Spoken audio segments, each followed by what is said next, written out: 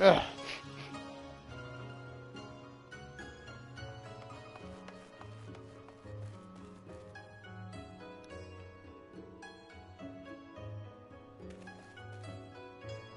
Greetings, fellow in time and space. It's your host, TheAmariaShadow, and welcome back to the channel, and welcome back once again to some more of Final Fantasy XIV Dawntrail. We are back with more content after taking me a quick break to do some exercising for today because, quite frankly, it's too hot for me to go outside to do what I usually do. I usually go on short walks to actually do exercise, but it's way too hot lately. So honestly, I ended up buying me a stepper, and I think I did okay. I did over 400 steps, and I think that's a good place to stop for today. So I'm going to try and work out more with it over the course of the next few weeks leading into the remainder of the year and see how things go from there.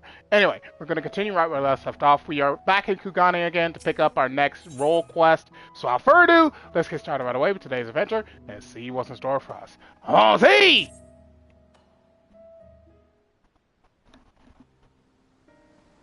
Good to see you, Yami. Or should I say Samidare? There's only one way to be sure. I need you to tell me something only you and I would know. When I used the cocoon to take on Itoka's form, what creature did I hunt? You never told me.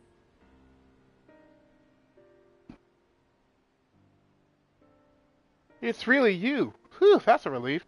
Indeed, I never told you that my arrow struck a great wild boar, a prize for any hunter. Samidare is the only one who ever saw it.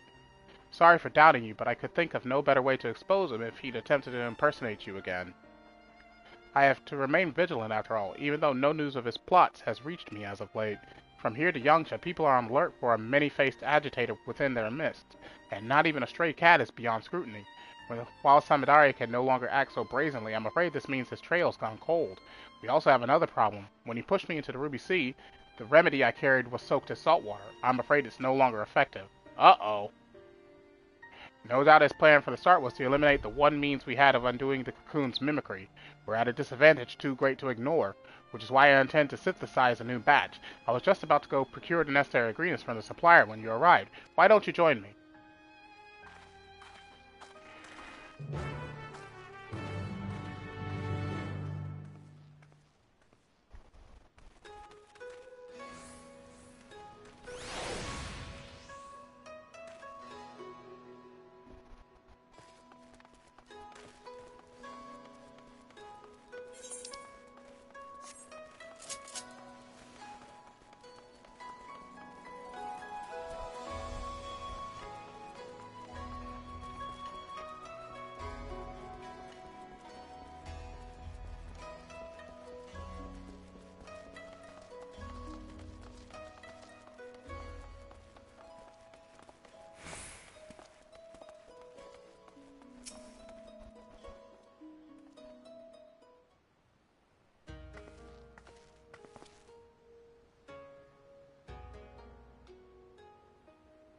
I've never heard of such materials. Where are they found?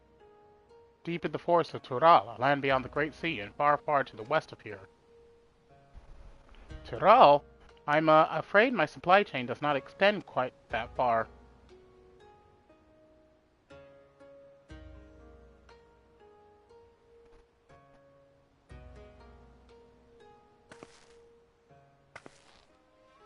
I feared as much. It doesn't help that the materials can only be harvested when the season is right.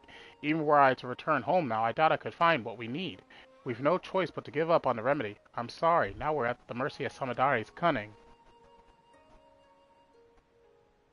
Hello there. Tell me, have you any salves that might ease my aching back?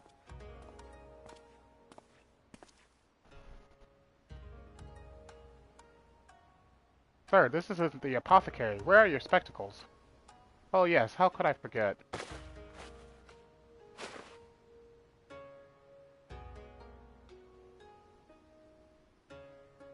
Ah, much better. Sometimes I forget that I'm as blind as a bat without these. Forgive me, Shiroko Kashi.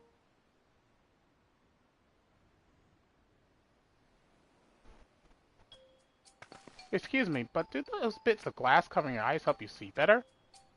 Well, yes. Are you unfamiliar with spectacles? I've seen folk wearing them before, but I always thought they were decorative, like my choker. Tell me, where can I procure a pair of my own? Yamabuki is your man. He has a breadth of artisan contacts who will ensure you receive a pair fine-tuned to your specifications. You'll find his shop on this very street. I'll look for him, thank you.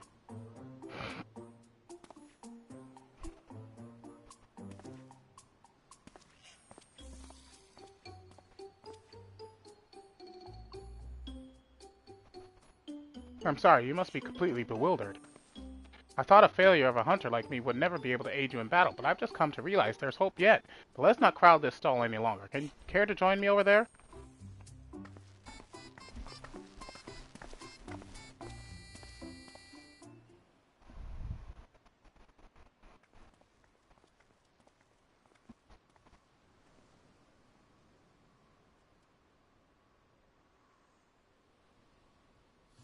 Ever since I was a child, I've had trouble seeing things from afar. That's why my aim with the bow is so poor. She has bad eyesight! I'm not fit to be a hunter. Never was. It's only natural that chores like washing sheets and preparing meals fell to me. But I always yearned to do more, to be more. I've looked up to Itoka ever since I can remember. No matter how hard I tried, I simply couldn't give up on my dream. I had to be just like her. So I begged her to teach me everything she knew. From the basics of drawing a bow to precise aiming techniques that few hunters use. Yet despite all her efforts, my sight failed me where it counted most. All my life, I thought this was simply how nature intended for me to be. I was content to accept my lot. But now that I know spectacles may improve my eyesight, I feel hope. If I could just try them, maybe my arrows would fire true. I could join you in battle, and maybe even strike down Samadare with my own arrow. We may have lost the remedy, but this would give us an element of surprise. So I have to try on spectacles for myself. Alright, let's go meet this Yamabuki.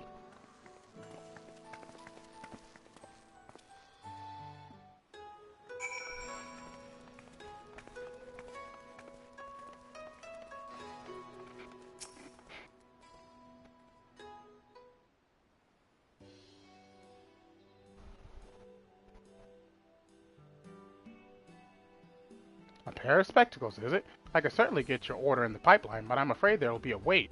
I'm fresh out of supplies, you see, and the next shipment isn't due for a number of weeks. Of course, if you're in a rush, you could roll up your sleeves and get the materials yourself.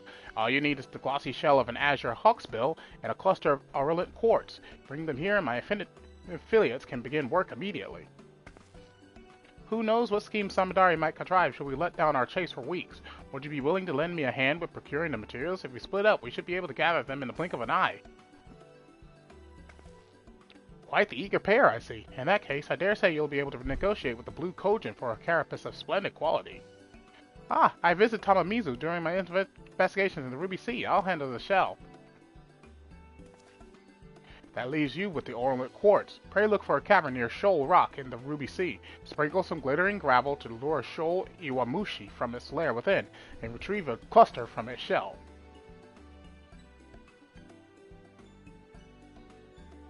Let's meet back here when we're finished.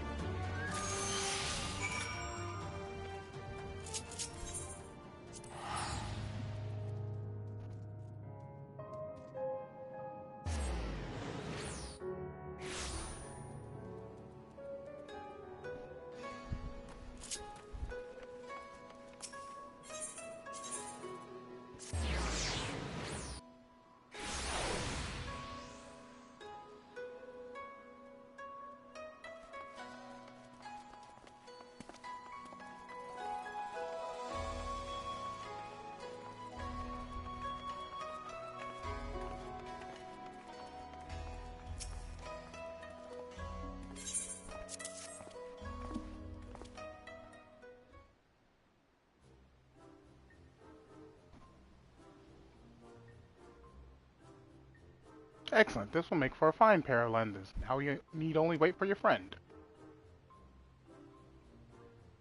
I'm back.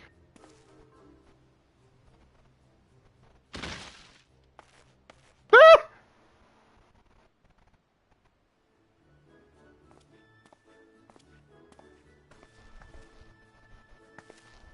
Sorry, I didn't mean to alarm you like that. I spoke with the Kojin of the Blue as planned, but soon learned that hawksbill shells have been sparse of late. They were reluctant to part with a single one.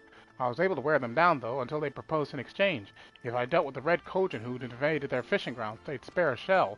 I knew my bow would be useless, so I took a leaf out of Yami's book and fought him up close and personal. As you can see, I took quite the beating, but so did they. I may be a little worse for wear, but the trouble was worth it. I had the shell as promised, and with it your associates can get started. Indeed they can. Let us first measure your eyesight, and then they can get to work.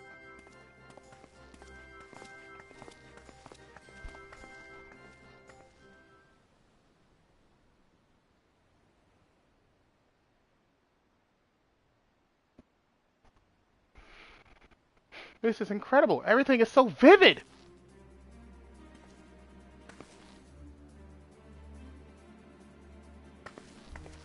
She can see! She can see! Why, I'm sure I could hit a bird over the horizon. Come, Yami, I want to fire some test shots at the sign over there. Hold on, that seems like a fine way to earn the ire of the Sekisegumi. I'll prepare some targets for you, so let's move somewhere less crowded. Of course, thank you for going to the trouble.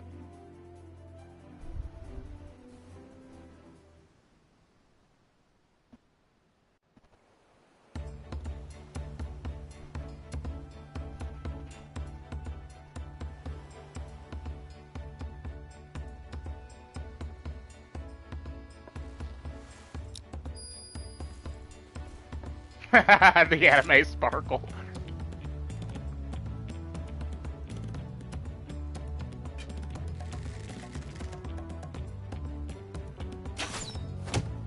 Bullseye!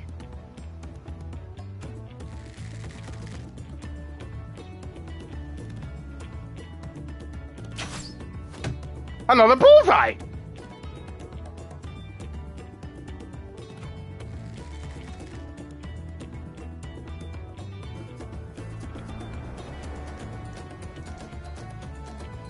Oh, she's aiming for that one.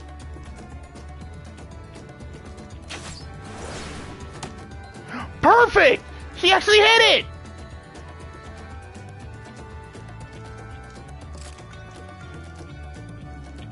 I did it! I really did it! After all these years, my aim is true! When we find Samidare, he won't know what hit him.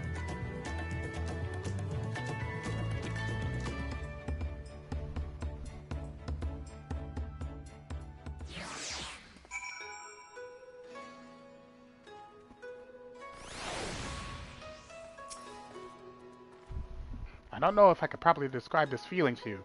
After so long, I don't feel like someone pretending to be a hunter. Finally, I don't feel like a burden. As soon as I catch even a whiff of Samidare's trail, we stop him for good. When that moment arrives, please lend me your strength for one last time. Together we'll retrieve the cocoon and return it to my village. Back to Tuliolo we go. Won't be able to do anything. Wait. What level? 100. So I won't be able to do anything until level 100, which is 2 levels away.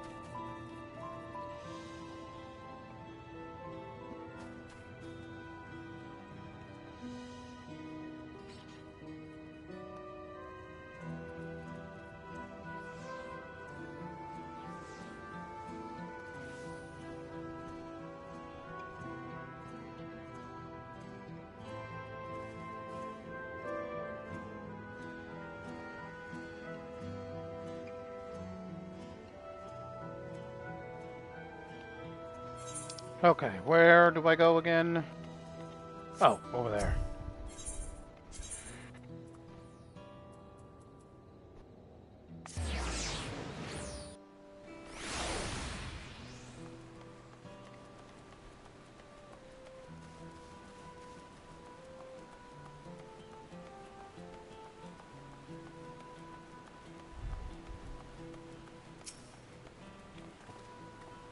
Everyone's here? Good. This is it, my friends. We go to strike down Zrolja and secure peace for Tuliolo.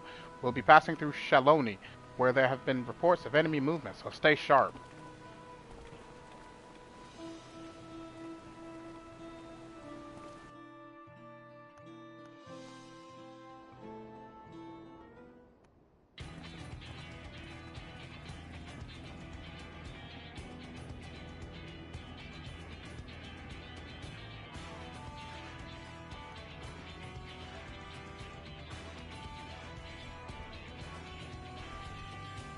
The Landsguard had told me about them. They emerged from the dome in quick succession and took to looming overhead. A display of force like the vessels in Tuliolo. Indeed, and while they haven't taken any aggressive actions, I want to see how things are in the area before moving on. We'll be passing a few settlements on the way to Shaloni Station. It's a perfect opportunity to look around. In that case, Shami and I know a few locals who can help.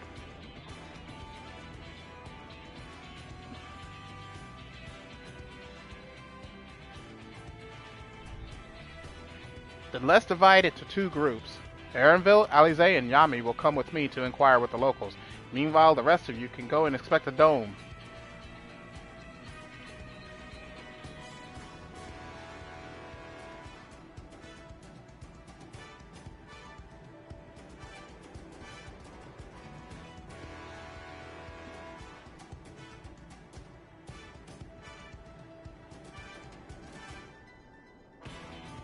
Understood. Once everyone has finished, let us reconvene at Shaloni Station.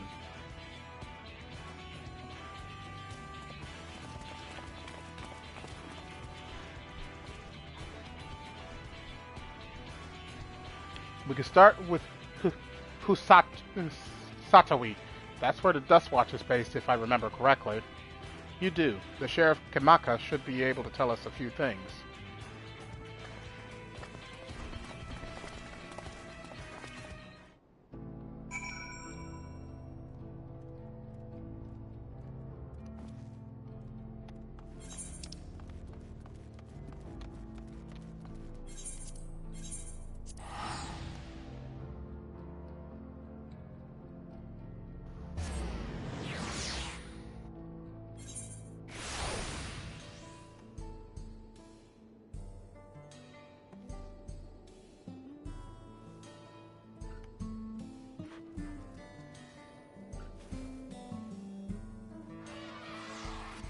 Give me a minute, ladies and gentlemen. I'm kind of distracted. People keep messaging me.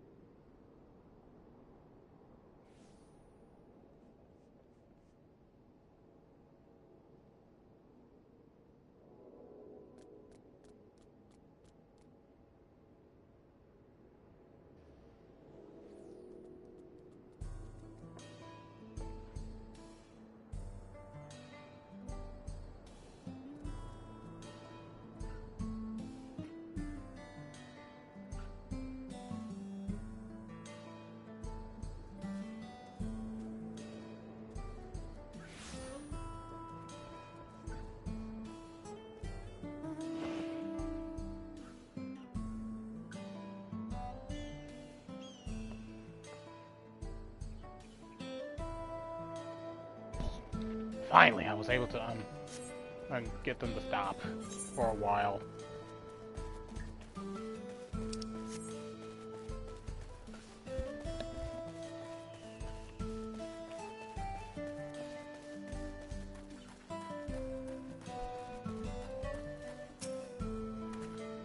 Oh, it's you two. And I'll be Val Wuklamont as well! You're sheriff of the Dust Watch, yes? What's the situation here in Hisatobi? Well, the enemy hasn't tried to pick a fight with us yet. The ships gave us a shock when they first appeared, but they've just been floating there, holding position. As said, I've received some unsettling reports from elsewhere. We've been investigating to the extent we can, but we're spread thin and haven't looked in on Shensenezwa and Newezi Springs yet. Apparently, mechanical soldiers were seen in the vicinity. What? If this is true, then the people there are in danger. I worry about the other townships as well. If the rest of you could head to the springs, I'll pay a visit to Mehatazoan. I'll accompany Aaronville. See you all in a while.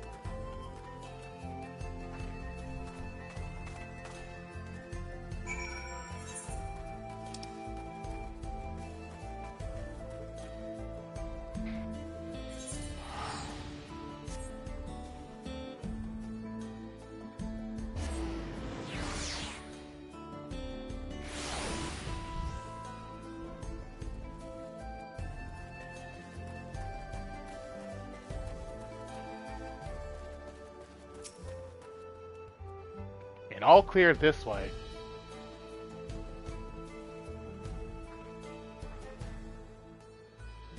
Mechanical soldiers don't seem to be in the area.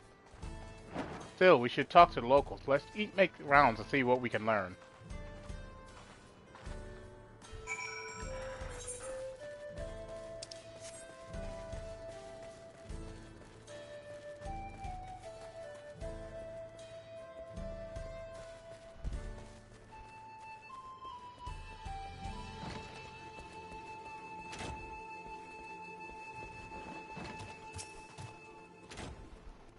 Oh, you're the one who helped us the other day.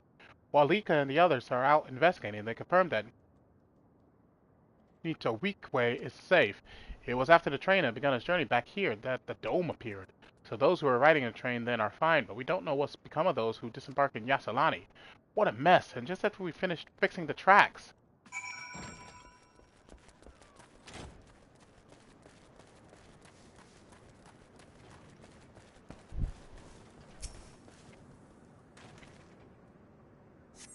Mechanical soldier shows no signs of life. It appears to have been run through with a pole arm.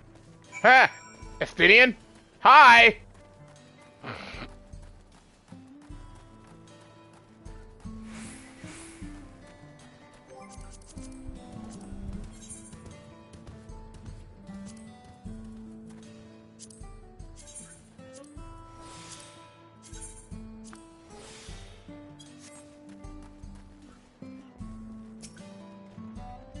Yami, you came. As you can see, we're doing all right. After those ships appeared in the sky, soldiers clad in white showed up and surrounded the town. But to our surprise and relief, a traveler came along and dealt with them all in a flash. I'll never forget the way he soared through the air, spear in hand. Shame I never had the chance to ask his name. We're all safe thanks to him, but I can't say the same for those in Yasselani. We haven't heard from anyone there. I hope Namika is well.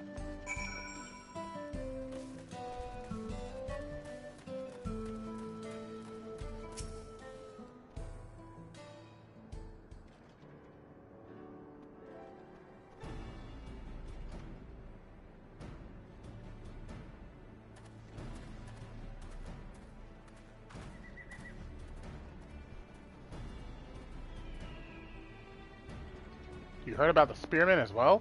That couldn't be anyone else. What's this? Someone spreading more gossip about me?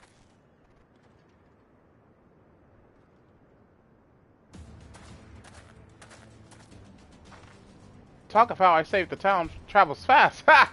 That's not to discount the help of my friend here, of course. We gave those machines a real beating. I thought you'd come sooner or later. Do you know what's happening? So you are indeed the one keeping the people safe. Thank you. Think nothing of it. The automata aren't particularly strong. But are the rumors true? Gulul Jaja is slain? I'm afraid so. Sorolja used some dirty trick to get the better of him. We'll make him pay for what he's done. Mark my words. You're going to help her, I assume? I see. With your contingent, you won't lack for strength, in which case I will remain a Shaloni and keep an eye on things. That helps us more than you know. I'll send word to my brother before we set off. If you find yourself in trouble, don't hesitate to contact Koana. Koana? Brother? Wait a second, you're the Vow of Resolve? I am, and you're Sakawa, right? I'll be counting on you to keep everyone here safe. Absolutely! If more of those hollow men show up, I'll send them packing! I'm the fastest gun in Shaloni, after all. Yami can attest to that. Glad to hear it. We leave Shaloni in your capable hands. Let's get patrolling right away, then!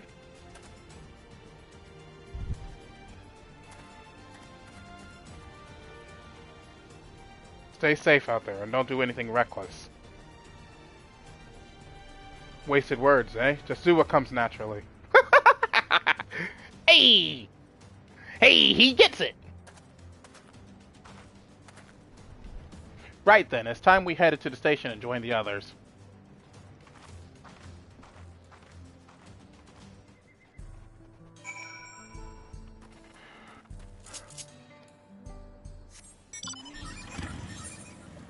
Whoop, whoop, whoop, whoop. Wait. That's new. Have they been popping up new quests? Quests without? Yes, it looks like they have been.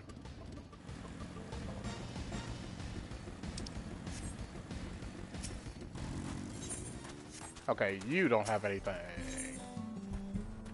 A bad case of the Blue Devils.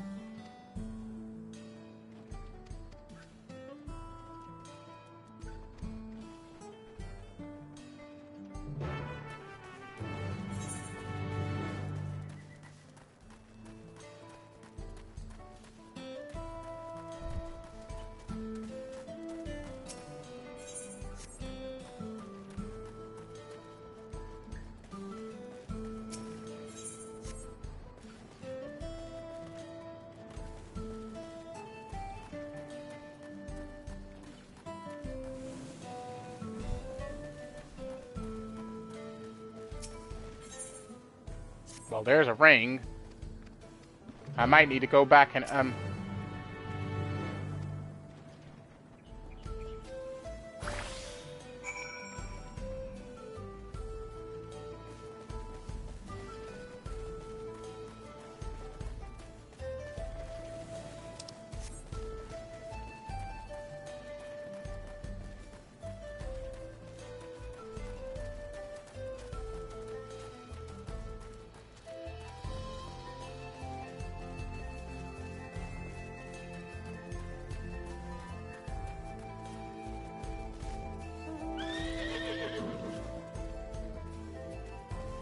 Oh, there he is.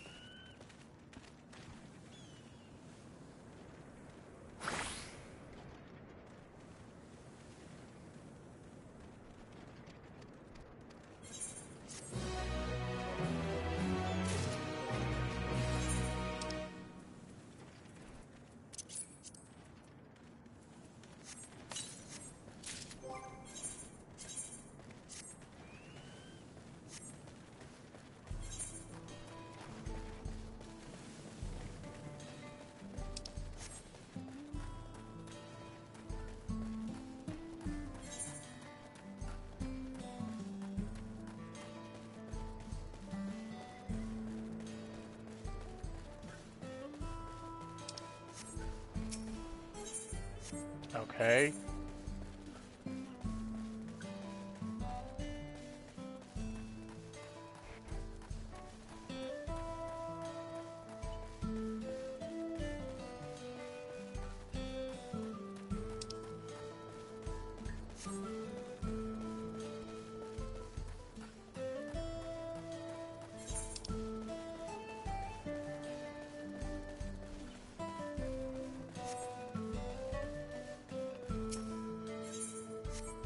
Okay.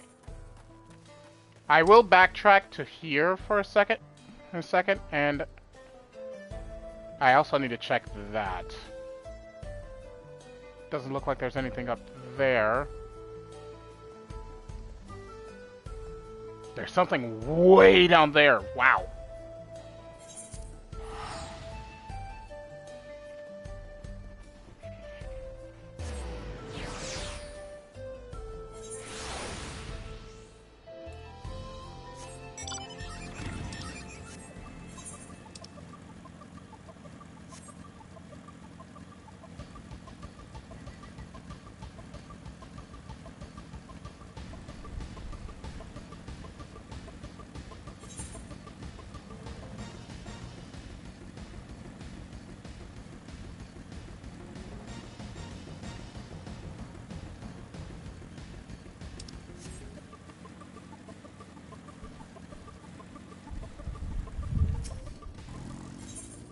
Oh, there's the other ring.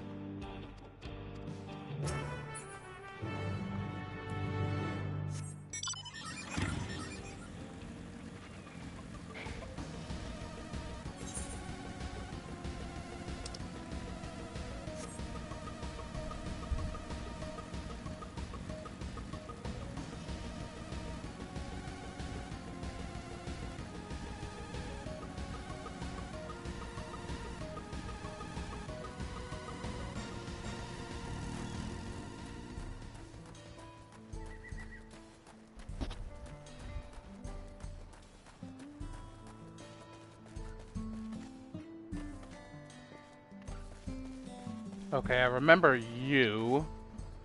And I remember you.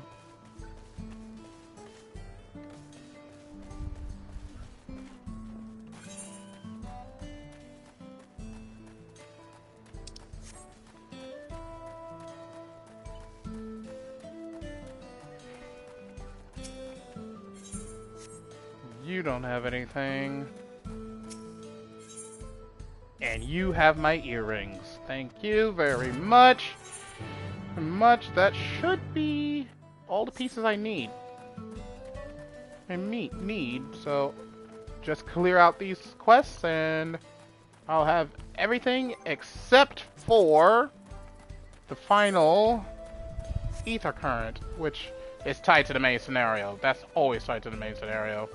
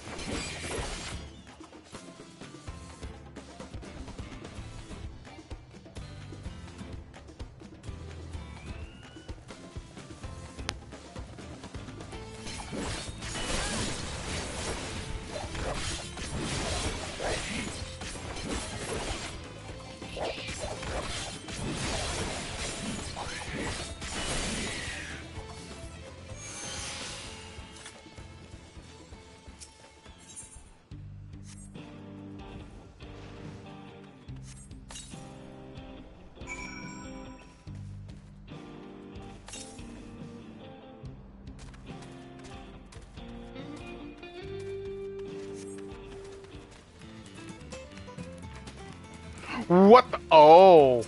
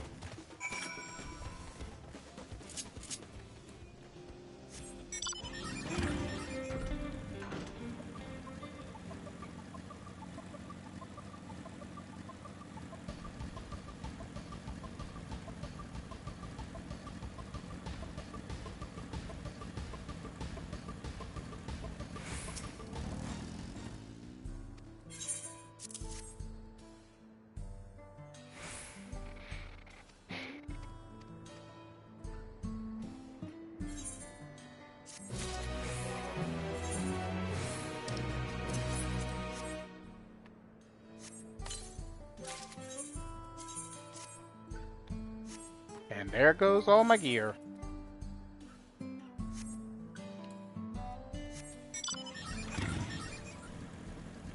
And now we go and get this ether current and then we can move on.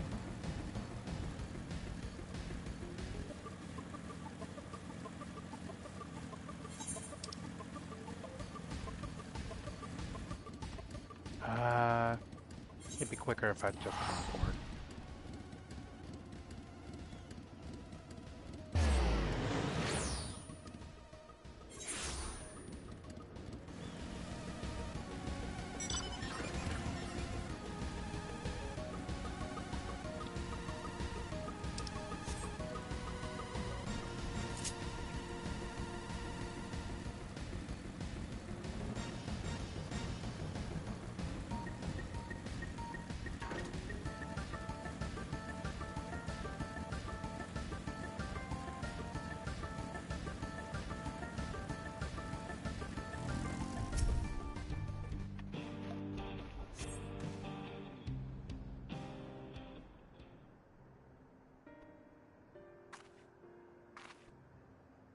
Ah, finally, you don't know how good it is to see a friendly face.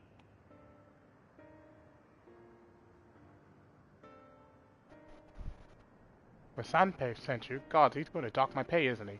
Well, at least the Ronik in the wagon made it back. A good thing it all happened after I dropped off the cerulean, too. I want to think how much the company would charge me if I lost the load. Maybe that's what the beast was after. Oh, I didn't tell you about the beast, did I? I was just out from the trailhead when it sprang up out of nowhere. Naturally, my Ronik bolted.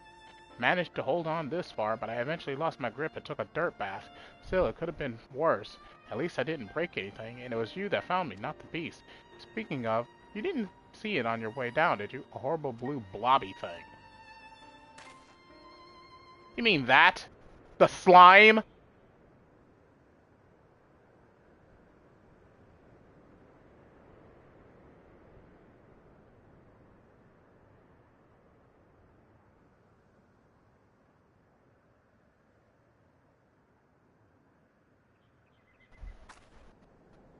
Just like that! Oh god, it's the beast! It's found me! It's a slime!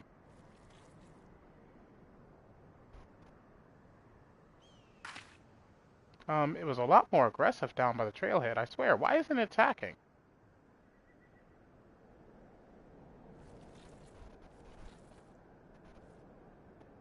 Oh, I guess it took one look at you and lost its appetite. Thanks, partner. I've lived here my whole life and never seen anything like that blue blob before. But others have. I heard about them from my fellow tappers, like cerulean with skin, They said. Started showing their ugly faces a few years back, prowling around by the wells. They reported it to the foreman, but they weren't interested. The way they consider it, so long as we still got all our limbs attached, the blobs aren't a threat. But they damn well better change their minds about them now. If it's not enough that one of their best employees could have been killed, they could have lost a wagon load of ceruleum. Say, Yami, would you come back to the company offices with me? They can't wave it away so easily if both of us are telling the same story.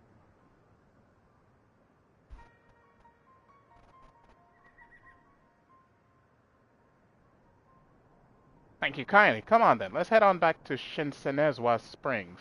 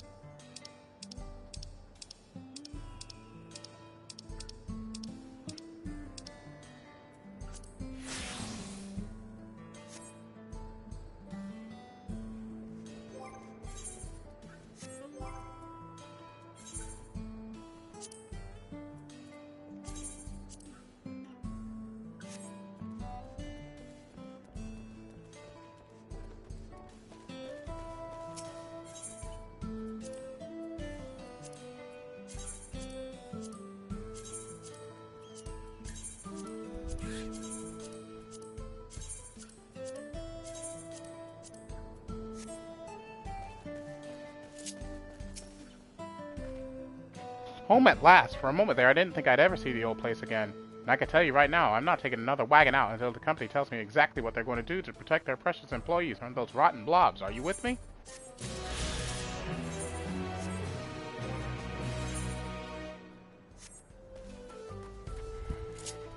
Alright.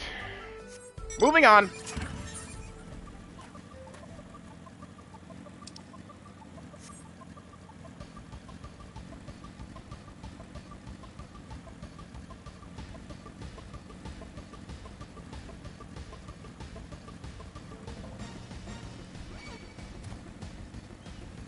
Don't do it!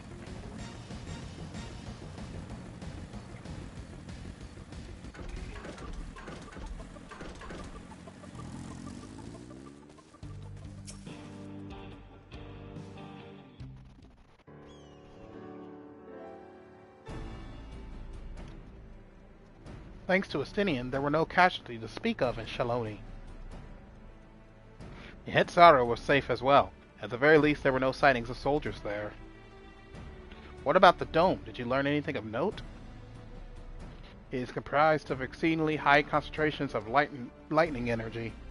To even touch the barrier will prove fatal.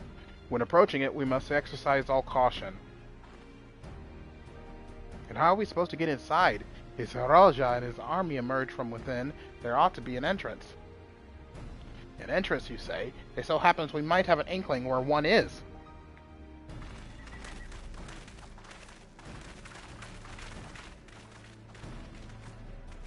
These are the engineers of Yaktural Railing, which operates the train between Shaloni and Yasulani. When we went out to recover the train, we had ourselves a look at the dome through a telescope. It was then that we saw it, a large fortress-like structure that looked like it straddled the dome's edge. You're telling us part of it is inside and part of it outside? That seemed to be the case, yes. While we only observed from afar, the soldiers were coming and going from it.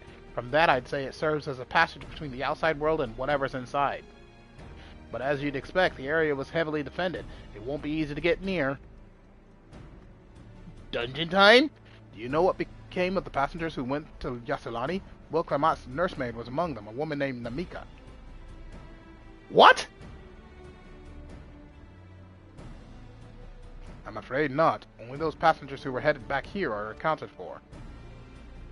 I can say for a fact that everything was fine when we arrived in Yasulani.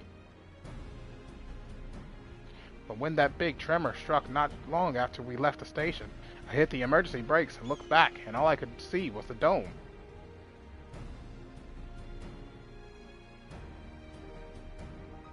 What's more, the fortress sits right on the tracks of all places. What are the odds of that, eh?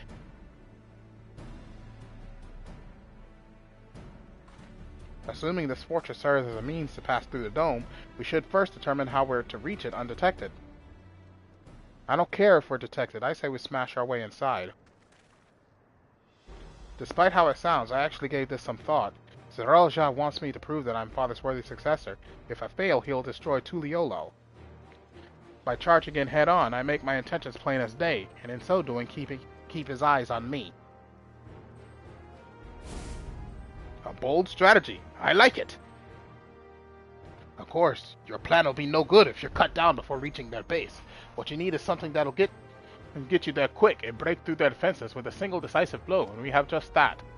Since the tracks go straight to the fortress, we can reinforce our train with armor, load her with all the fuel she'll carry, and send her hurtling at it to explode on impact.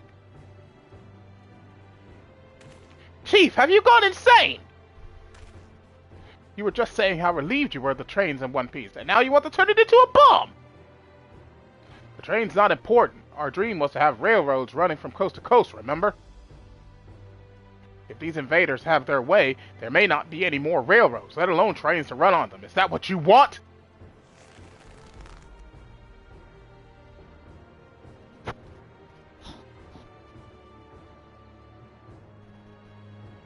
It's a sacrifice we have to make.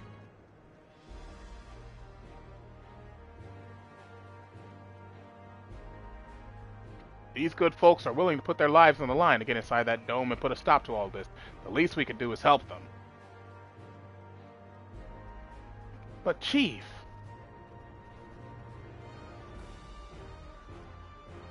Listen, no matter how hard things may get, no matter how many times we fall, we can always get back up. As long as we're alive, we can always build another train. So have faith and quit your complaining. What if we fall really, really hard? There's no getting back up if we're dead.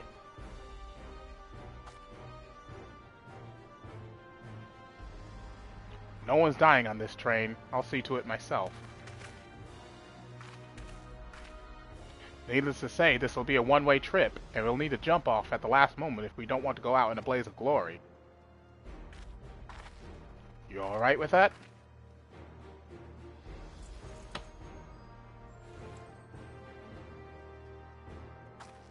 There's no changing our mind, is there?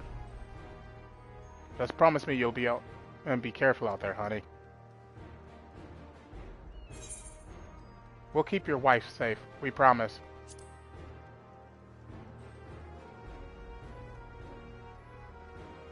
I'll hold you to it. Can't start a family business without her, much less a family. It'd be a lie to say the loss of the train doesn't concern me. But we're good friends and my loving wife beside me. That's all I really need in the end.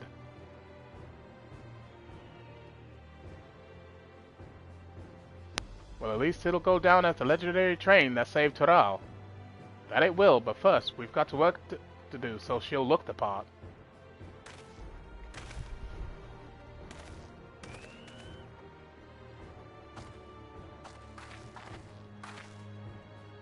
I don't know much about Magitech, but if there's anything I can do to help, you need but say the word. We'll keep that in mind.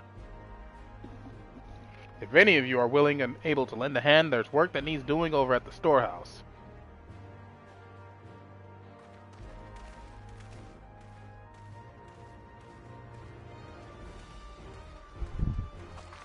It seems we have a path forward. I believe this is a good time for me to return to Tuliolal and inform Goanna of the situation. I shall return as well. I have new investigations to pursue. The dome's elemental aspect is similar to that of the gate in the Golden City. If we can identify a connection, we may learn something of use in our fight. It's one mystery after the next, but at least we're not without clues. It may not be easy, but I know we can get through this together.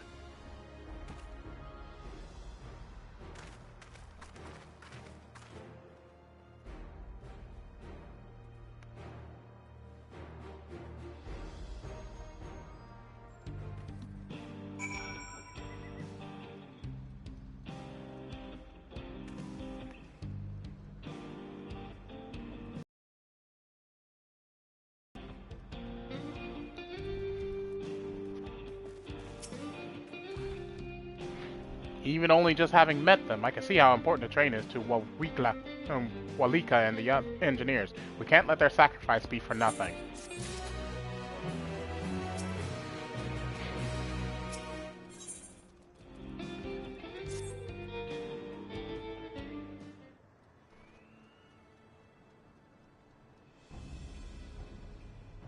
Well, I have no objections to the plan itself. I have one concern.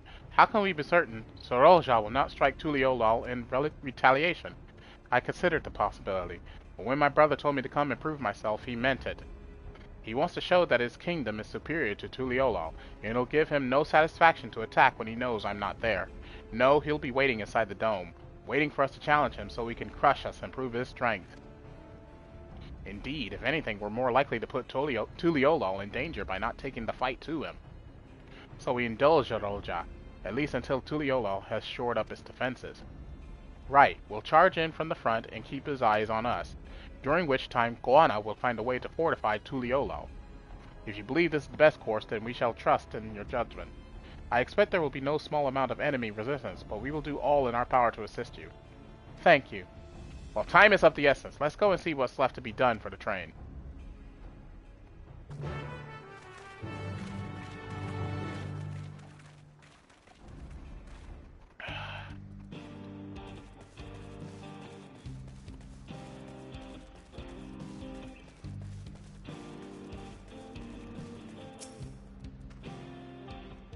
Looks like work is getting underway. We'll finish in no time at all. So what can we do to help? No need to hold back. As I understand it, the two of you met your fair share of craftsmen during the Rite of Succession. Would you happen to know a few who'd be willing to come and help us complete modifications to the train? Of course, what sort of craftsmen did you have in mind? Let's see now.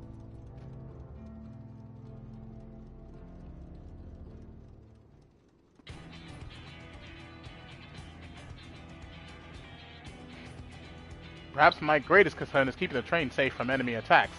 Even with you all aboard to fend them off, it'd be over in an instant if they managed to get just one good hit on the cerulean tanks. According to the eyewitnesses, the soldiers use lightning-based weapons, so I have a mind to install grounding rods. Would you happen to know a carpenter who could handle that? We could ask Wakebu. A master carpenter from Okanu, eh? If they'd be willing, we'd be glad to have them. No objections from me, just be sure not to forget their traditional greeting. But we'll need more than just a carpenter if we want this done in a timely fashion. We've got a lot of equipment that needs moving. Heavy equipment. I don't suppose you know anyone up to the task. Heavy equipment? Perhaps Zermerwerf can help. Zermerwerf would be perfect. We'd be hard-pressed to find folks stronger than the Yakui, and I'm sure he'd be willing to help. You're friends with the Yakui? I'll be damned. We'll not want for strength with help like that. Next, I'd like to outfit the train with some powerful weaponry of its own. Like as not, the soldiers who will be riding their flying vessels will need countermeasures to deal with them. That's true. I, for one, can't use magic, nor am I handy with a firearm like my brother. Any ideas for ranged weapons we can use? Let's install ballistas on the train. Big ones. Ballistas, eh? While they'd be powerful, it seems to me it'd take too long to reload between shots. If there were some sort of ballista that could reload quickly, then that might work, but weapons aren't exactly my field of expertise. Perhaps I could be of assistance. The Crystarium employed etheric cannons for its defenses, and I see no reason why the design cannot be adopted for your train. While I did not conceive them myself, I know their design. It should be possible to build them here, provided we have the requisite materials and skilled smiths. Now that sounds like something Fontaine can help with. What are the materials we need? The barrel can be fashioned from any metal, so long as it's highly conductive to ether. To power the cannon, we will require fire-expected crystals of the highest purity. Fire crystals, eh? Might be as the miners over at the springs can help with that. Then if I can leave the crystals and smiths in everyone's hand, I shall get started drawing up the schematics. Right then, I'll secure us the smiths.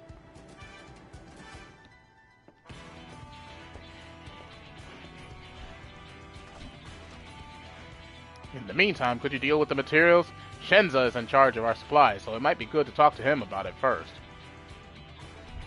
Well, I think we're set for a plan. Thanks for the consultation. Now let's get this train dressed up and give her the proper farewell she deserves.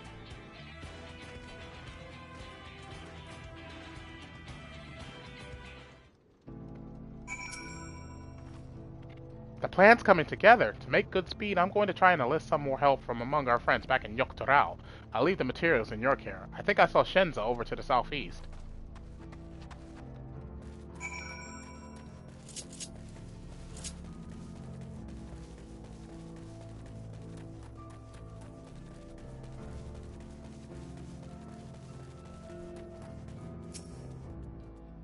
That should be enough lumber for the armor. What else do we need?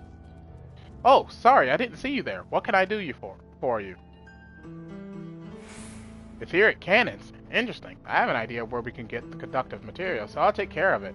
I'm not sure about the fire crystals, though. Might be best if you spoke directly with a miner. Can I leave that to you? Great! You're friends with Ayate, aren't you? One of the best miners around. If anyone can get you the crystals you're after, it's her.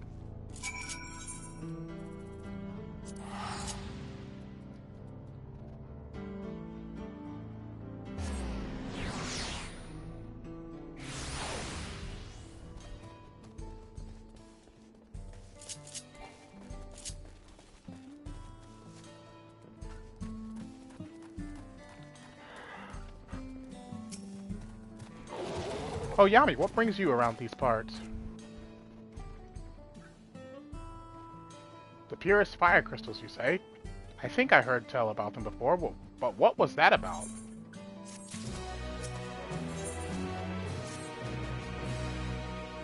Yeah, I remember. Cerule Analis. You can find them to the south of town. They actually ingest fire crystals and keep them in their gut, if you can believe it. If you want the purest crystals, though, you'll have to go after the oldest, toughest Analis. Nothing you can't handle, right? I'll show you where you can find some to hunt. Looking forward to seeing why Aaronville thinks so highly of you.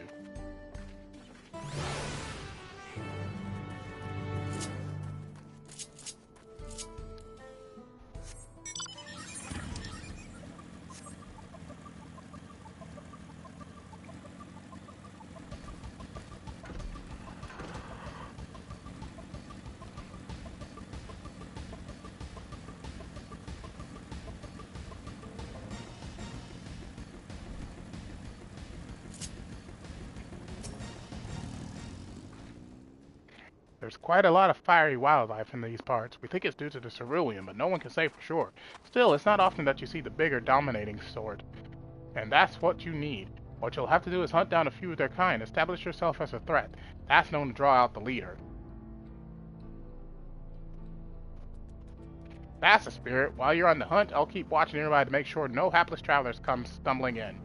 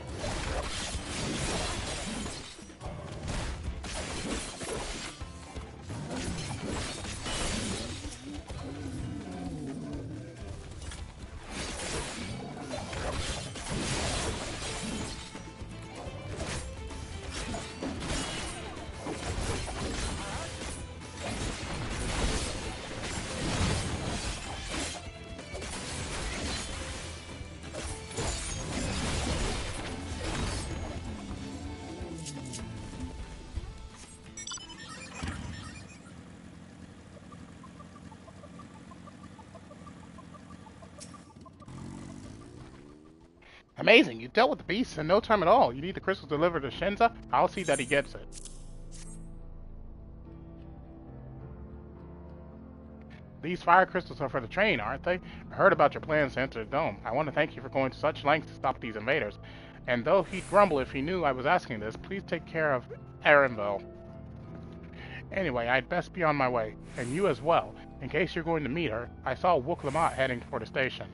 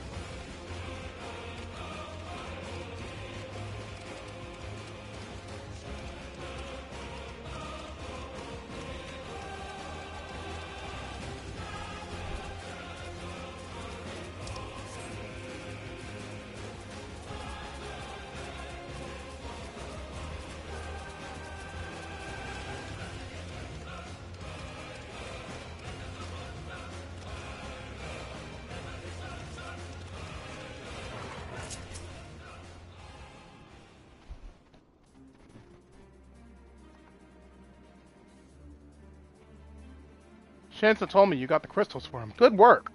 I've just returned from looking for extra help. We'll see in a moment who answers the call. All will be in readiness for them when they arrive. Damn it, I'm idle for a moment and all I can think about is my home. Keep your chin up, Erenville. We'll be on our way soon and we'll find your mother. It'll be good to see her after all these years. There's so much I'd like to ask her about her time together with Papa. Oh, she'll talk your ears off. Once my mother starts, there's no stopping her. I wouldn't want it any other way.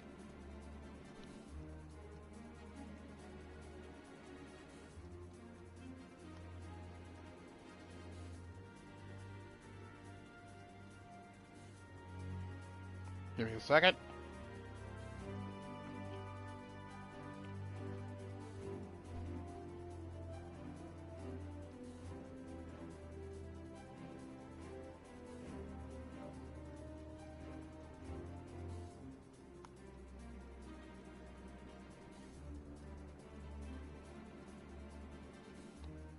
Right, let's return to helping where we can. The real work begins when the extra hands arrive.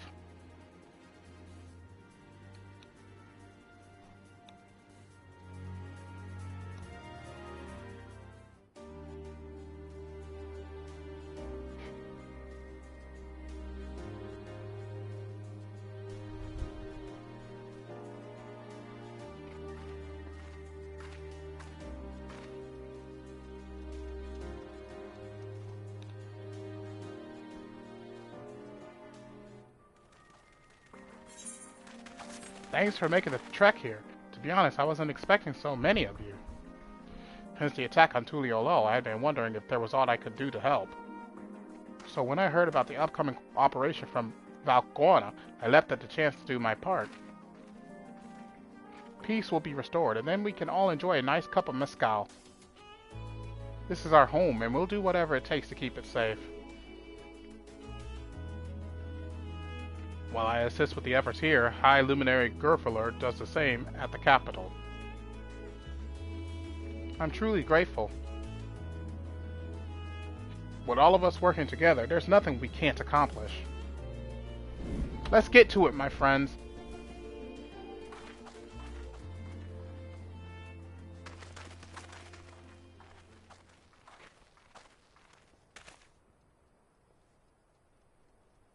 Yes, let's get to it.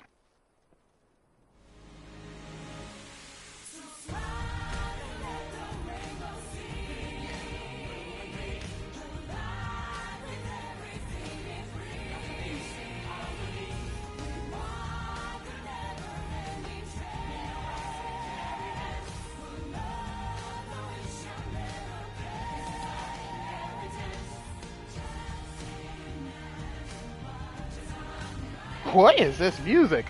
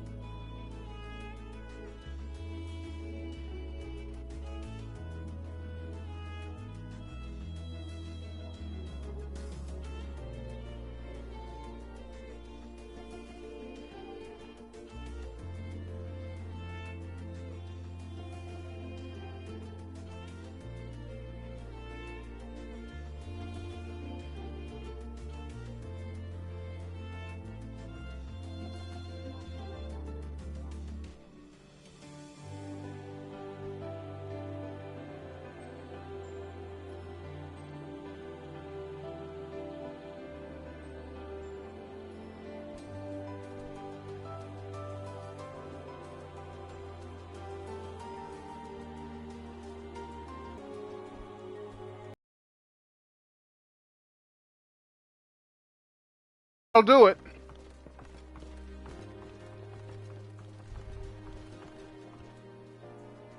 You've done your part. Leave it to us to finish mounting the armor and cannons, and have yourselves a hard-earned rest. Thank you all again for answering the call. No need for thanks now. Whenever you need help, just give us a holler. Indeed, we must all do our part when our nation is imperiled. Hear, hear. We love Tyrol, and we love you, Valwa Ramat.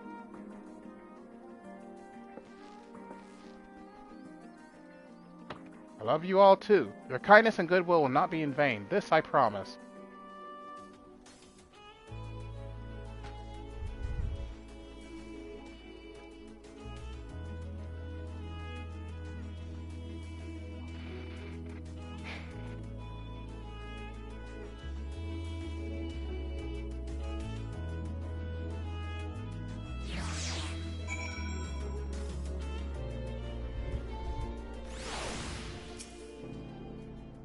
Thanks again for all your help. Wouldn't have been able to finish so quickly without you. Go and rest up, friend. We won't be long before the train's ready.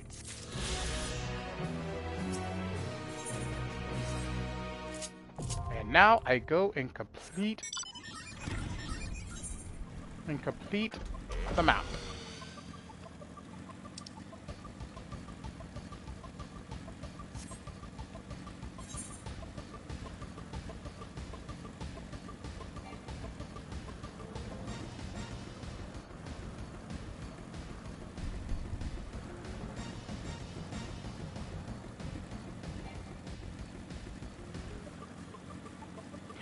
Oh, I know what this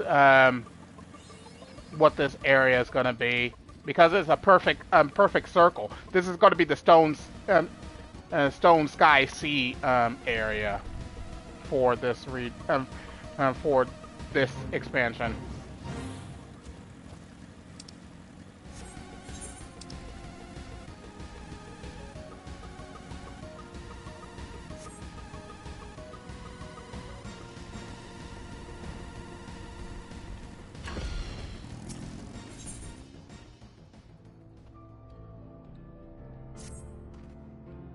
From here on out, we won't stop work until the train's ready. If you have any preparations, now would be a good time to see to them.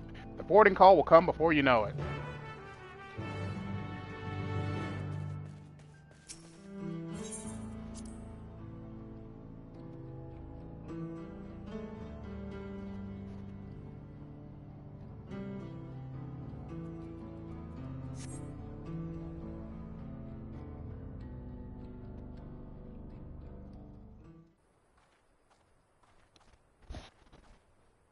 Right, we're just about done with the modifications, but I have to stress that we cannot afford a test run.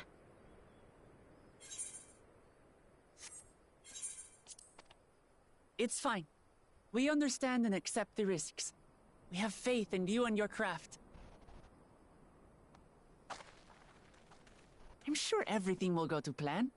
With all the hard work everyone's put in, it couldn't be otherwise.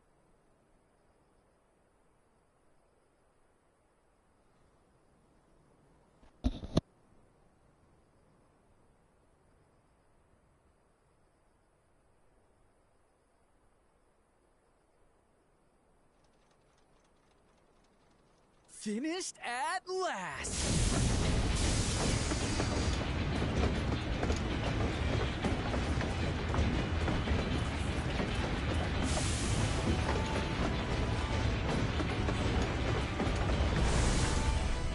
Behold, the pinnacle of locomotive engineering, the Dawn Blazer. Amazing! Yep, she's been fitted with wooden armor and a crystal grounding rod to mitigate the effects of lightning. Naturally, we had to overhaul the engine so it could handle the extra weight. I also had her outfitted with the ferric cannons, the better to contend with enemy forces. And as they're modelled upon those used at the Crystarium, I can attest to their potency. So, what do you reckon? Given the tight turnaround, I'd say we did a damn good job.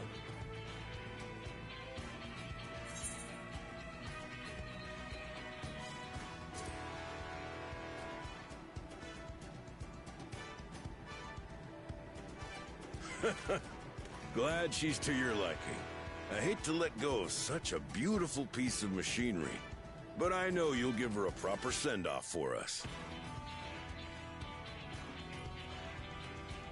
At the risk of spoiling the mood, we should probably get moving. Yep, you won't get far if you let them pummel you from the air, but you'll be safe enough once you reach the tunnel.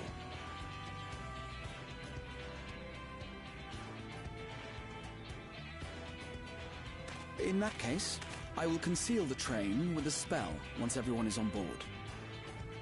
It should last long enough for us to reach the tunnel unnoticed.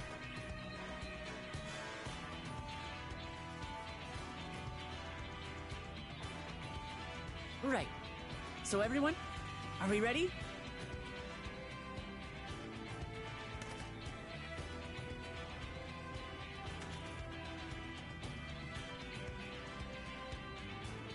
We've done all we can. Rest is up to you. I won't let you down.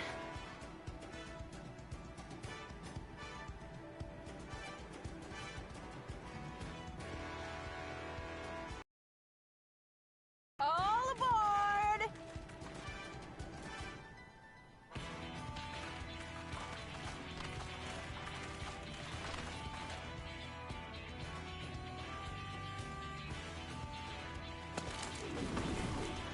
Vanish.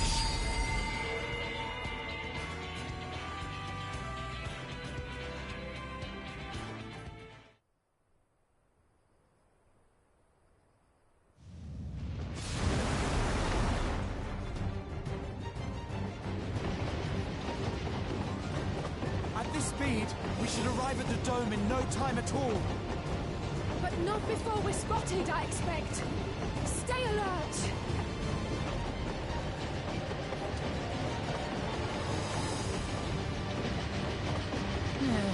Here we go. Stand fast, everyone!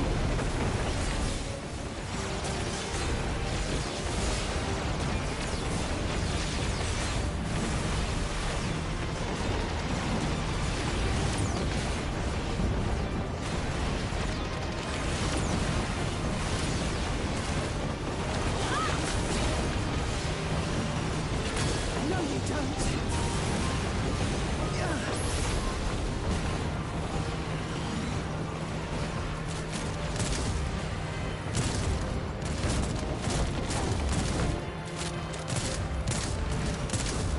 How they switched to firearms!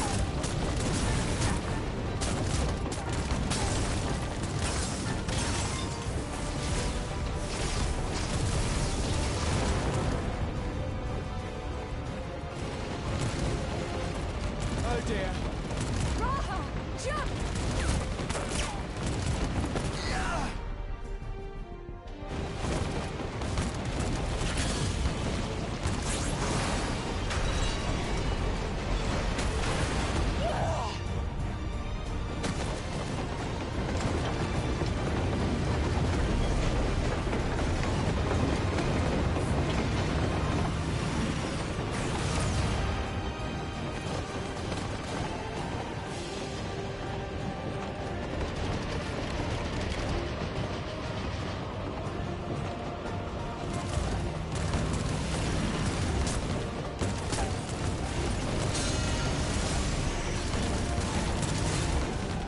Erinville, I need you to take over for me.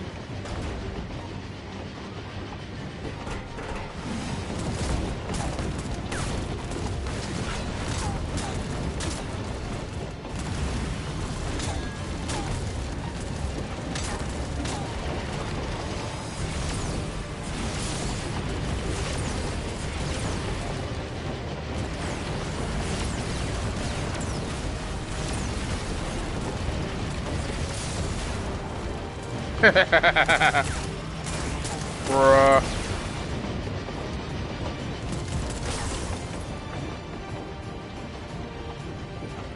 End of the line, everyone!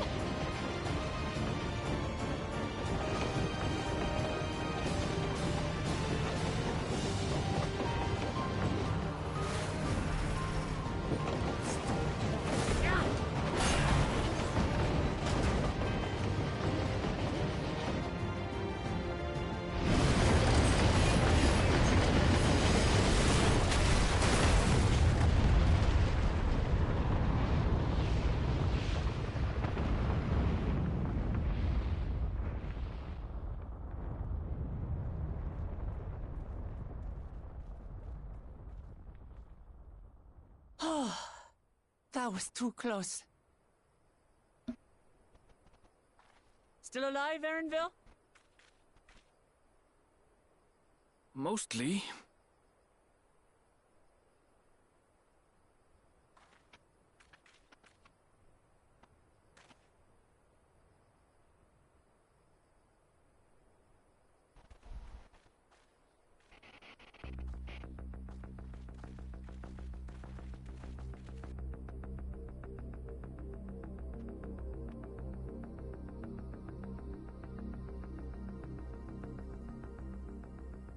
At last, the enemy stronghold.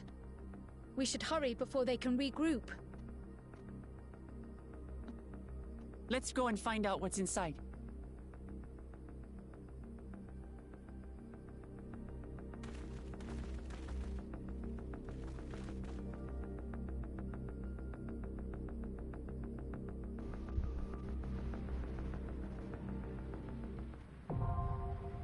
Vanguard, now accessible. Well, that's a simple name, just Vanguard.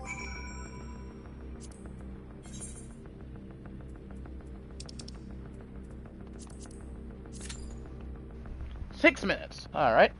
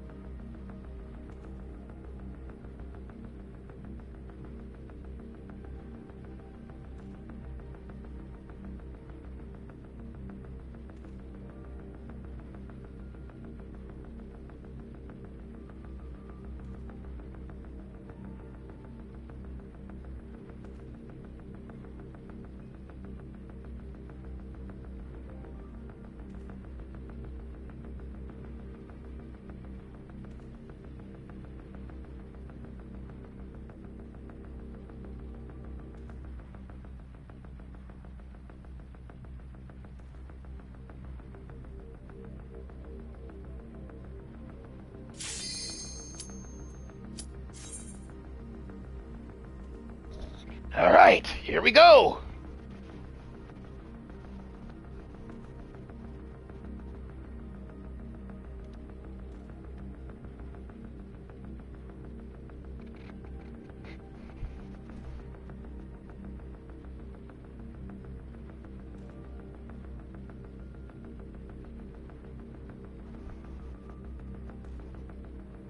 As soon as this other DPS ready is up.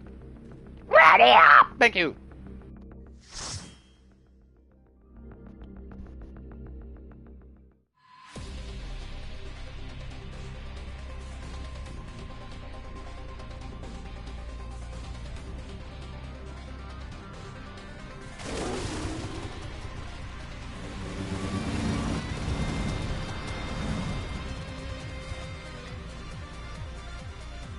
What is that gear?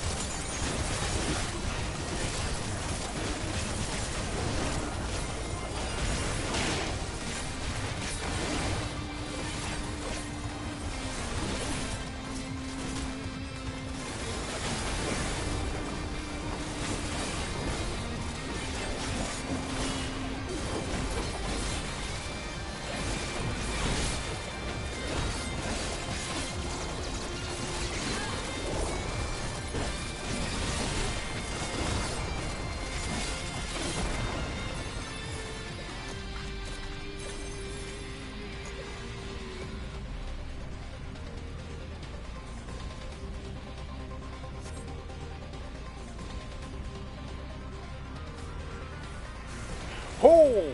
What the?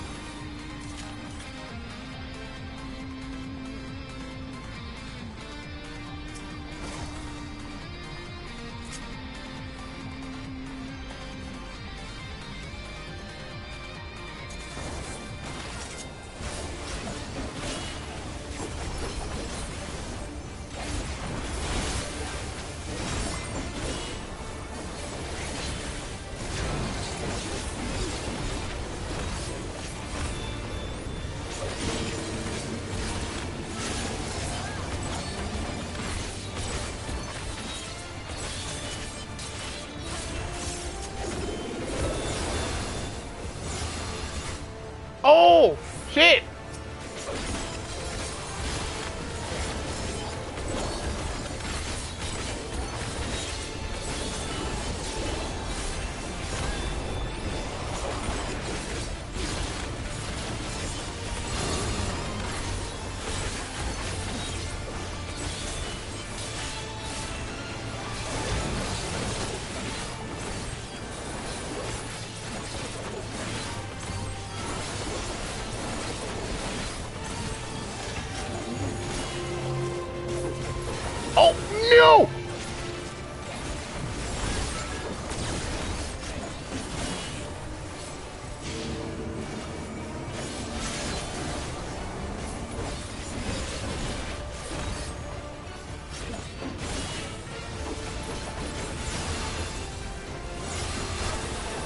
Oh, no.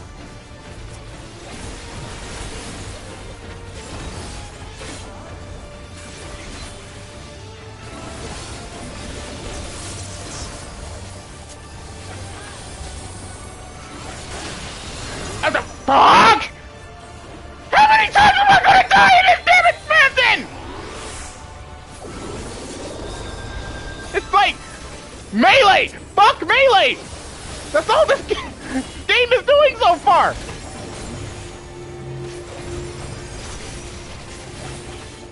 Oh no.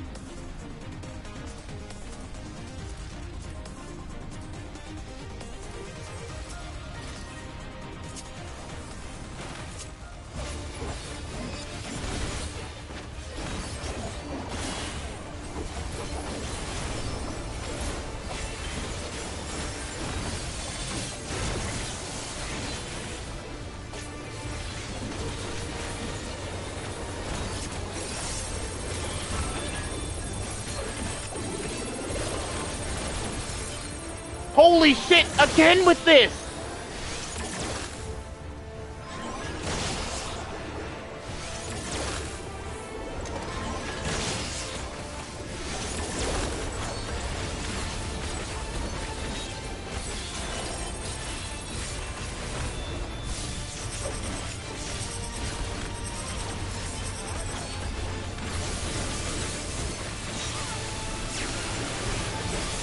No! Don't! God!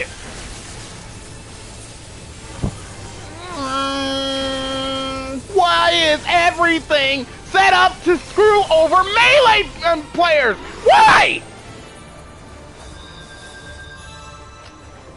Great. There goes all my DPS potential. Gone.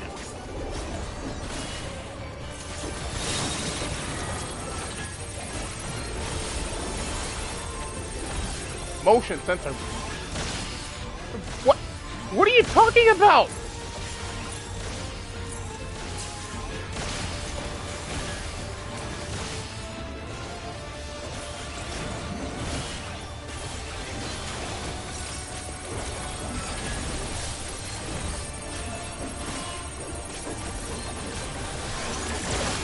I can't see what's happening!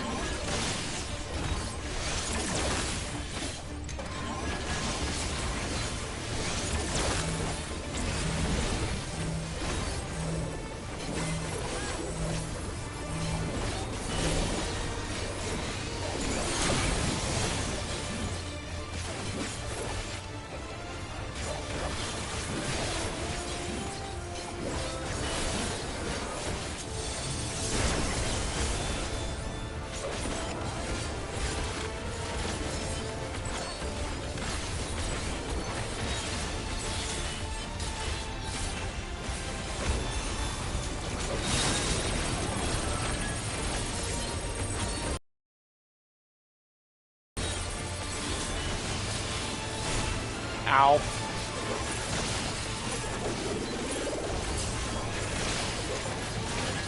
Oh, fuck off!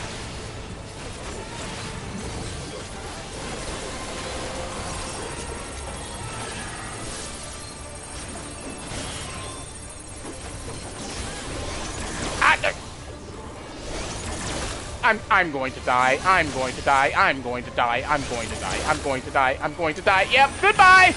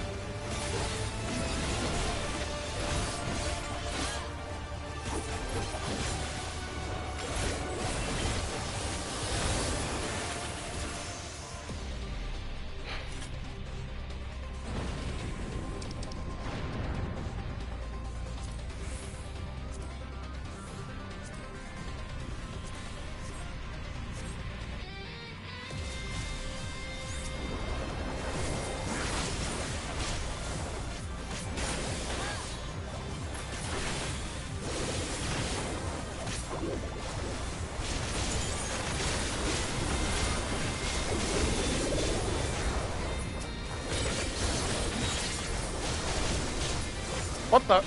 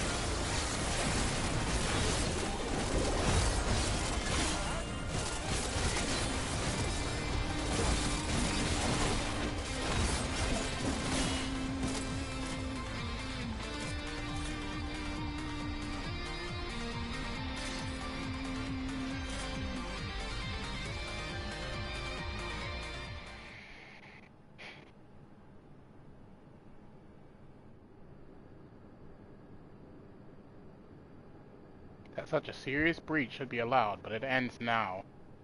Who are you? Xander the Snake Skinner, Ophidian Outrider.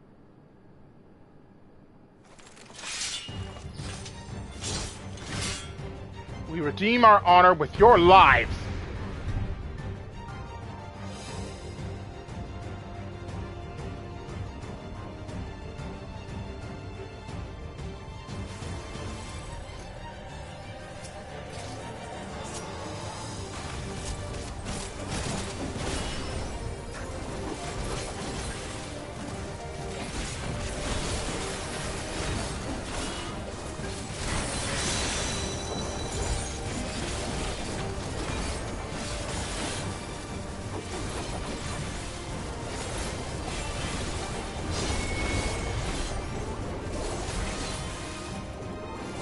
Huh? Wait a minute.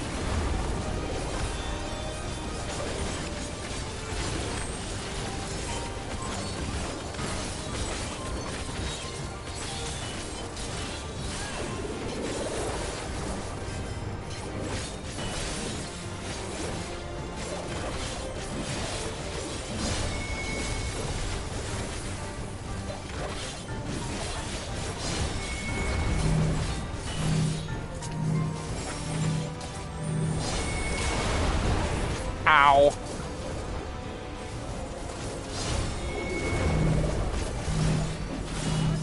Oh God, please move! Move over just a bit!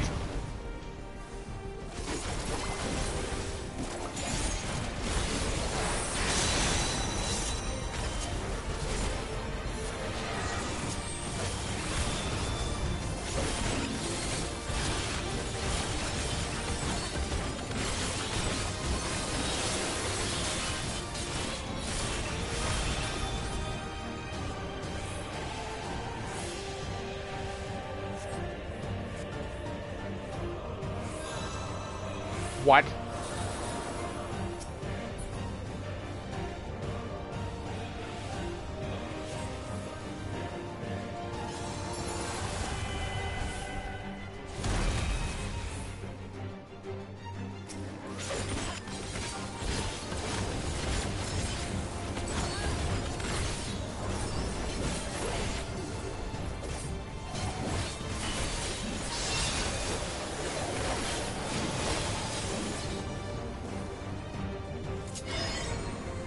Huh?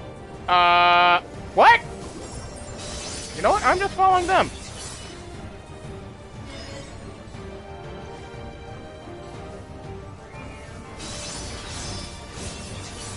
Oh, I see. Where the sword is, that's where his attack comes out at.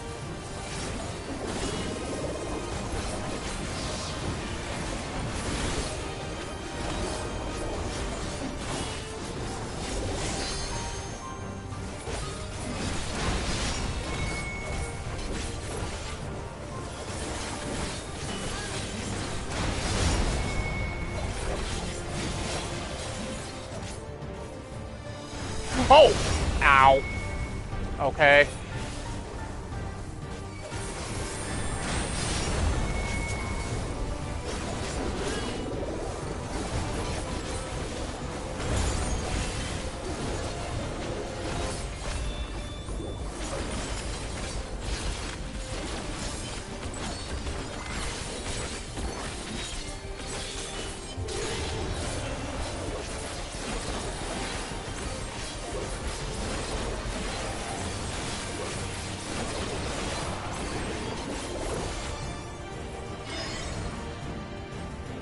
This side.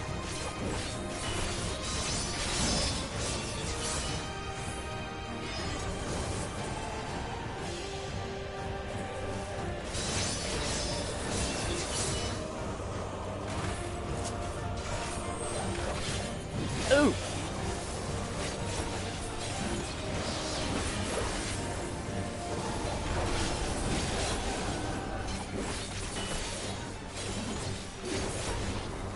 Oh no!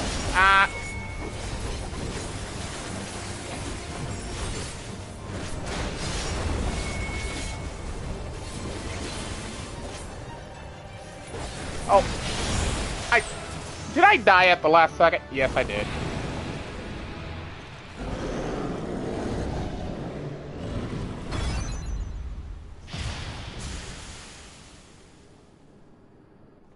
The tell is the cast name. Rear guard, he'll cleave behind. Oh! Fore guard in front, of course.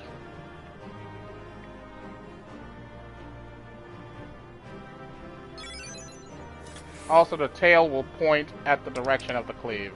Oh.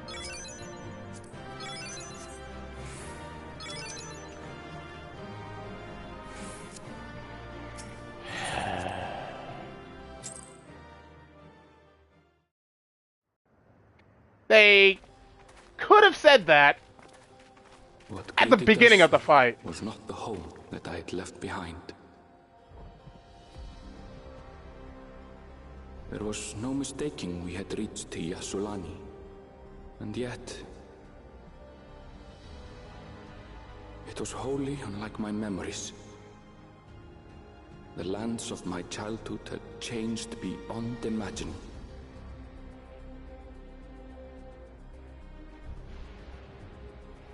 To where had I returned?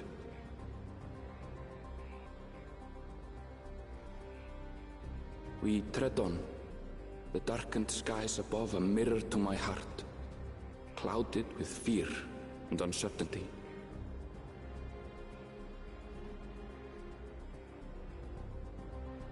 How bizarre. This cannot be Yassolani, can it?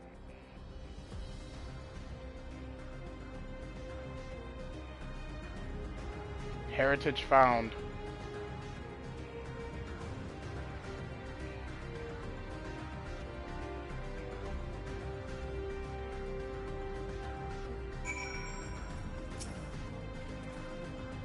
I was prepared for something strange, but this, it's like another world. I don't understand.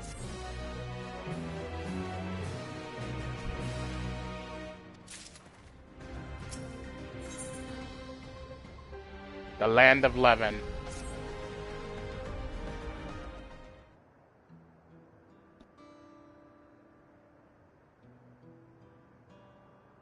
It doesn't make sense. That tower, was it always there?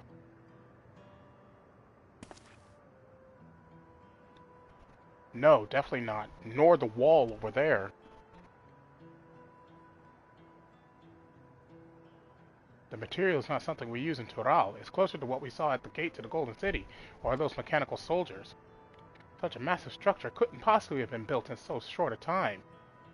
Then I'm inclined to assume we've been transported to another location, or perhaps... Well, speculation will avail us not. We need to learn more before we can draw conclusions. Let's take a look around then.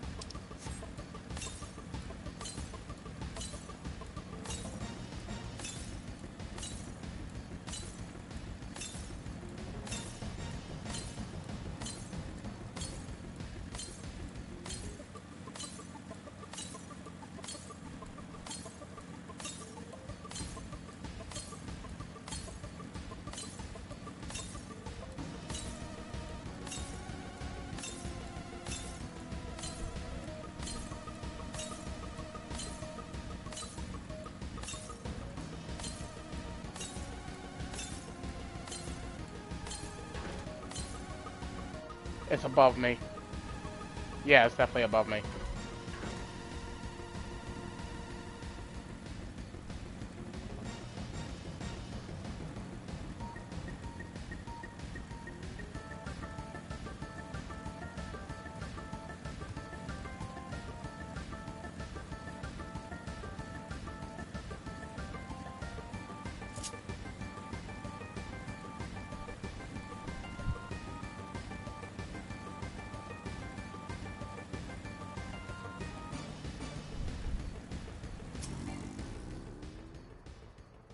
It looks like a train station, doesn't it? It must be Yasulani Station, where the passengers disembarked. And perhaps we'll find someone to talk to there. Let's go and investigate.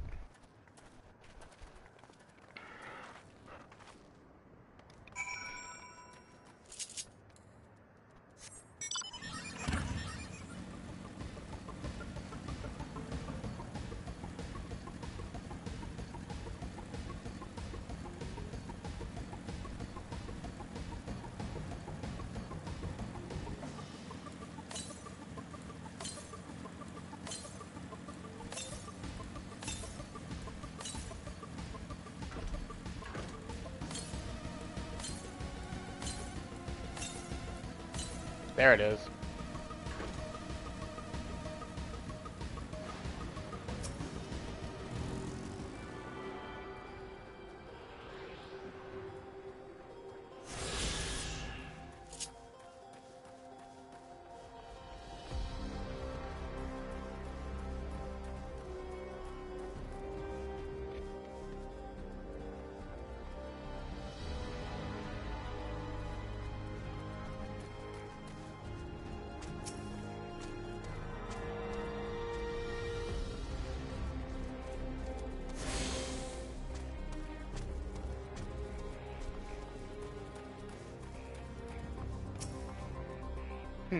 I'm pretty sure this is Yasulani Station, but from the state of it, I swear it was abandoned years ago.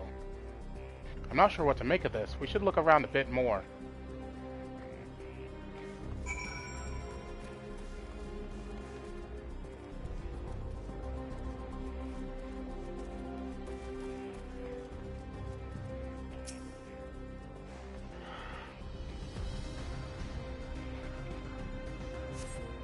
Find a train turntable with thick layers of rust that hasn't been used in years.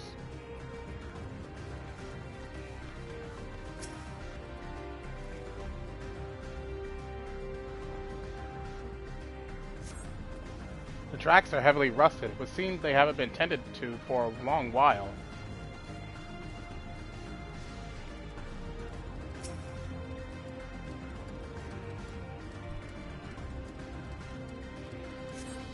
The building is a rotting husk. It has clearly been many years since anyone lived here.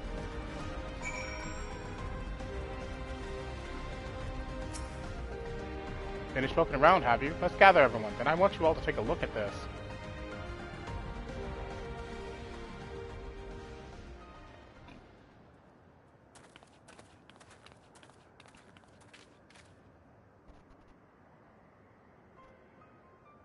It's one of the mechanical soldiers, long since broken apparently. But I say his presence confirms this is indeed Soroja's domain we're in. What about the rest of you? Did you learn anything? So all evidence suggests this is Yasulani Station. Aye, and I've no doubt we're in Yasulani, but I don't understand why these buildings are so run down. They were completed barely a year ago. For new structures to deteriorate and enormous ones to appear in a flash, if I didn't know better, I'd say time flows differently here. Is such a thing even possible? We have encountered this phenomenon before, as it so happens. Though it may be difficult to believe, our world is but one of several. In some respects, they are similar to one another, but in others wholly different. We call them reflections. Simply put, the rift between dimensions causes time to flow at a different pace in each world. While hours pass in one, years may have come and gone in another. But if this is Yasulani, then we should still be in the source. The flow of time should be synchronized. I'm not sure I follow all this talk of reflections and dimensions, but if Erenville says this is Yasulani, then it must be. Your village is a little further along, right? Erenville! Oh, yes, it's a short distance to the northwest. Let's head there next, then. Rather than talk theory, it's always better to confirm things firsthand.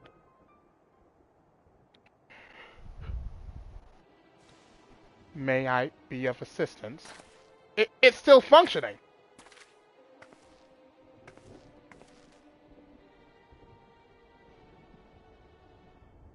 It doesn't seem to be hostile, at least. Perhaps we can ask it some questions. Can you tell us where we are?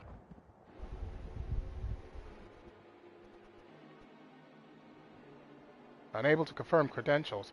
Please present citizen identification. Unable to confirm credentials. Confirm. Confirm. Seems it's broken after all. Too strange by half. Let's leave it be and get going.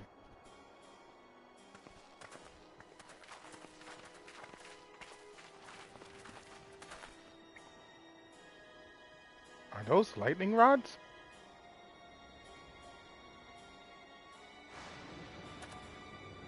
Would you accompany me for a moment? There's something I wish to investigate.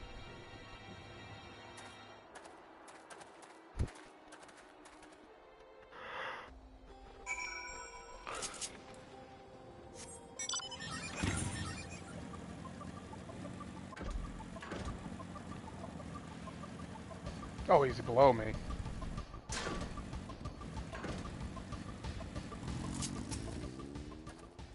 Look there, the lightning appears to be drawn to those pole-shaped structures over yonder. The design suggests they are some manner of lighting rod. Let's go and take a closer look.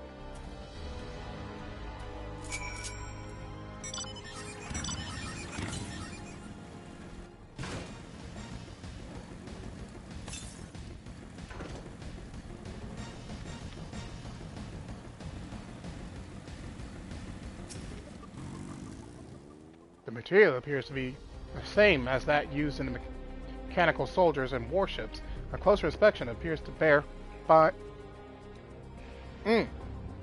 Eyes are trying to glaze over. Bear fine etchings, rather reminiscent of arcane runes. These, I suspect they're not merely decorative, although posit is used to harness lightning as a source of energy. Quite impressive technology. I'll share this observation with Yastola. For a blessing, the dome doesn't appear to interfere with link pearls. Thanks for accompanying me. Let's head to the village and find the others. Alright, let me see here. God.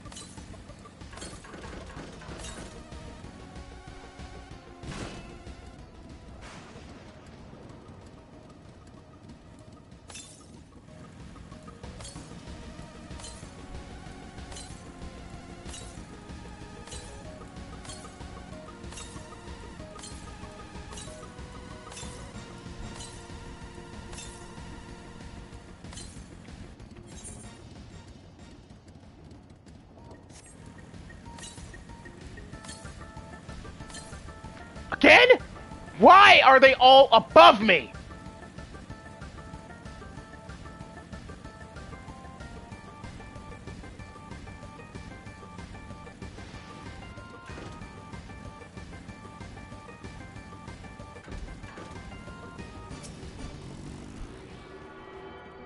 Sorry, I'm getting a little upset here because I'm still a little tilted about that dungeon.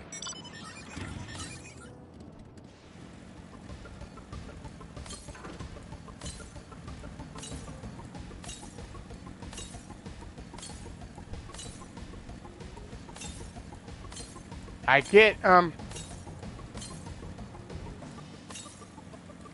being new is playing a factor to me dying a lot in these new dungeons and whatnot, but come on, these mechanics are something else. Like, literally. It's only, these mechanics have been punishing to mostly just melee, users, because most of the runs I've been with, I've either been with casters or ranged characters. They ain't dealing with the problems I'm dealing with.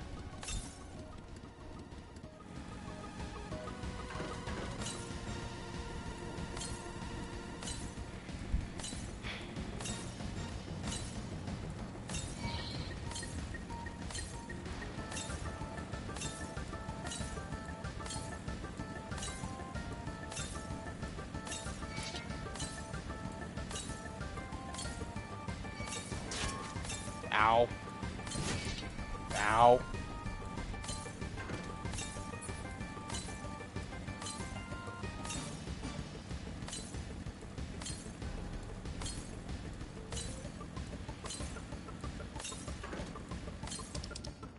Where did that person say he was at?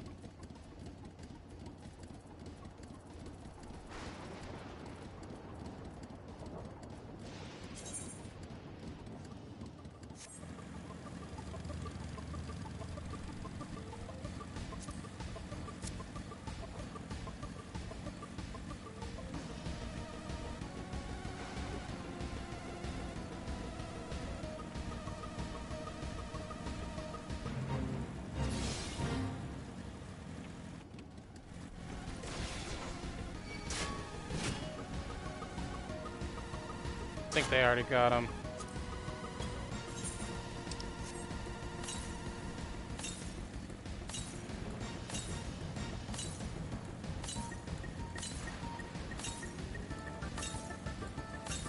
Wait, am I level 99?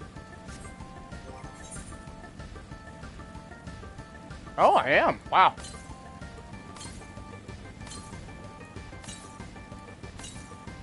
Wait. Is it pointing to... It's pointing directly north.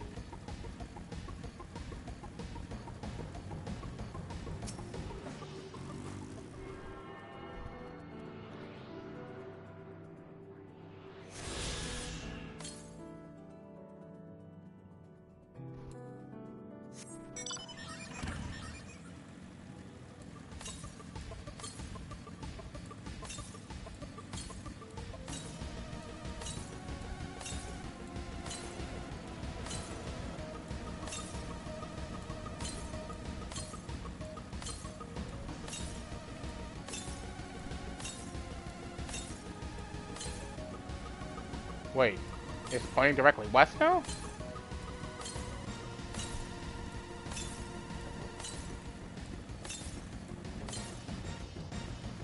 Uh-oh. My life!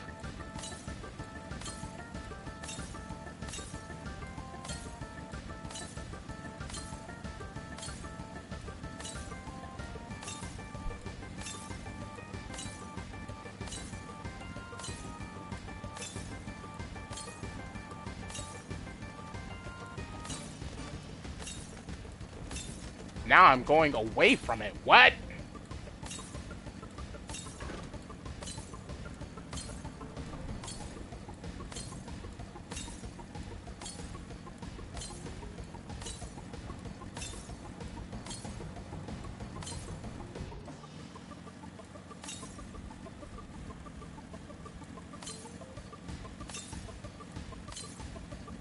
Oh, wow. It's on the other side of this wall. It's on the other side of this wall. Okay!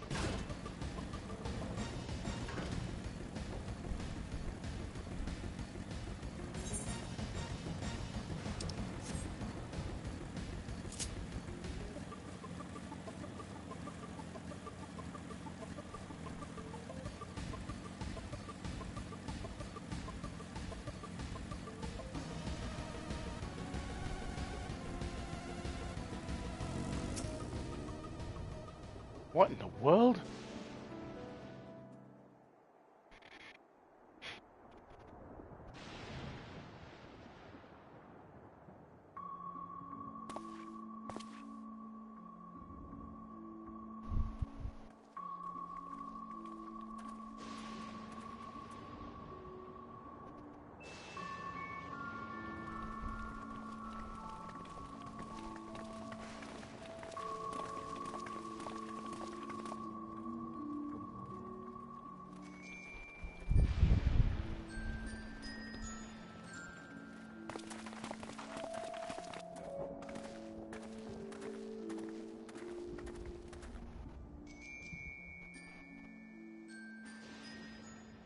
My home. It's in ruins. But why? What happened here?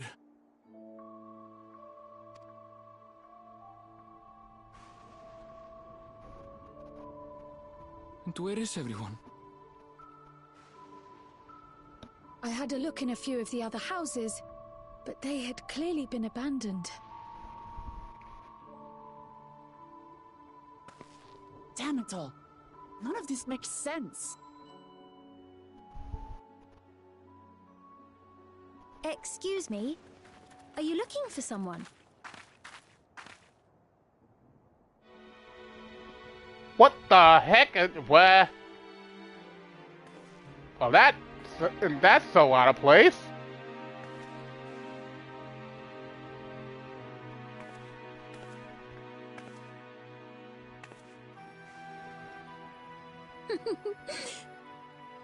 I apologize for giving you a fright.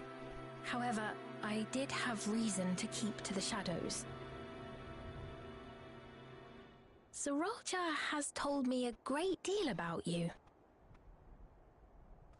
Sorolcha? Greetings, and welcome to the realm of Alexandria. Alexandria? As in the Alexandria?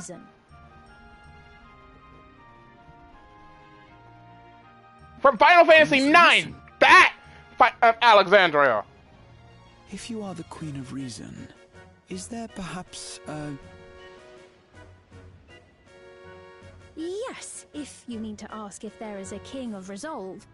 Zorulja holds that title, and together do we reign.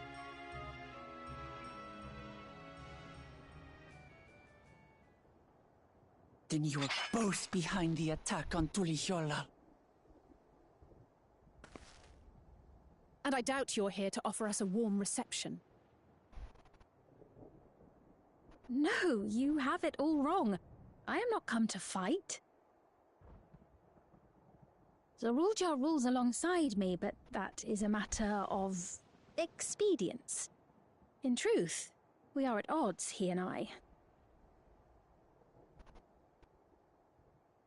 It is at considerable risk to myself and my people that I come before you to beg your aid.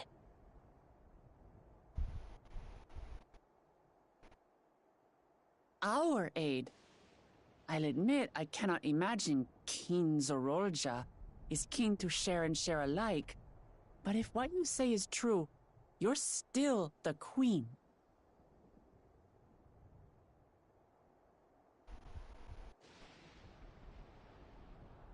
Indeed. But I was once the sole ruler of Alexandria.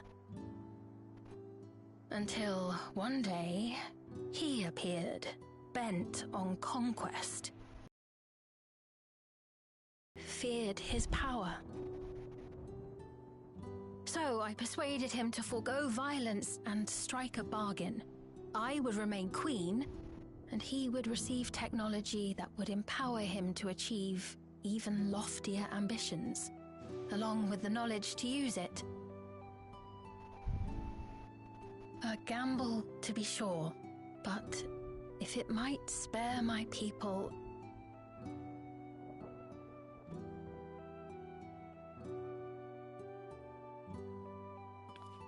If I may, the dome surrounding these lands was erected but recently.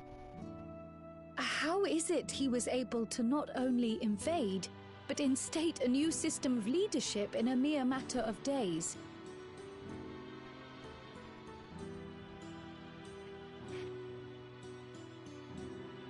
I've never heard of your realm. And this place is, or at least was, Yasulani. The house I grew up in is still here. But 3 years ago, that tower and these strange contrivances weren't. Nor was our village in ruins. Where did you come from? And what happened to the people who lived here? You must know!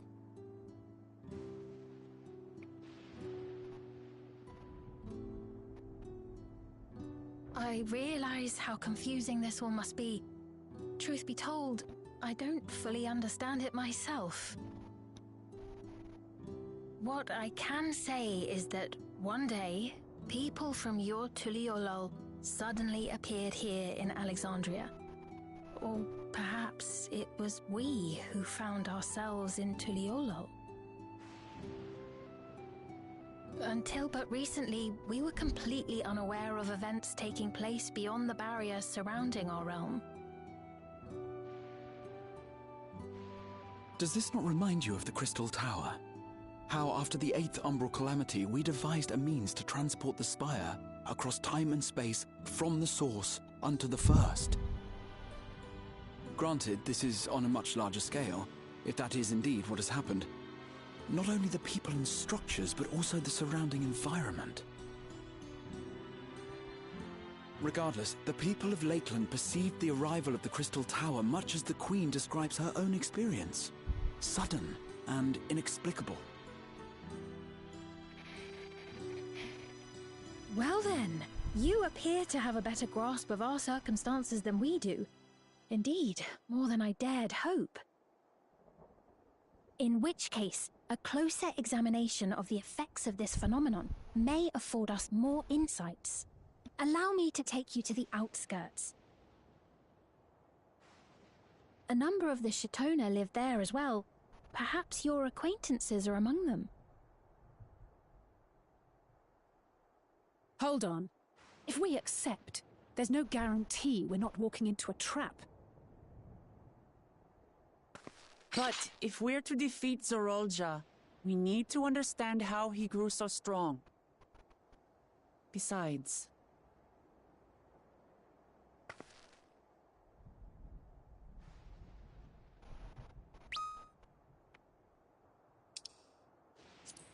You're right.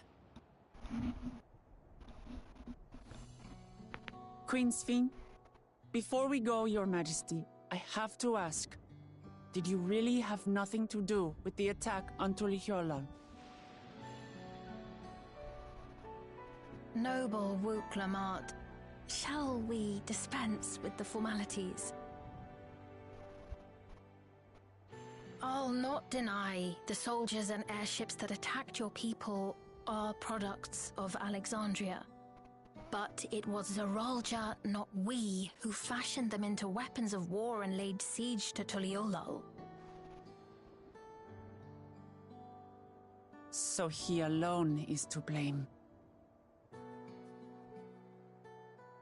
No, I may not have prosecuted this war, but I nevertheless bear responsibility for it. Perhaps. I know next to nothing about you, let alone what you've been through. So by all means, show us around. I think we'll learn a lot from meeting your people.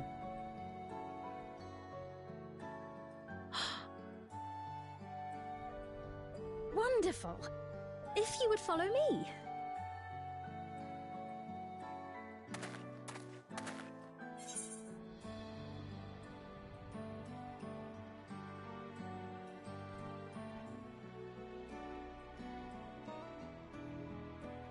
I take it there will be trouble if Zoralja hears of this.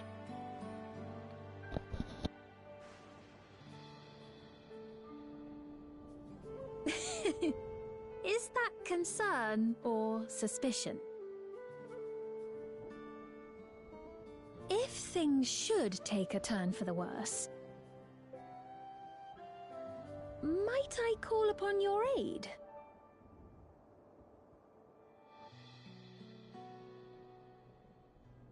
I jest, of course, but you do strike me as the most capable here.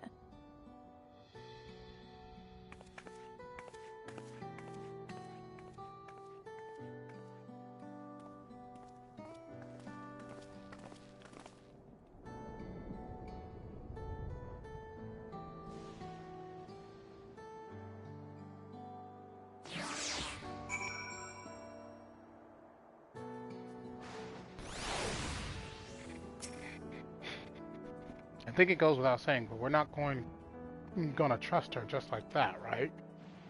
Anyway, you look at it. A mysterious girl who appears out of nowhere, proclaiming herself a queen, is suspicious.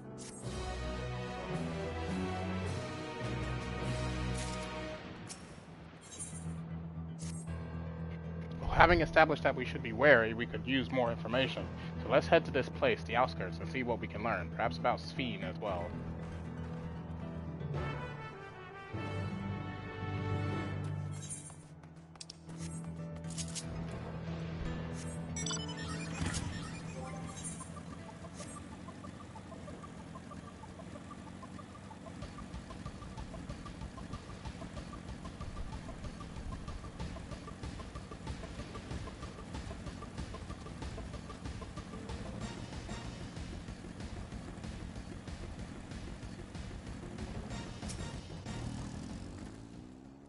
I trust you have similar farming facilities in Tural.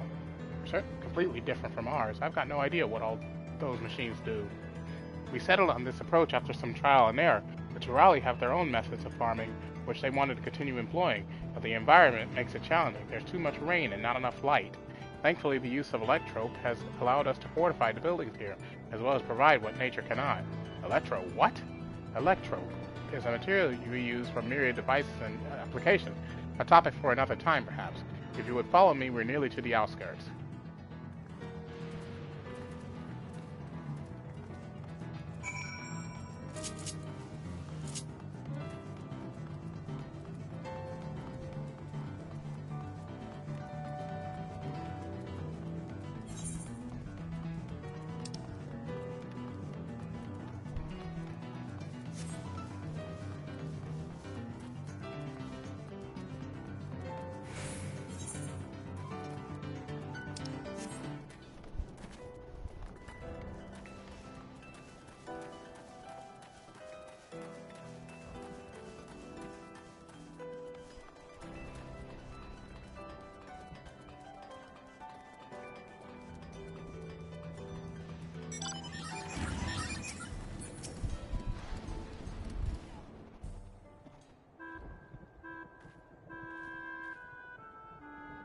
Here we are.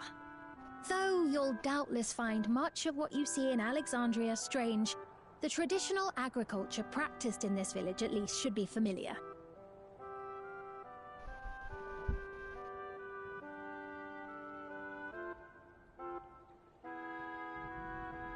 Final Fantasy IX music. I remember this.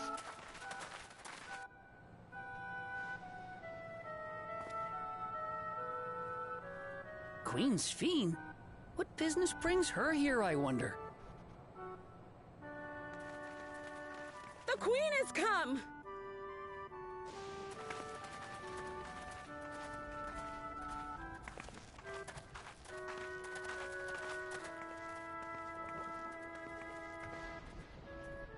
You look well, Paquine.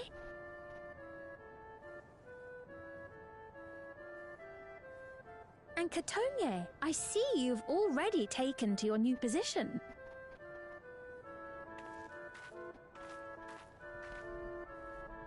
When she introduced herself as Queen, I was expecting someone colder. Honestly, she reminds me of you, Lamachi.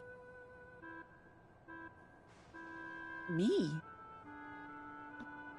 It's only natural for a ruler to love her people. And I should like to know them as best I can, even the most trifling details. The more you come to know them, the more you grow to love them. Who they are and what they've built. That's it. Beautifully put.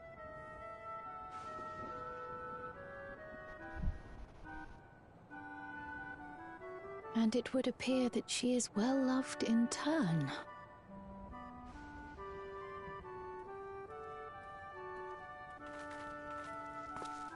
Your Majesty, you honor us with your presence.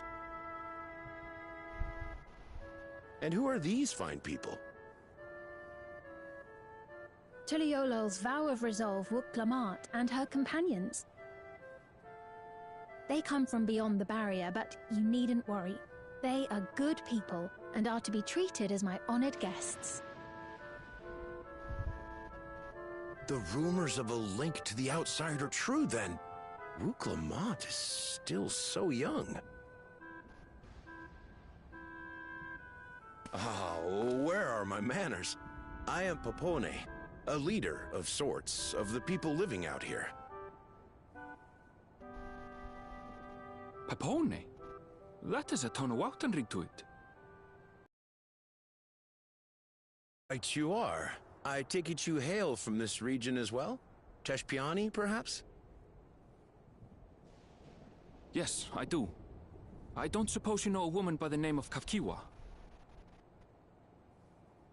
Kafkiwa?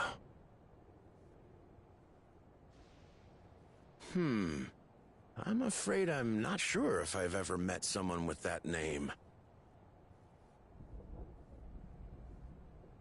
Oh. Mother isn't here. But it's a relief to know at least some of the people of Yasulani are alive and well. Your mother, you say? Now that you mention it, I do see the resemblance. You know my mother? I do. Yes. Then tell me, please, where is she?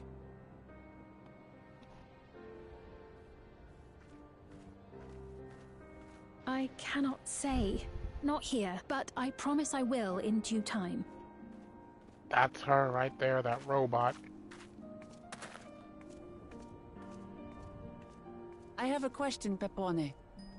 Do you recall what happened the day the dome first appeared?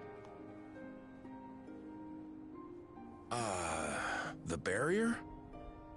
Well,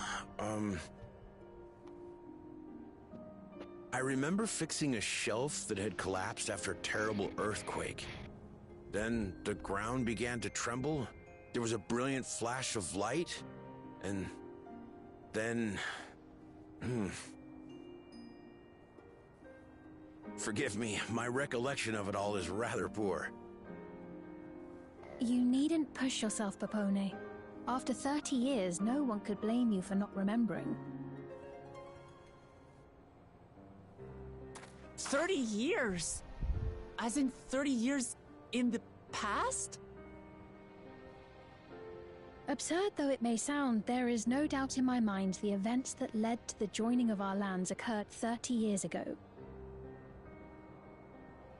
Which is not to say I understand why our perceptions of the intervening time are so radically different. We only just became aware of the discrepancy when Zoralja's military base was completed, and we were at last able to venture beyond the barrier.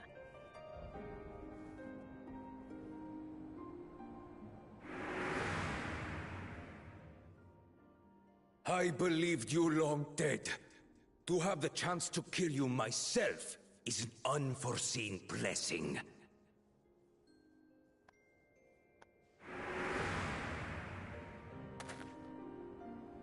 "30 years.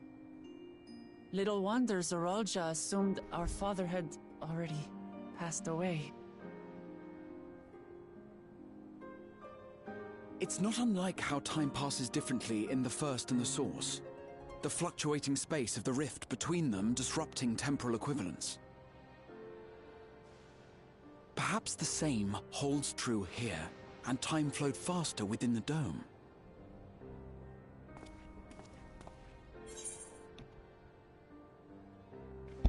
Meaning this is a piece of another reflection.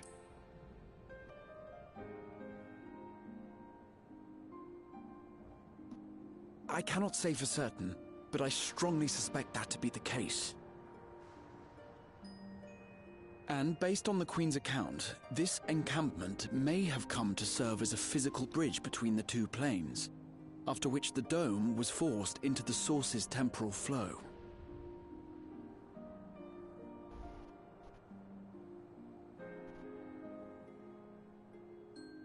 If we're to be certain of anything, we need more information.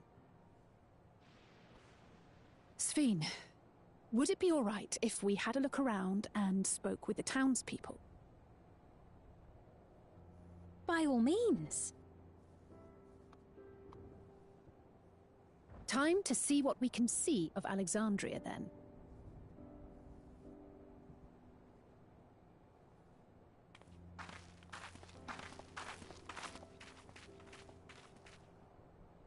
And its people. I may yet find familiar faces among the survivors from Yasolani. Even if I don't understand the half of it, I would learn more of this place before we confront Zoralja. Perhaps you'd care to see how we make our living. Though we have always prided ourselves on the use of traditional Tonawatan farming methods, the use of electro-fueled technologies has led to countless agricultural innovations. I would join you as well. Ma'am, please, you needn't trouble yourself. It's no trouble at all. And I promise not to cause any manner of distraction. Reassuring words, or they would be had I not heard them countless times before. Very well, but do be careful. Of course. I shall proceed with the utmost care. Now then, if you two would follow me, we can begin the tour.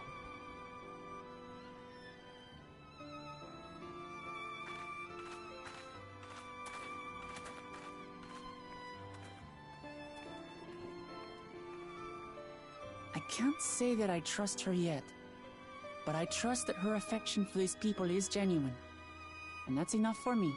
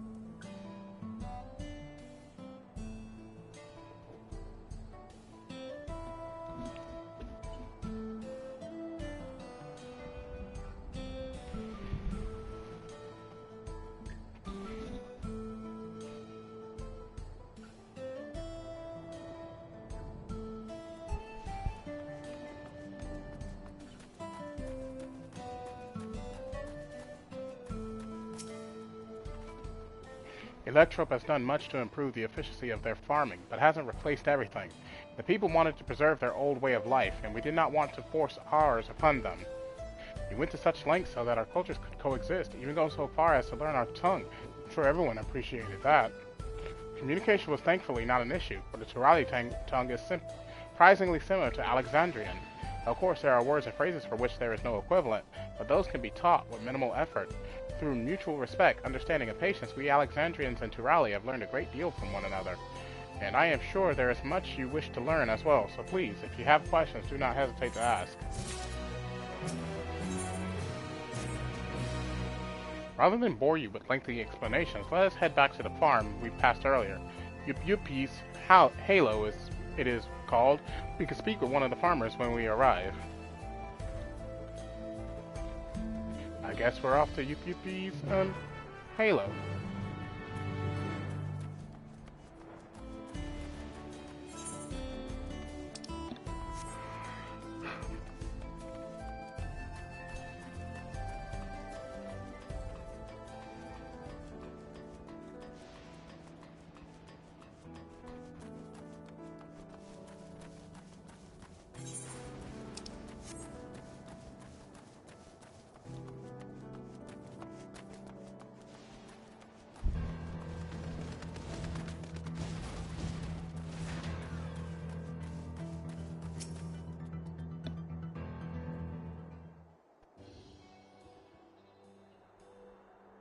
Allow me to introduce you to Mahusa, one of the most experienced farmhands in all of Alexandria. She's well versed in myriad farming techniques. Indeed, the wealth of knowledge she has shared with the other farmers is what has allowed this place to flourish. Queen Sphene, to what do I owe this sudden shower of praise? My apologies for the interruption. I am come with guests from beyond the barrier. They wish to learn more of Alexandria, so I invited them to see how our crops are grown. I do hope that's all right. So the rumors of visitors from the outside were true. What manner of hosts would we be to deny them a look around? And I gather your majesty also intended to check on things here? You know me too well, Mahusa. I thought to seize this opportunity to see how the farmers fare, and perhaps pepper them with a few questions, though I do so enjoy observing and taking part in the work too. It would appear we have our permission, so please, walk the grounds to your heart's content. You go on ahead. I'll keep Sphene company. Don't misunderstand. I'm not the suspicious type, but given our positions, it would make sense for us to go around together, wouldn't you say? A fair point, but be sure not to let me out of your sight. I shall remain under Woklamat's watchful eye. Pray, come find us after you've seen your fill and spoken with the other farmhands.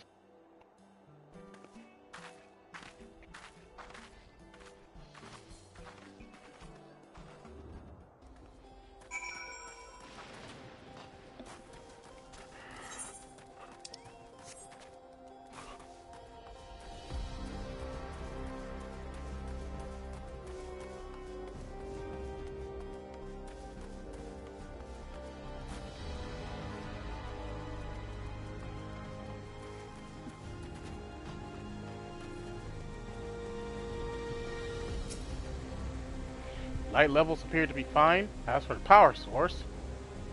you wish to know about my job? I tend to the fields mostly, watering the crops, keeping the soil fertile, and so on. It immediately took some time until I fully understood how best to carry out my duties. I also manage the lamps we use in the fields. We do our best to keep everything up to code, but should they ever start to malfunction, it is up to me to fix them. The land and sky being what they are, ensuring a rich harvest makes for constant work. Honestly, I enjoy how involved the process is.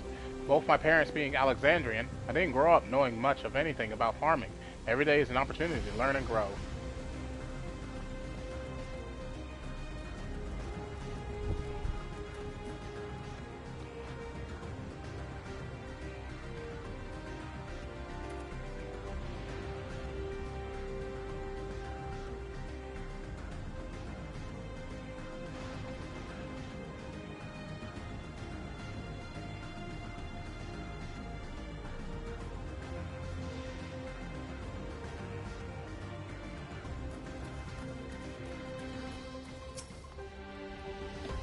Oh, an unfamiliar face. I gather this is your first time on site then.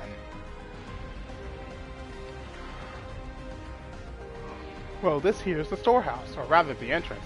The real storehouse is underground, much more spacious, and equipped with a temperature regulation system to keep the harvest from spoiling. Since the entrance is so small, it's much easier to prevent wild beasts from wandering inside, which also makes it a viable facility for breeding and raising livestock. We even got a few beds down there for emergencies. My parents often complain about how Alexandrian technology and electro complicate our lives, but it's just a matter of learning how things work. Take my job for instance. I'm presently overseeing the storage of harvested crops. They'll be taken up to the tower for processing, and from there find their way to every dining table in Alexandria. The work is hard, I'll not deny, but I take great satisfaction in what we do.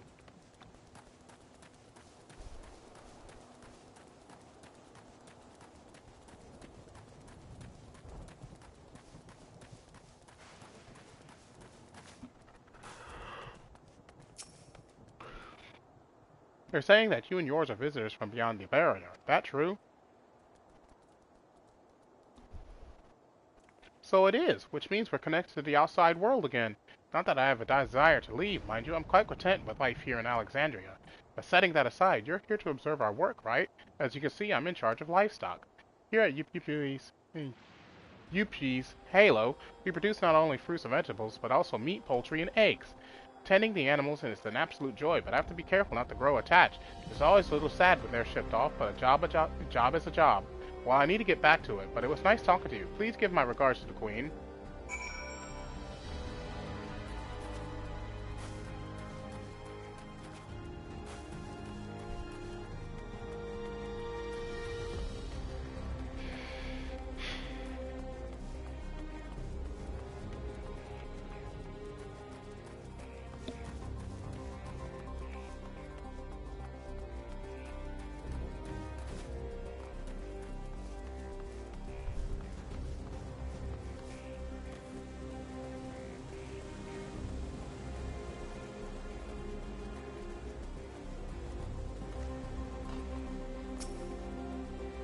I see. Don't be too hard on yourself. Anyone would have been hard-pressed to deal with such a thing. Oh, welcome back. My apologies for failing to notice your return. I gather you've had your fill of speaking with the farmers, and let us return to Mahusa.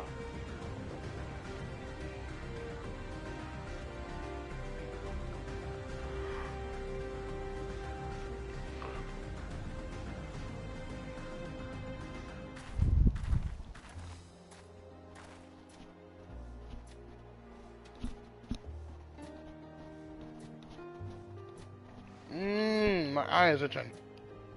Well, what are your impressions of the farm? Everything was surprisingly normal.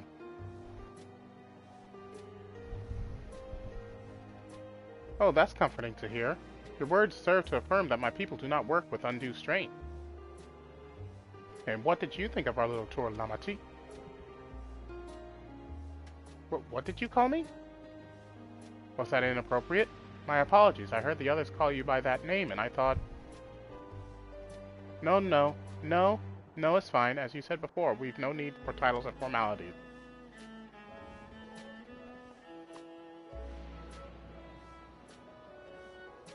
As for my thoughts, I was very impressed. That machines could be used to overcome so harsh an environment is amazing. I've never seen anything like it.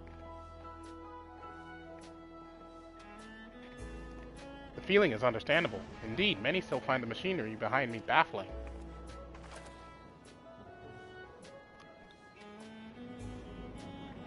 It's a system that controls the distribution of water for the fields and livestock. It's been acting up lately, though. Acting up, you say? You needn't worry, my queen. It happens fairly often. Put simply, it's taken in water that had a strong lightning charge. I think some creatures have become charged up with the energy, and they're releasing it into the river we use as a source. The system would return to normal if the creatures were dealt with, and I'm reluctant to beg it of the army.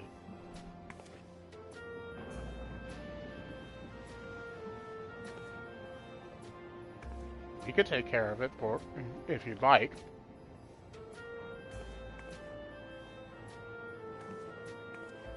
That is most gracious of you to offer, but it is much too dangerous. Help, simple as that. And Yami is even stronger than I am. It shouldn't take us long at all. Then very well, I gratefully accept, but please take all care.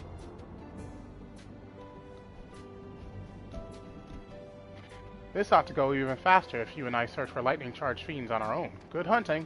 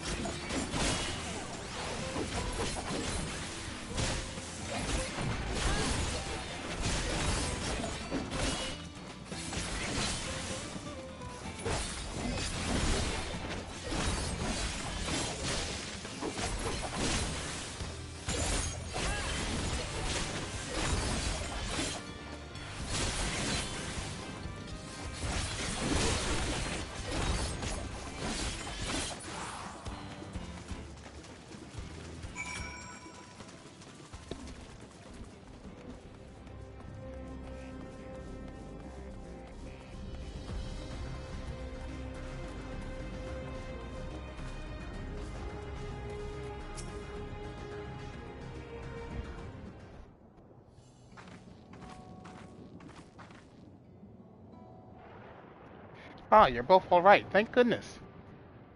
You really needn't have worried so much. We barely broke a sweat dealing with the fiends. They're all gone now. Of course I was worried. You're my dear guests, but thank you. We truly appreciate this. Indeed, with this, we won't have to ask the Ralja's machines for help.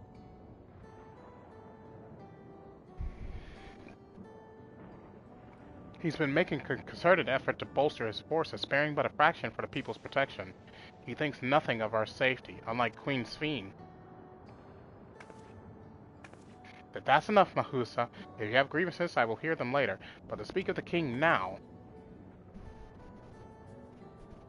No, she's right. He's never been one to look after his people. Anyway, thanks for letting us tour the farm. The folk here are delightful, and it was a pleasure to meet them. You couldn't have favored us with more uplifting words. My people are my pride and joy. And you never fail to let us know, nor how much you care. Of course, you're my precious family, all of you. You seem a good source, Fiend, that I'll admit. But you'll forgive me if I'm not ready to lower my guard for the enemy queen just yet. For you to be called that, I dread to imagine what villainy your majesty has committed. Come now, this is no laughing matter.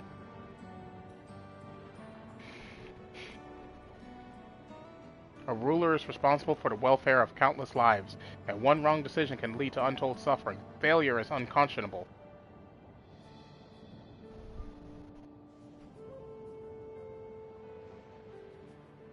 Now, I believe we are done with the farm. Let's move on, shall we?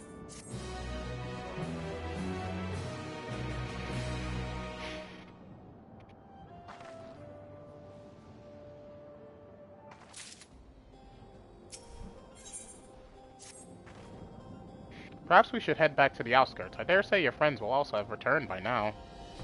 My thanks again for dealing with the fiends. Come and visit us anytime.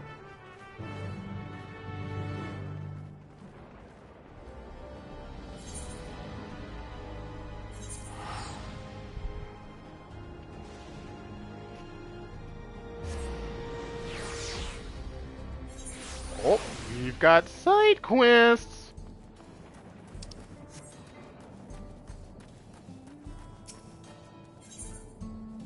That just gives money and dies.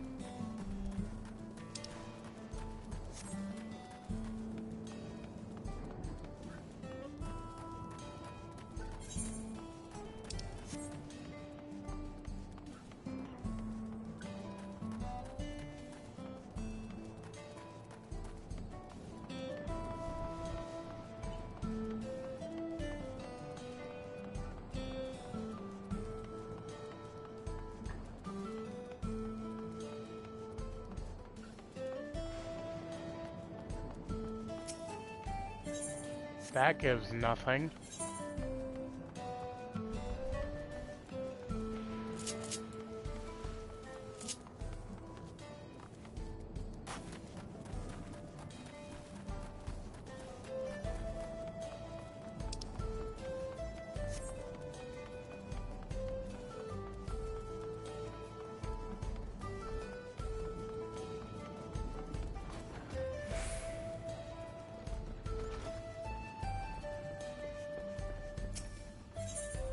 And nothing. Okay. At the moment, the story's on level 97, so it's not giving me anything gear-wise right now. Even though I'm technically 2 levels higher than the story right now. See what I mean by saying just playing normally will get me to level 100 before I even complete the main scenario?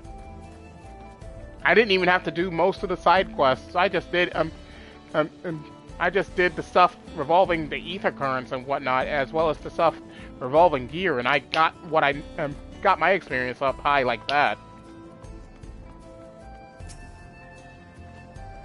Do you hear that?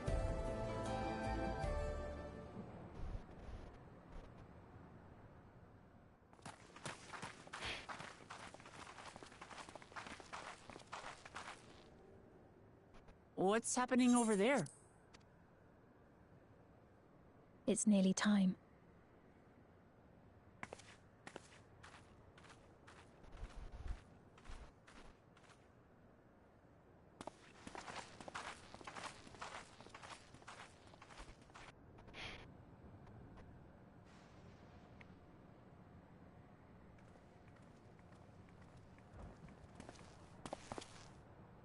I'm glad you could make it.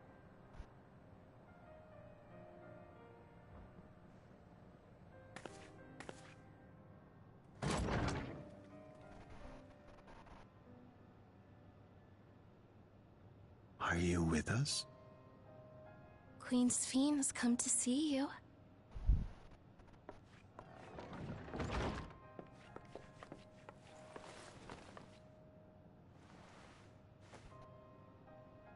We're here, Namika. Namika! Everything is going to be all right.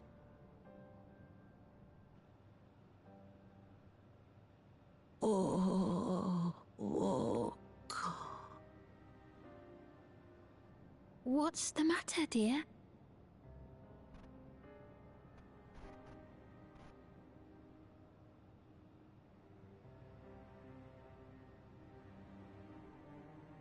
It can't be.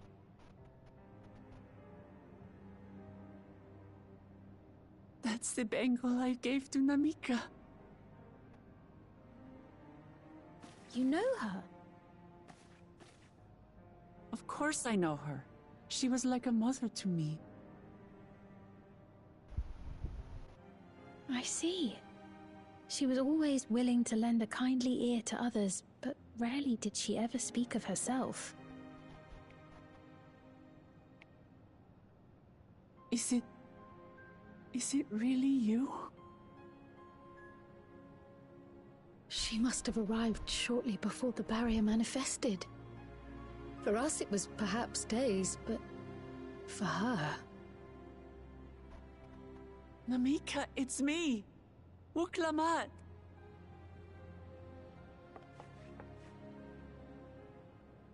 I'm afraid her time with us is nearly at an end.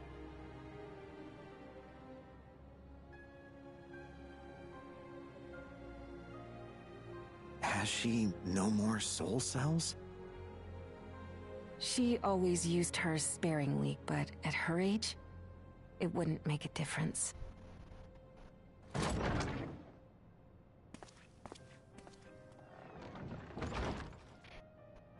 Ma'am, the ushers have arrived.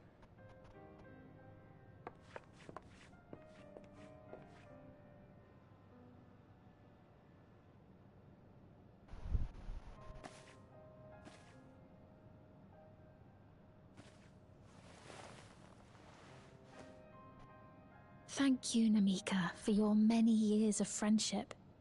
Take comfort in the knowledge that this is not the end. Be not afraid. Your memory will live on, in us. Living on in memory. The giants share a similar belief.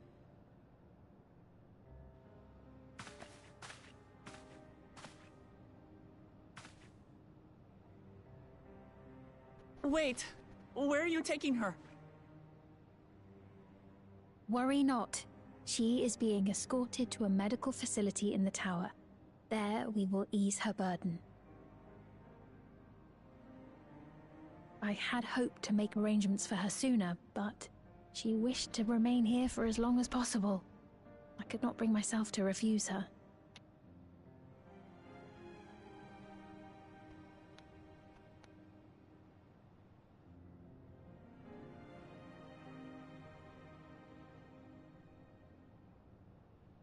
Is there any way I might stay with her for a little while longer? We may not share the same blood, but she was my mother. Please.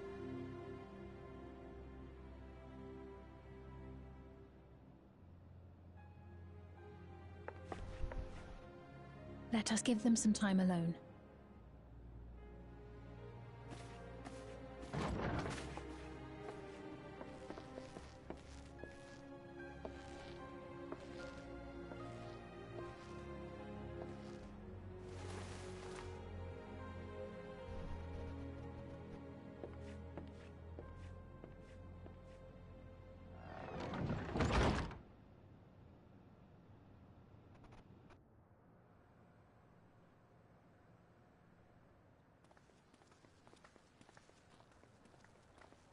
She didn't speak, but I'm grateful that I could be with her at the end.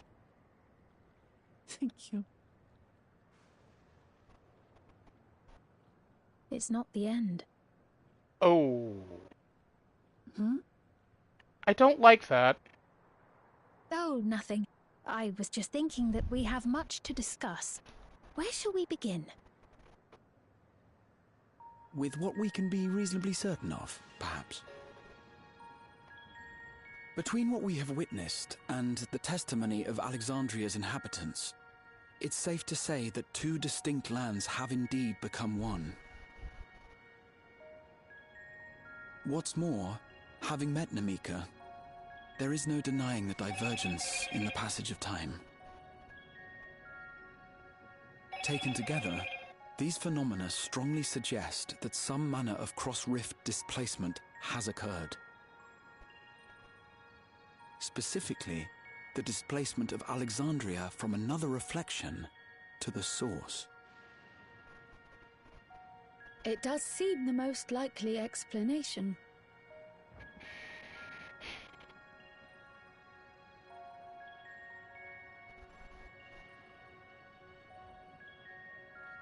What perplexes me, however, is the scale of said displacement.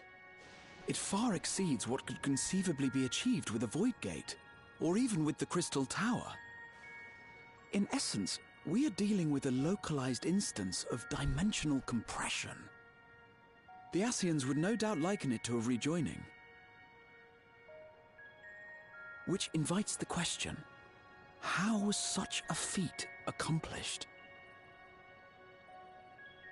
I wish that I had an answer for you, but this talk of reflections and dimensions is well beyond my understanding. I can only tell you that we lived peacefully under the barrier's protection for many, many years, until the day that peace was suddenly broken. If I may clarify, the barrier predates Alexandria's displacement. By several hundred years, yes. To when the continent we call home was ravaged by a devastating cataclysm. The barrier was erected to isolate us from the surrounding land's innocuous influence. I see. And it was only later that it was whisked away, along with its contents, by means unknown. In other words, seems as lost as the rest of us, right? The Alexandrians didn't mean to end up in Tural.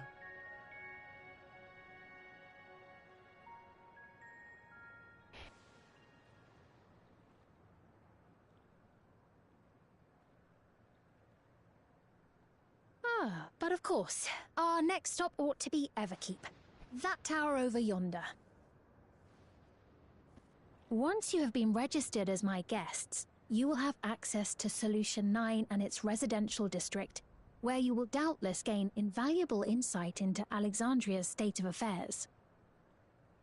Unfortunately, I cannot take you directly to where Zoralja resides. That you'd let us in it all goes a long way toward proving you're not content to let Zoralja do as he pleases. But we're not talking about a simple difference of opinion here. I've come to avenge my father. And to do so, I intend to take Zoralja's life. Are you willing to stand by and allow Alexandria's king to be slain?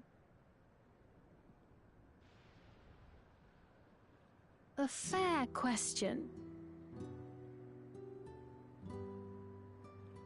Permit me to answer it thus. My people come first. Their welfare is paramount. I will do everything in my power to keep them from harm.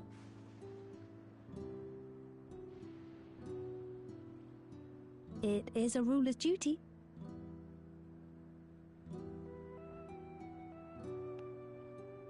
Now, I am off to register you at Everkeep. It may take some time, but you shall find the entrance open to you in due course. Oh, and ere I forget, your mother, Kafkiwa, you might try the Thunder Yards to the east. The Thunder Yards? Is that where she is? I'm afraid I can say no more than that. Make for the Thunder Yards, and all will be made clear.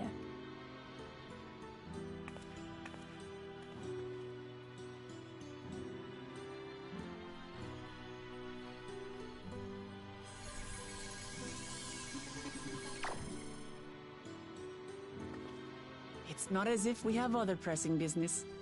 Not until we can get into this Everkeep, anyway. Thank you for earlier. And for being a friend to Namika these past 30 years. It means a lot to me.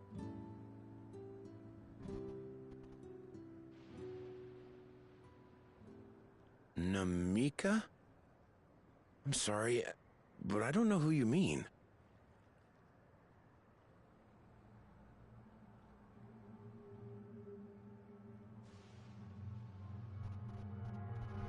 That's not good. What? We were just with her. If this is some sort of a joke, it isn't funny. I don't mean to give offense, but I honestly have no idea who you are talking about. I'm sorry.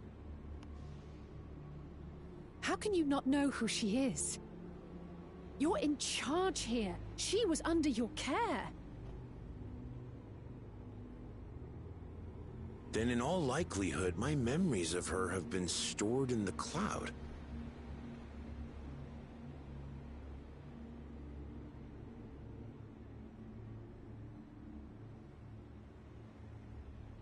Any person seemingly forgotten without reason is probably there, in the cloud. Oh, I really must be getting back to work. If you'll excuse me.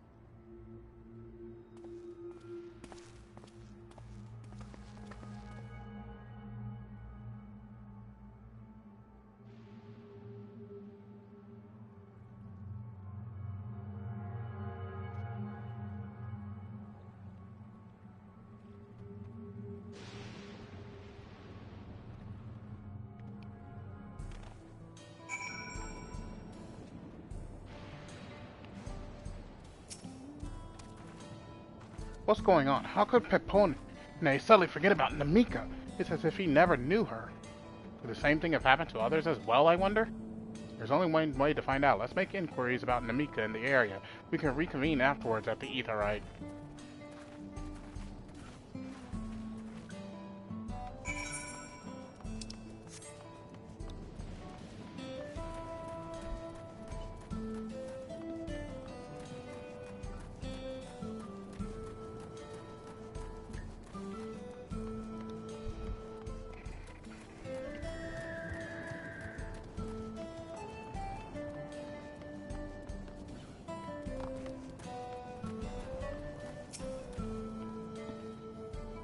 Old woman named Namika? I'm afraid I don't know that person. I'm sorry I couldn't be of help.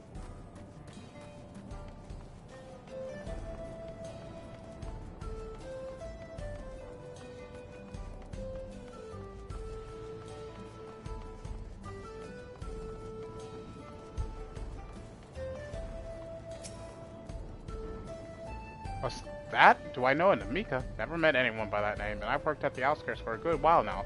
If she spent time here, I would remember.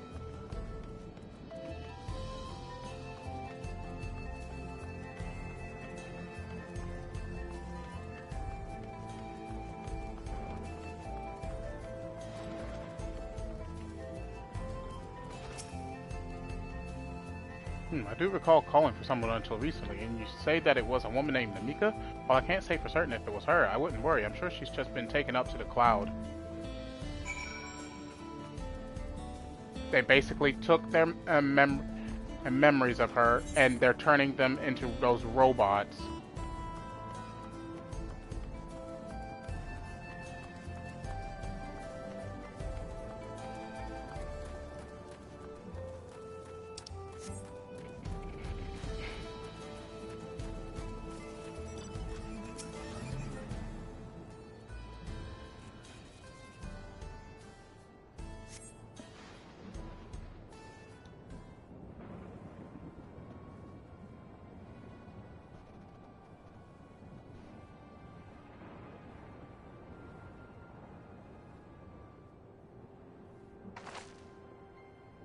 So, it was the same for everyone. Not a single person remembers Namika. It's as if the memory of her has been purged from their minds. While such a thing might be done with magic, to alter the memories of so many at once would be a tremendous undertaking. We would have felt a surge of ether corresponding to the act too, and I sensed none in that moment. Neither did I, but I did notice something else. Right before Pepone seemingly forgot, a light in the device on his head began to blink. Could there be a connection? Someone also said something about soul cells. Right? But who might we ask about this? If we continue making such inquiries, I bet we would only cause confusion. Indeed, if we can't readily solve the mystery about Namika, perhaps we could search for Chakuya instead. Sphene said to try the Thunder Yards. It should be in this direction.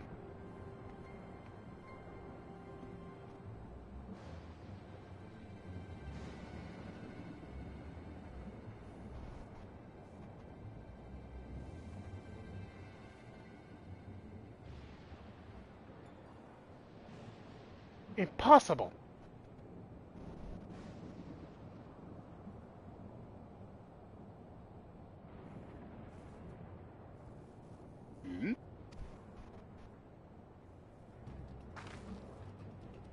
Another kind of mechanical soldier? It looks dangerous. We better destroy it.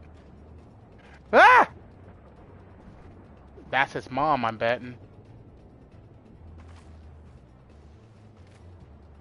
Should we give chase? I think it understood our words. It might be worth asking it some questions. Aaronville, are you alright? You look like you've seen a ghost. It's nothing, I'm fine. Well, it went off in the direction we're headed anyway, so let's try to track it down.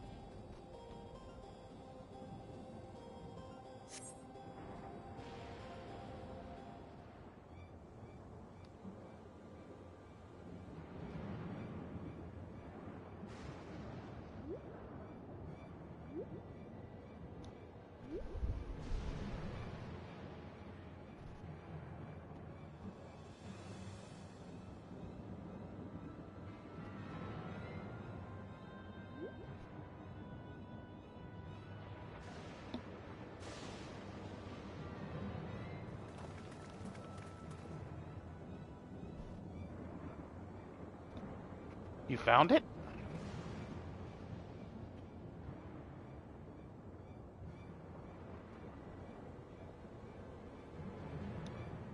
To the northeast, and it must be bound for the mines.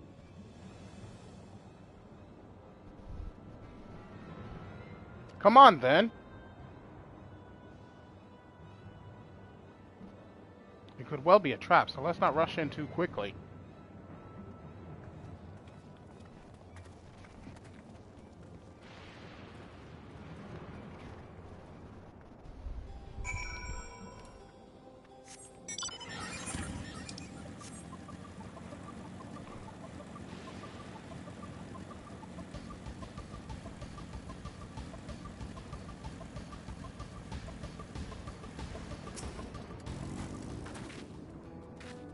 I heard faint voices coming from inside.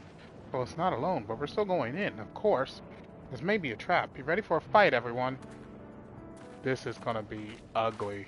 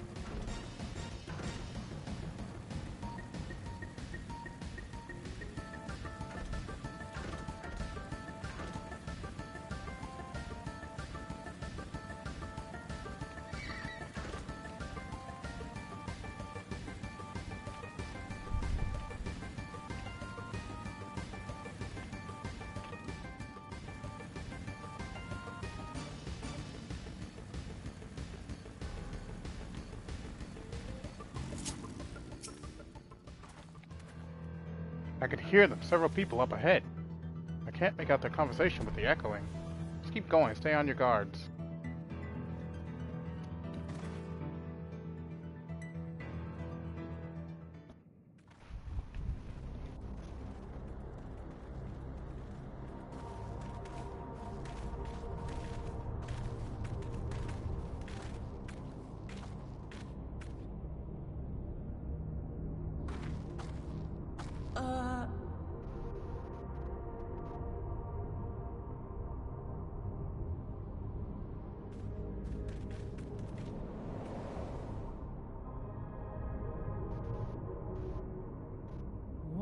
What is this?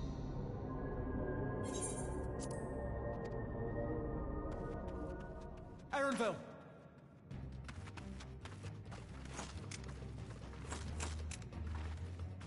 A trap?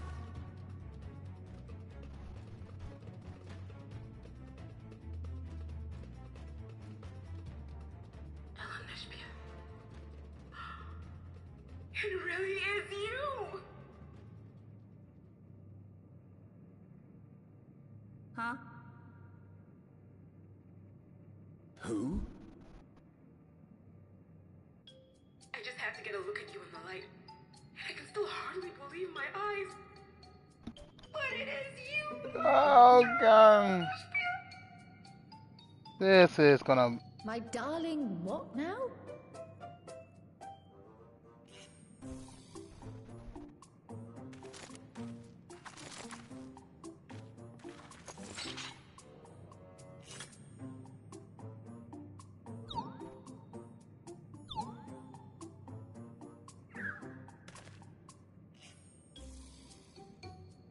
Oh, it's so good to see you, my fussy little bun bun. But what are you doing here? What brings you all this way?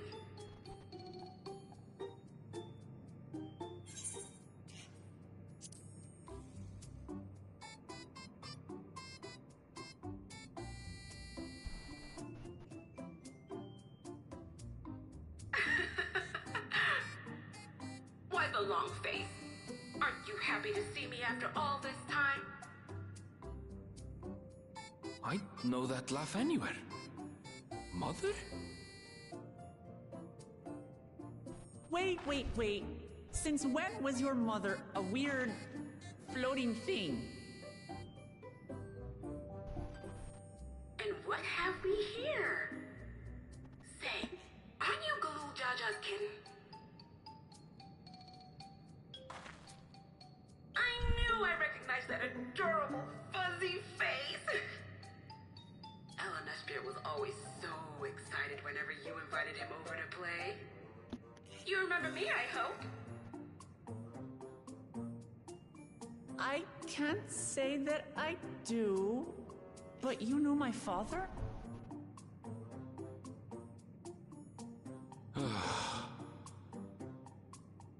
Appearances notwithstanding, it would seem this is my mother, Kafkiwa. I'm sorry? Oh, this won't do. Come in! Friends of my Ellen Espia are always welcome. All I ask is a little forewarning, but no.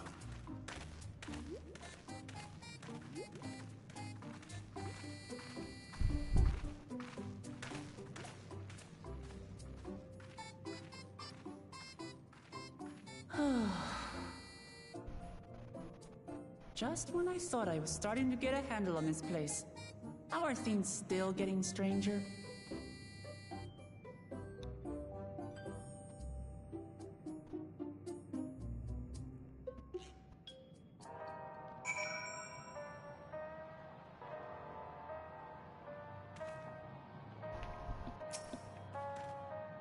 As far as I can tell, this is indeed my mother. I can think of few people in the world quite so spirited, but as to what's happened, we'll need to ask her.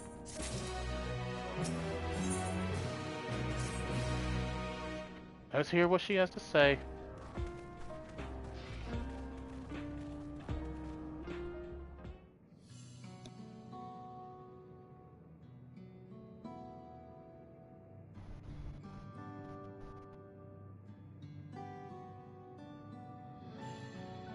It's so wonderful to meet you all.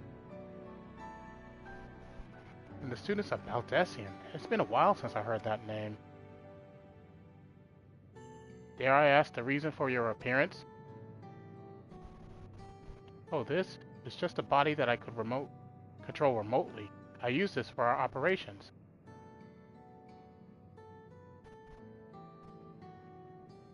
We're members of a resistance organization. Oblivion, we call ourselves, and our goal is to thwart Zorolja's ambition for conquest. As the leader, it's prudent that I remain where I can't be easily found. Oh, oh, thank God. Ah, I thought she was... God, my heart and soul, I actually thought she was dead. And they put her in a robot body. I need to use the bathroom. Give me a second.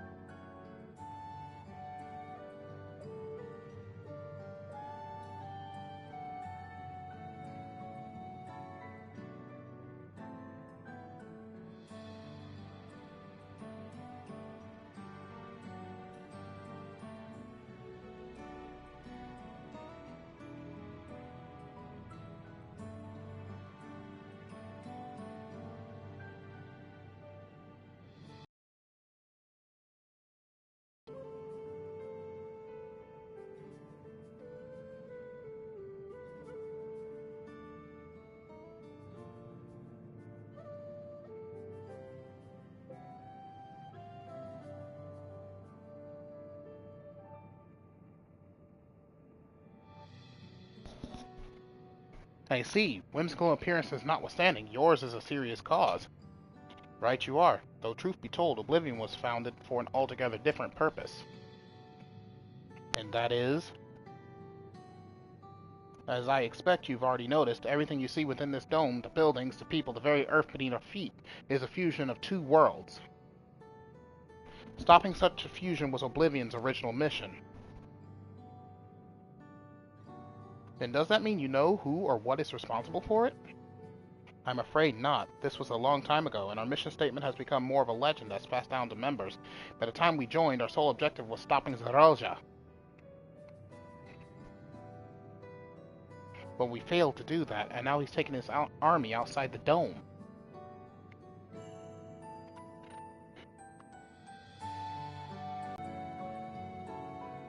None of you wear those strange devices on your heads. Does that have something to do with your work?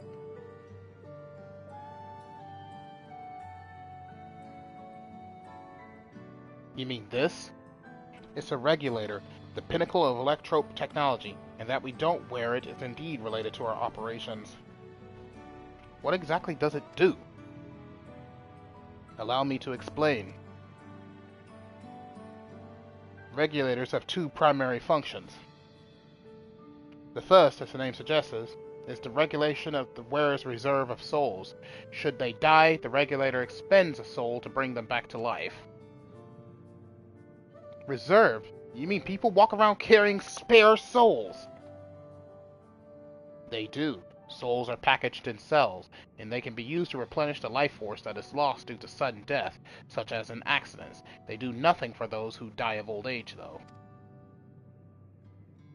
Distribution of soul cells is based on one's work evaluation, to encourage exemplary performance when fulfilling their duties.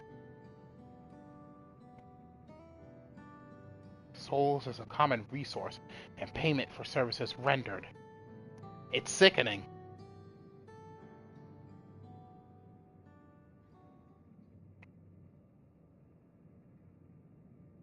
The void-set practice of consuming others for their ether comes to mind. Similarly, I expect that the act comes with some risk.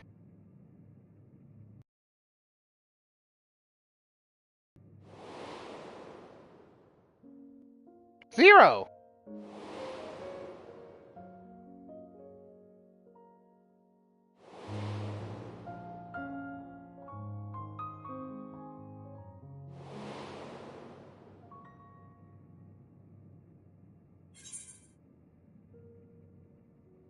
Doesn't it dilute your sense of self?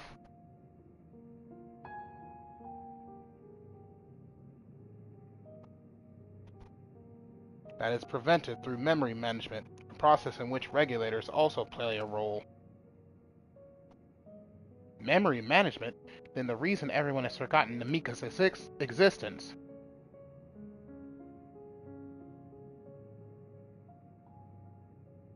The regulators are constantly recording the memories of their wearer, so if they should suddenly die, their memories can be refreshed as part of the restoration process.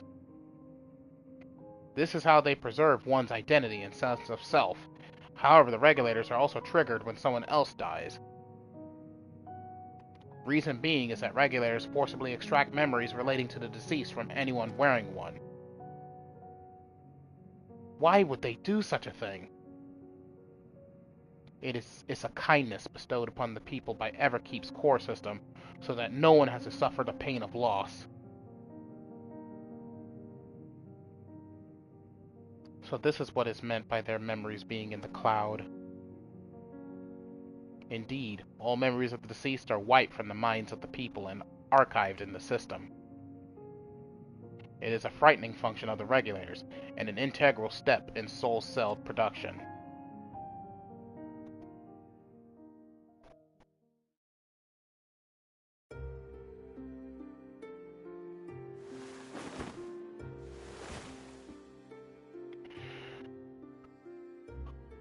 You see, when a person dies of natural causes, their soul is temporarily housed within the regulator.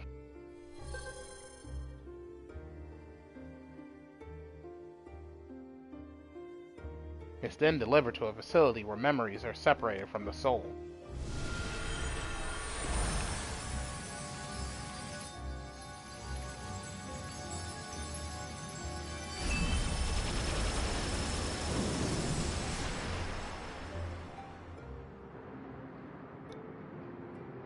The result is a fresh soul cell, free of impurities, ready for distribution and consumption.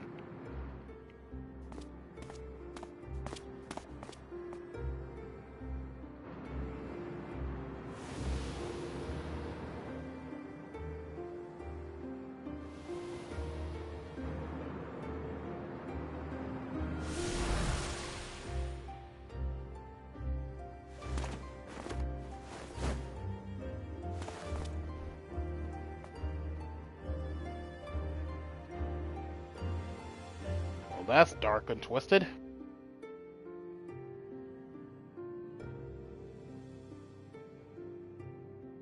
Meanwhile, the memories are stored in the core system to be remembered forever. And this is why people are happy here. On its surface, it's similar to the Yakui philosophy, but I see nothing noble or comforting in it. Well, it doesn't seem so terrible to me personally. All comes down to what you're used to, I suppose. Like the barrier encasing Alexandria, this system was created to overcome the calamity that transformed the world hundreds of years ago. Amidst the mounting death toll, scientists used Electrode to devise a means to save what lives they could so that the nation could endure.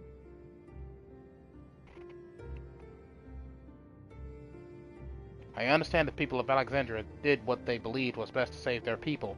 I just find it hard to believe that the Terali would also accept this way of living. It came as a shock to us as well.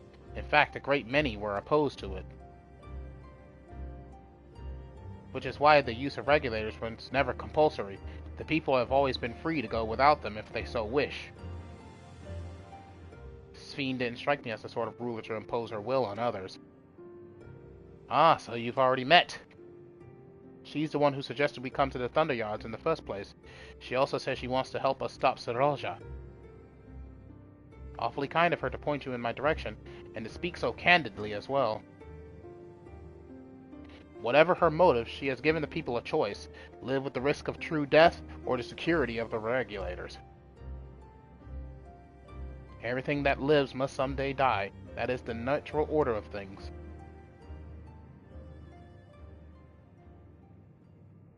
Quite right, but however you feel about them, it would be easier to understand what the regulators are capable of if you saw it for yourself. I know just a person to show you, and as luck would have it, they should be starting work right about now. Who are we going to see exactly? Come with me and you'll find out.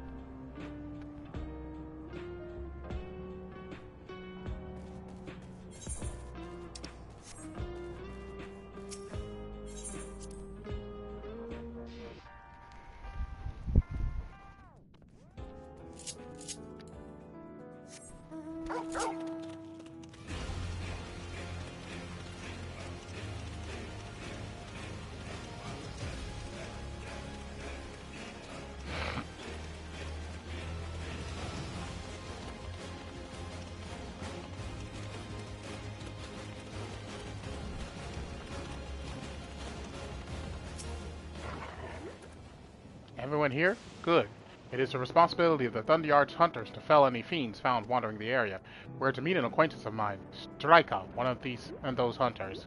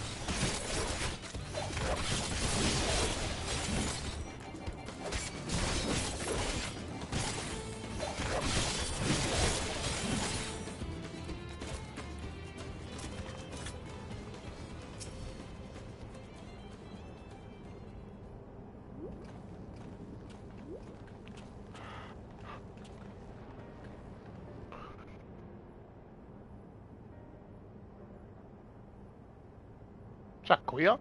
What are you doing here, and with so many friends? Apologies for the interruption, but I was hoping they might observe you at work. Hunting, you mean? That's fine, I guess.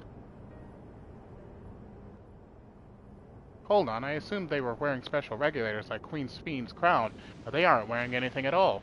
It's much too dangerous to be here without one. What if they're struck by lightning or attacked by beasts?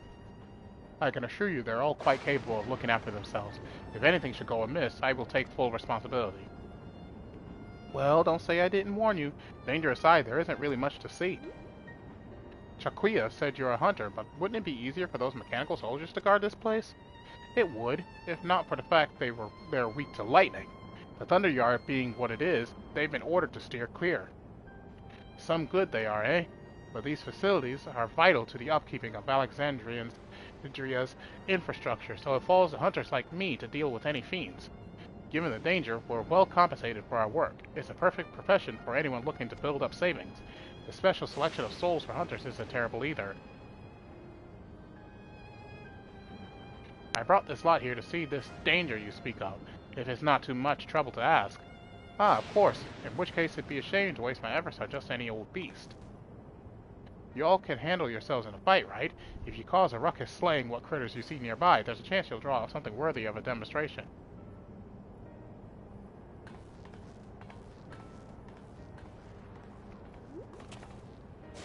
I'm not sure I understand, but I suppose we should each slay what we can.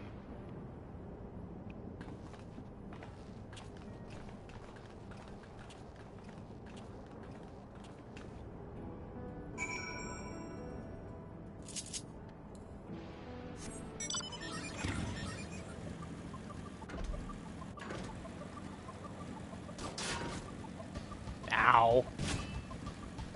It didn't even give the sound that the alert sound that, hey, I got seen.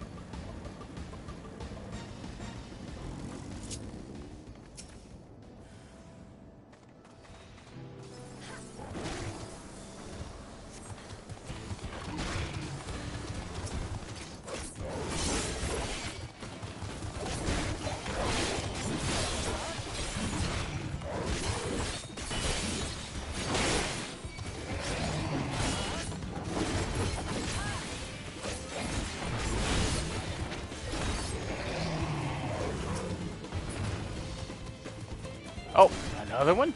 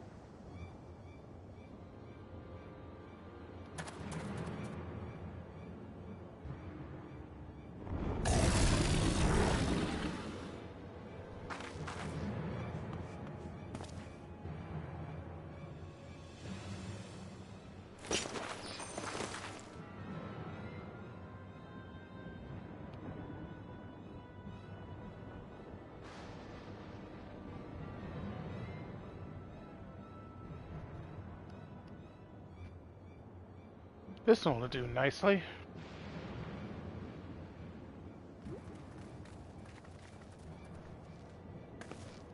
We'll help you. It's fine, really. I've faced worse. Just watch.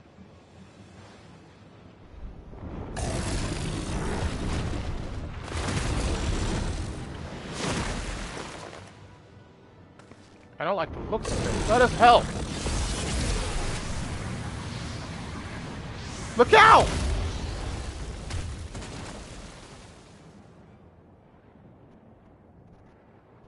And revive.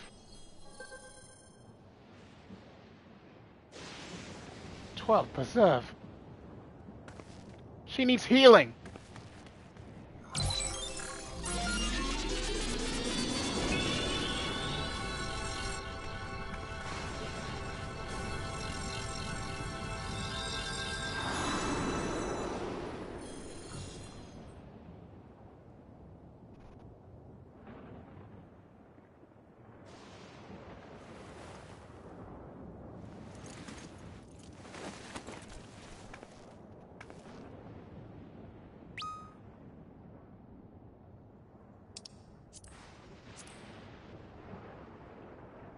That was embarrassing. The bastard caught me off guard.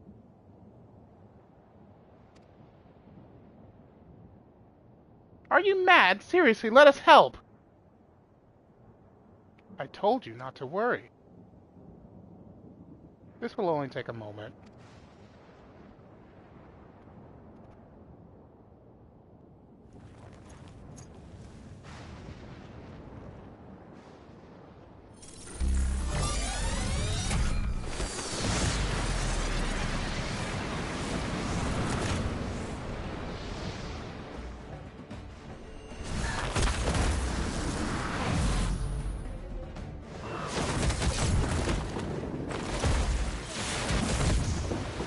What the? She's lifting it into the sky!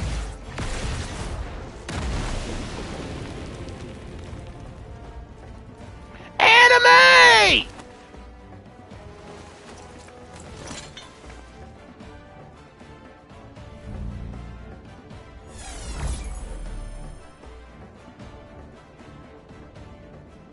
Just like Saroja. Come on, let's get out of here.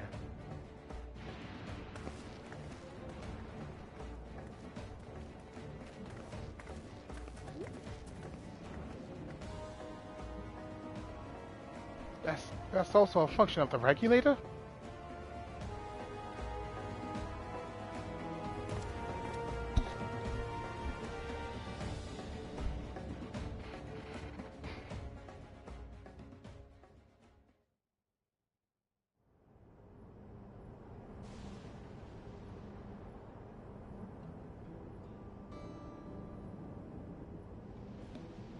I think I understand now how Saroja was able to return from the dead and defeat Papa. Not sure what we saw at the end there. As soon as the regulator turned red, it was as if you were possessed. Your movements became beast-like. Don't tell me. You empowered yourself with the soul of a beast. I'm reminded of the Serpentine soldier we encountered at Vanguard who did the same. So you've crossed paths with one of the King's elite. Such a form can only be achieved from gorging yourself on souls. We could do the same in theory, but it's incredibly dangerous. Besides, it's not as if they'd allow hunters to carry that many souls to begin with.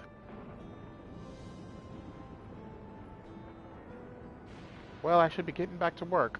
Take care.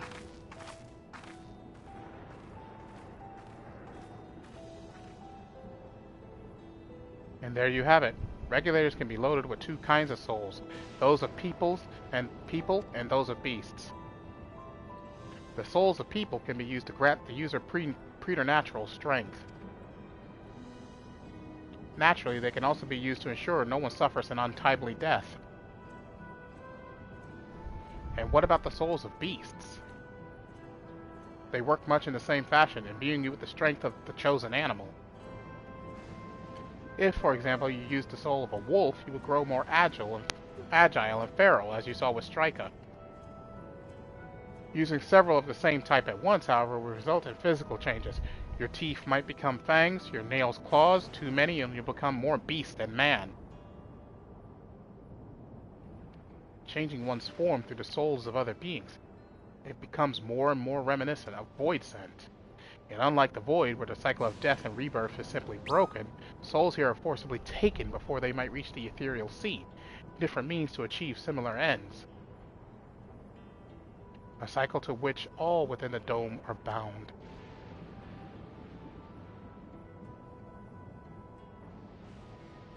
This is wrong. This is all wrong. It is indeed hard to accept, being so far removed from our own beliefs. Perhaps more shocking is that the technology to achieve all this was developed hundreds of years ago. The civilization and the reflections are surprising indeed.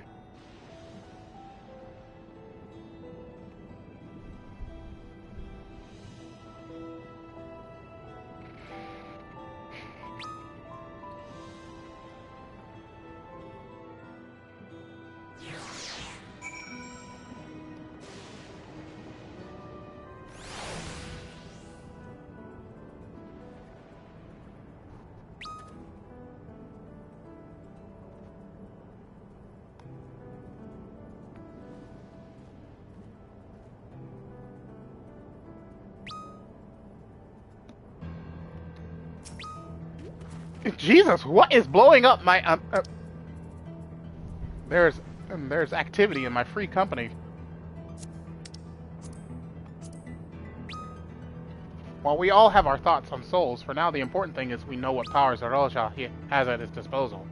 It is one thing to separate corporeal ether from incorporeal ether, but to strip memories from the soul entirely is unprecedented technology. This is no longer only Tuliola's concern. With his newfound power, Zeroja has become a real threat to the entire world. Indeed, he has to be stopped, no matter the cost.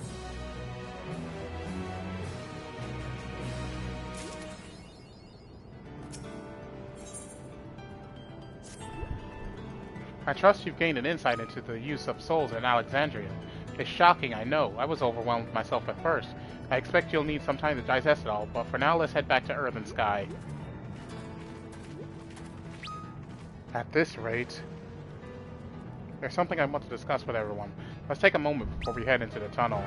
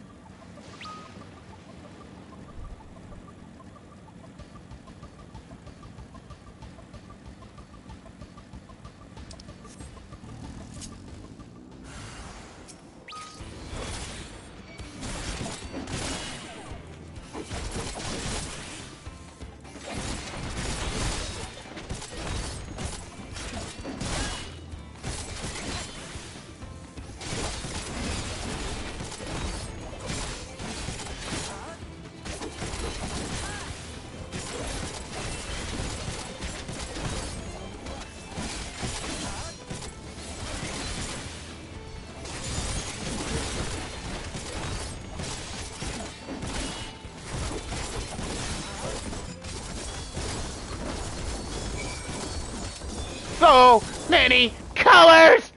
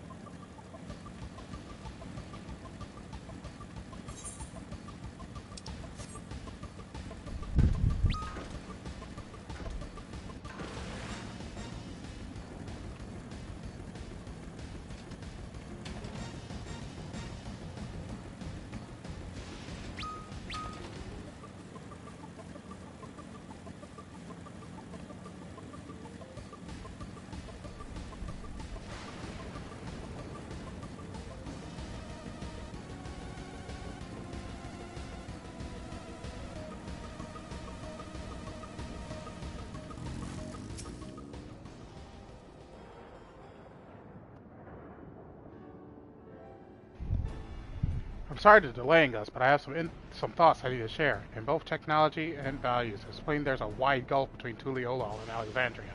And while Zarolja knows everything about us, we know hardly anything about what he's become. Indeed, we haven't even seen what lies within that enormous tower Everkeep. So here I'd like to make a proposal. That is, we work with Kakuya and her people. We need to learn as much as we can about the enemy. The quickest way would be to join hands with Oblivion. We've only just met them, I know, and we shouldn't be too quick to trust, but the fact remains that they share our desire to stop Zarolja. Sphene, too, claims to be at odds with the King of Rizal. May I ask why you would cooperate with Oblivion instead? It's simple, really. Their leader is Erenville's mother. Meanwhile, whatever Speen may feel, she's a ruler of this nation.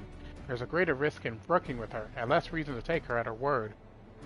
A fair point, and knowing Seroja, we must assume that his arrangement with Speen was not made without some consideration.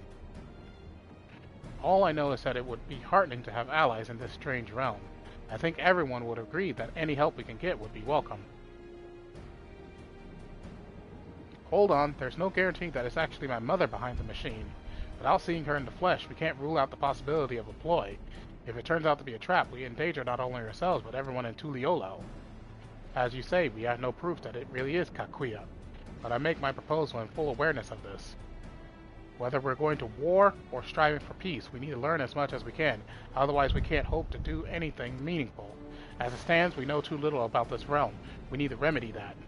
We need to study the enemy, and when the time comes, strike down Seroja for good and all.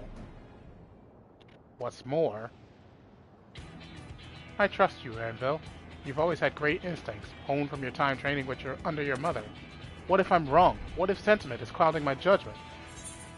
If it's a trap, then we'll deal with it when it's sprung.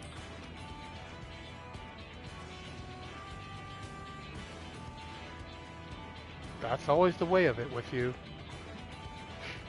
Fine, if you're set on this, then I'll say no more.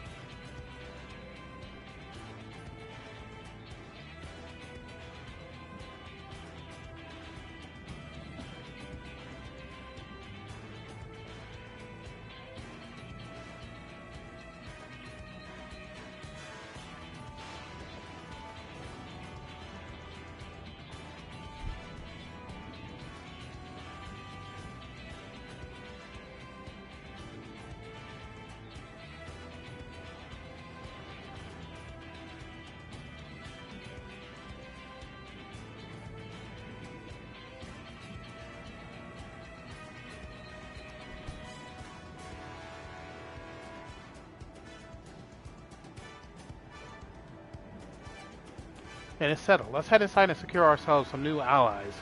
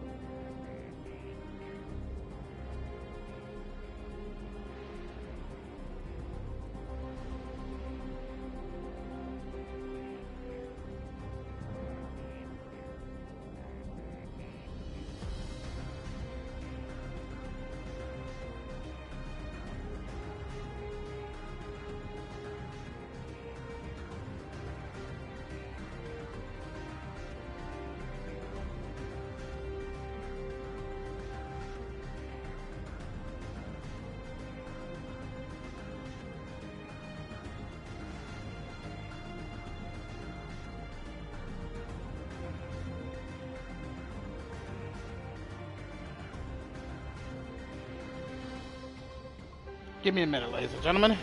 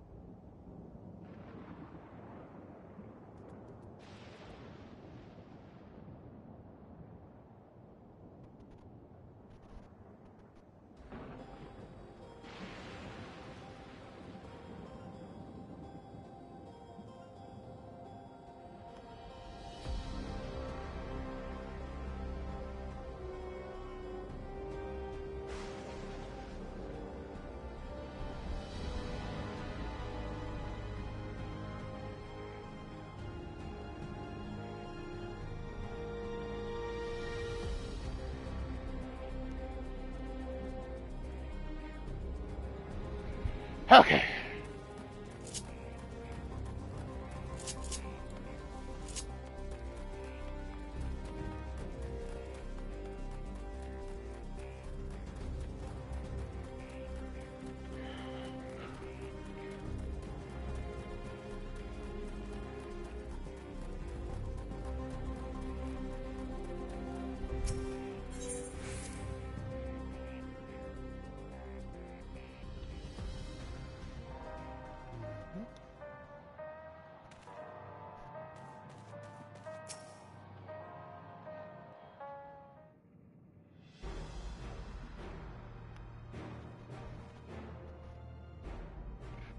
Chakuya, there's something I need to tell you and your people. We came here for no other reason than to strike down Zarolja.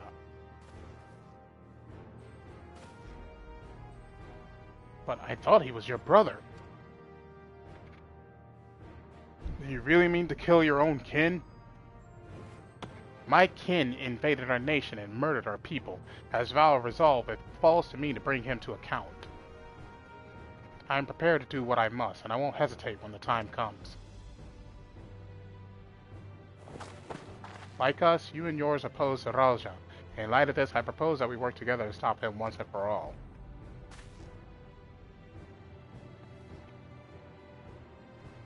I realize that this is sudden, that it's a gamble to trust someone you've only just met. But I would trust in the conviction of anyone who shares my goal, so fight with me, I beg you.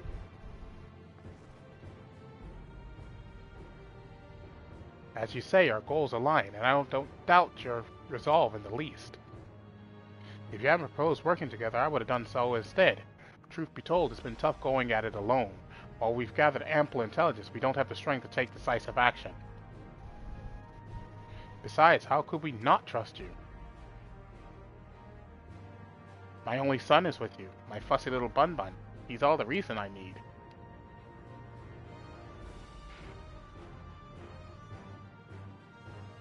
Then it's decided. Here's to a fruitful collaboration.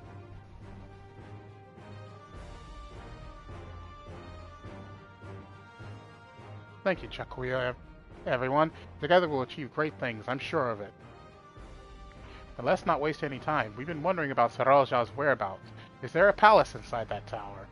After a fashion, the king resides on the uppermost level, but while Queen Sveen has a punishment for going out in public, he seldom shows himself. What's more, his movements are highly classified. Not even his commanders are privy to that information. If anyone knows where he is at any given time, it can only be the Queen. Even if we don't know his whereabouts, Zarolja will eventually march on Tuliolal again. That's when we can go after him. The drawback is that we'd have to wait for the invasion to happen. Innocents will be put in harm's way. There's also the possibility that he'll leave everything to his minions and not command the army in person.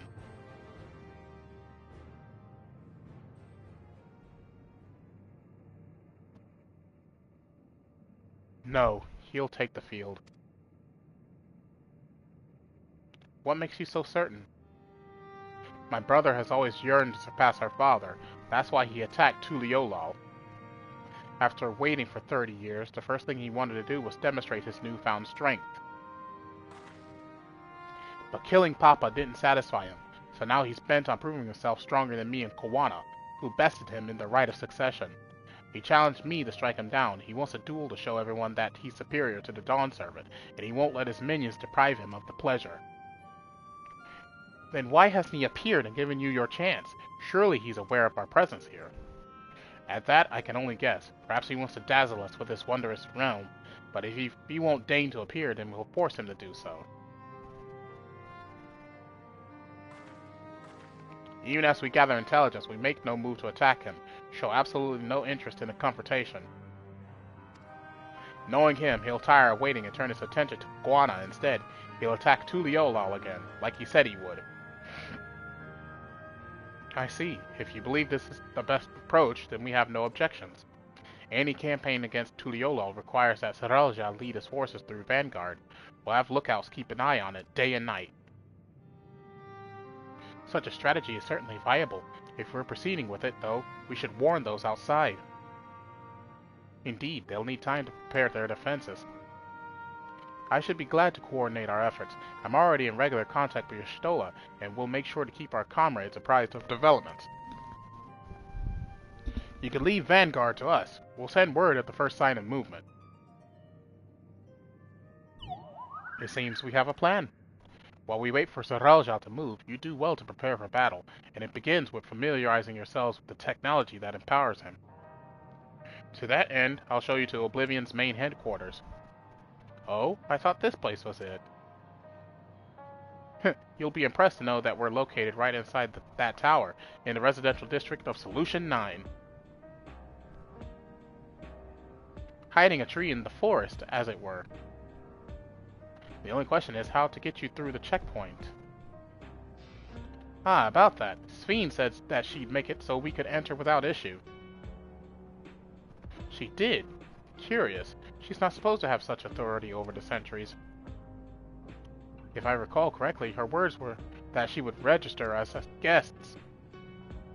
I see. Perhaps we're in the clear then.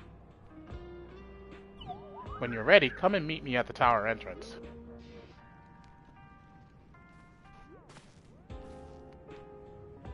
Before you head out, give us a moment to introduce ourselves properly, eh? After all, names are good to know when working together.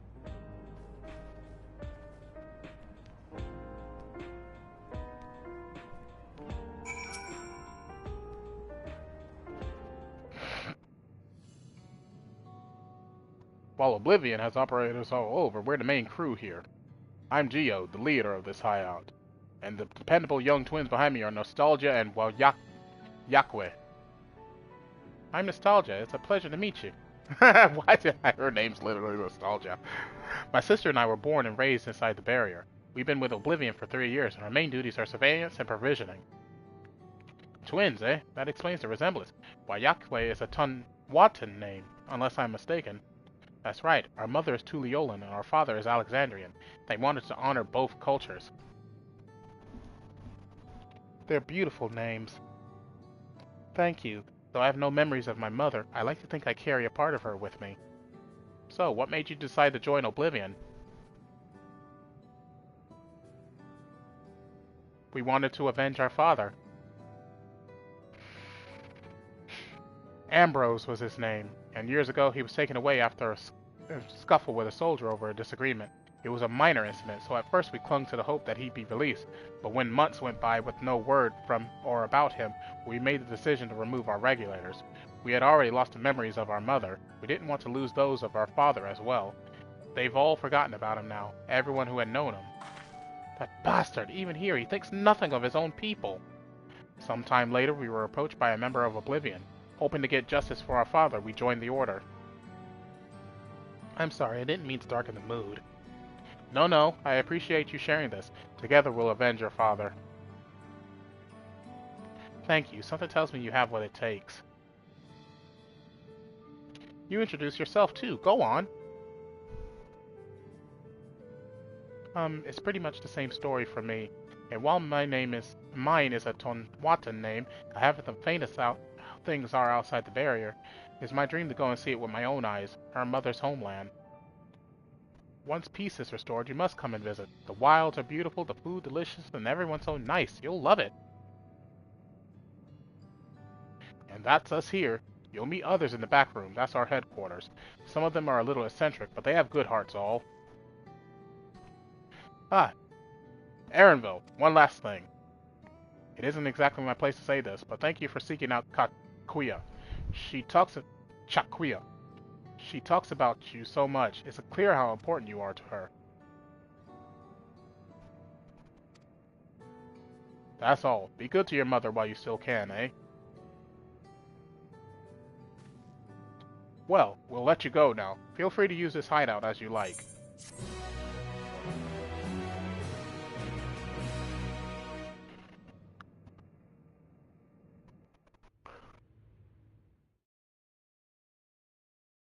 Meanwhile, in Everkeep,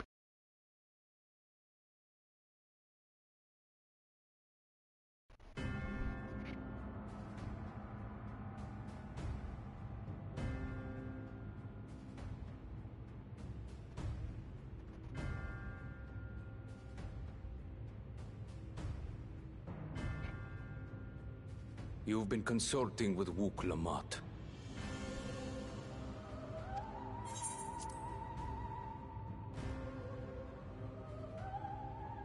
No matter. I do not know what you are scheming. But when your realm lay on the brink, you were powerless. You had no choice but to turn to me.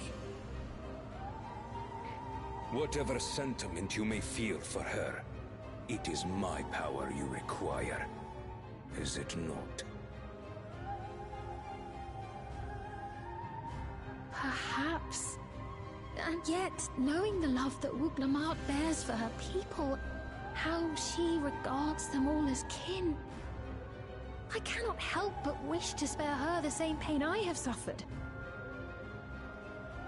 What's more, her friends possess new knowledge. Were we to work together, we might find another path.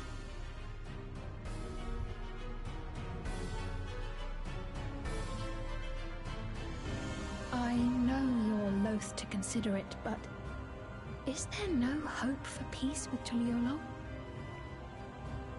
What we've already done may be unforgivable, but it needn't continue. You needn't kill your brother and sister.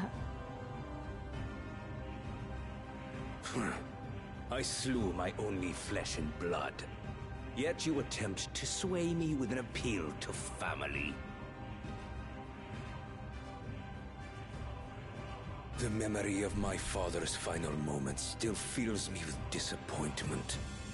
Age came for him before I did. For long years, I sought to prove the miracle. And weak as he was, defeating him achieved nothing. To kill them is my only recourse.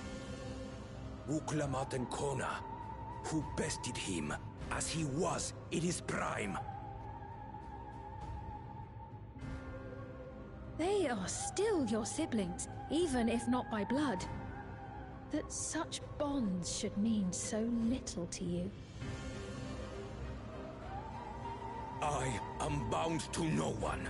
Serve none save myself. I made that clear when first you spoke to me in the Golden City.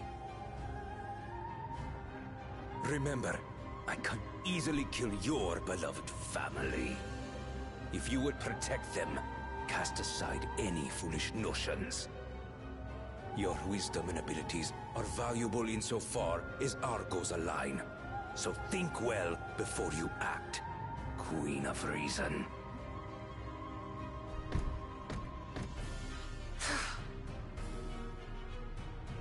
Wook Lamont, if you are father's worthy successor, then you will find your way to me. But should you fall short, I will lay waste to Tuliolal.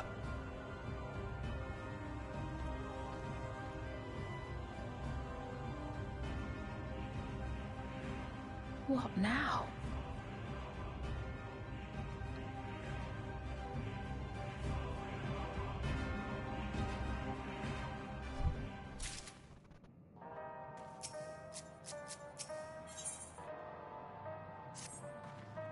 Right. Chakuya is waiting. Let's head to the tower.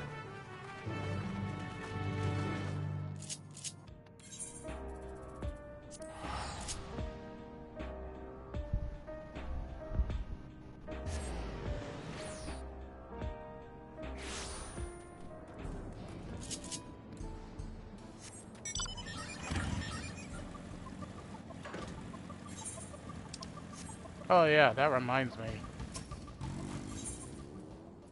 Repair my gear.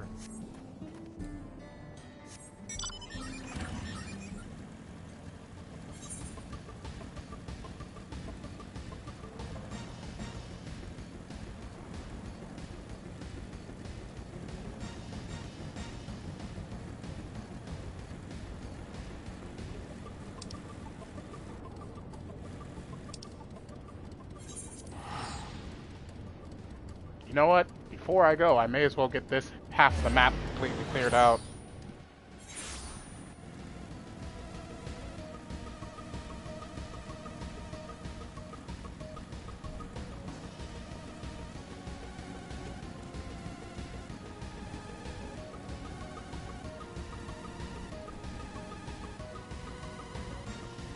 go.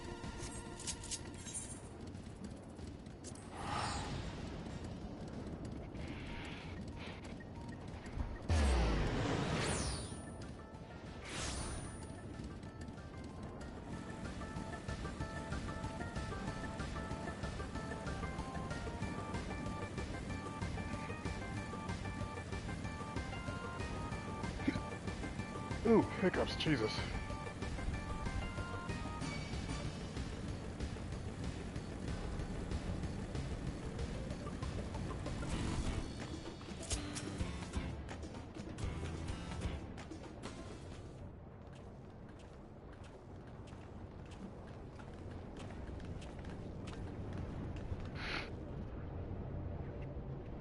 Ah, there you are. The Queen's Fiend has registered you as guest. You should be able to march right in. And if she hasn't, then you may have a swarm of Zaralsha's minion to deal with.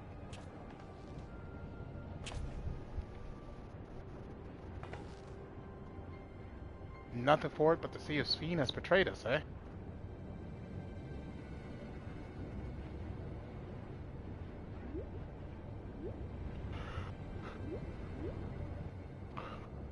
Thank you for your diligent service. Friends, my companions and I would like to pass if you'd be so kind. Outrunner guide unit identified. Registration number verified. 6 accompanying civilians identified. Verifying credentials.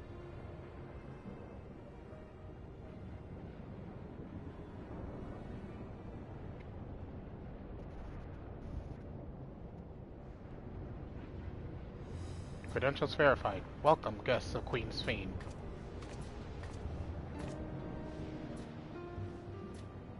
What a relief.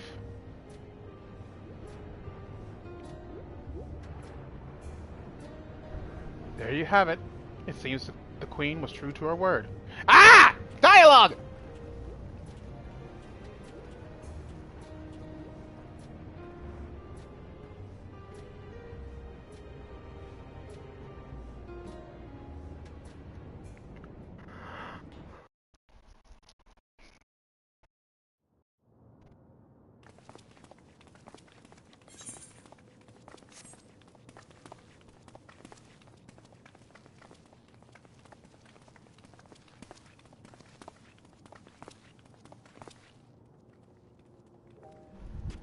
Everkeep, a tower of electrope piercing a perpetual shroud of storm clouds. Occupying the 9th level of this 12-tiered structure is a residential district called Solution 9. In so naming their home, what hopes did its founders harbor for it? And did it prove the answer they sought? God, why does it feel like I'm playing Phantasy Star all of a sudden?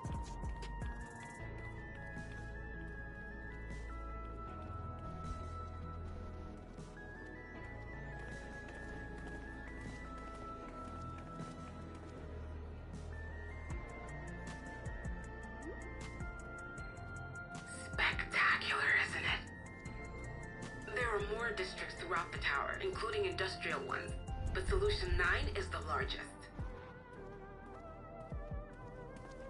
Just being here makes my head spin. Perfectly natural reaction. A city of shimmering electrope, replete with strange technologies that cater to every conceivable need. We never dreamed the light back home in Tuliolo.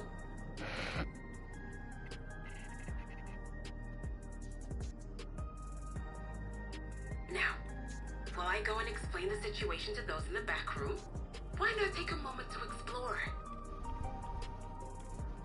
I believe lived experiences are far more educational than dry explanations. And you want to know more about Sphene and Zaralja's Dominion, do you not? You had me at explore.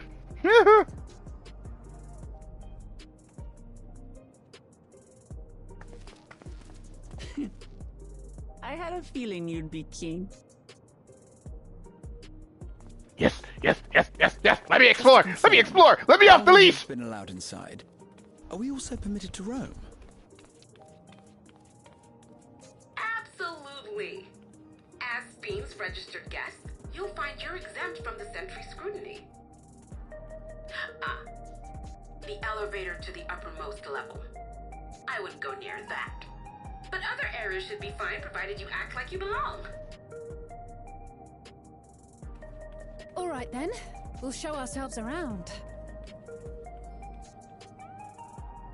Yes. Familiarizing ourselves with the technology here will help us prepare for the battles to come. Try not to enjoy yourselves too much, or you're liable to attract attention. Once you've explored to your satisfaction, come to the entrance to True View in the eastern sector. The way from there is a little complicated, so I'll send someone to guide you. Understood. We'll see you later.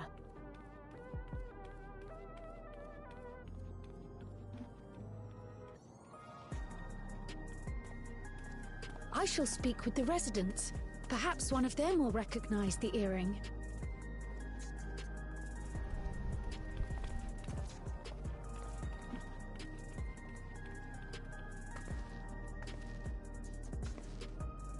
What's with this place? How can this all be the inside of a tower? So, what aren't you telling me? Where are you? That I can't reveal yet. Precautions, you understand. Just know that I'm safe.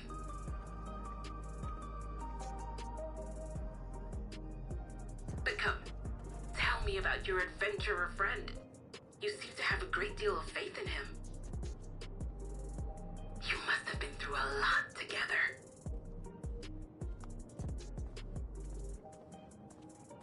You might say that. For instance, we found the entrance to the Golden City.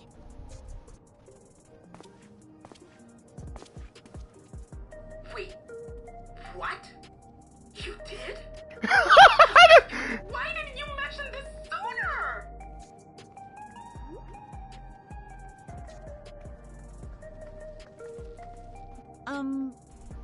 You want to explore together?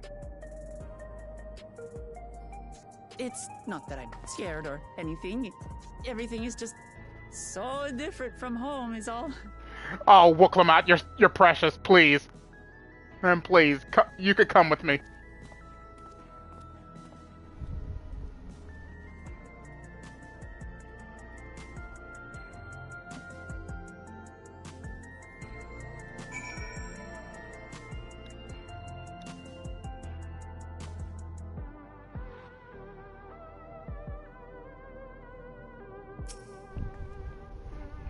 Tower's inside a tower. I see it, but I still can't believe it. For now, I say we proceed straight ahead. If we feel like we're getting lost, we can always turn around and go back the way we came. And I'm going left. Wait. Oh, that's the Etherite shard. Ethernet shard. It doesn't look like an Ethernet shard.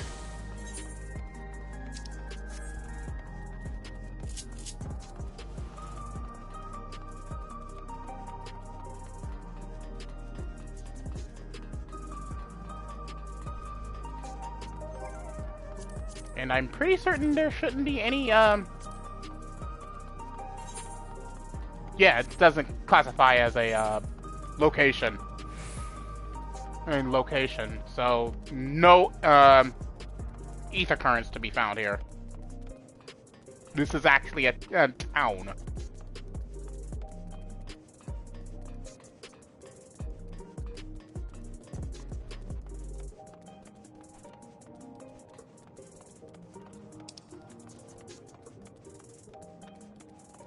What the side quest?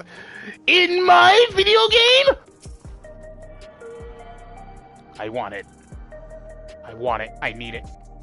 I need it. I need it.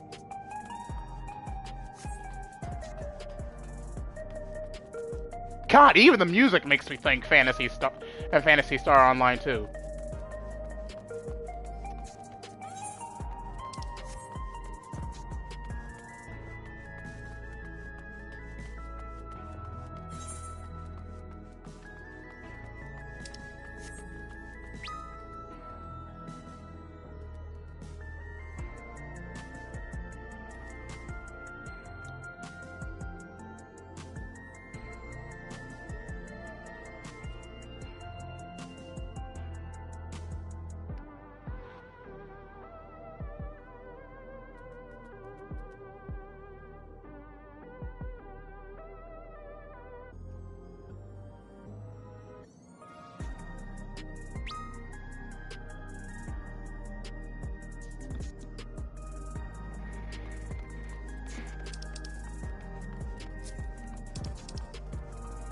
Hellhound. Isn't that the, PvP? Oh, that's not bad.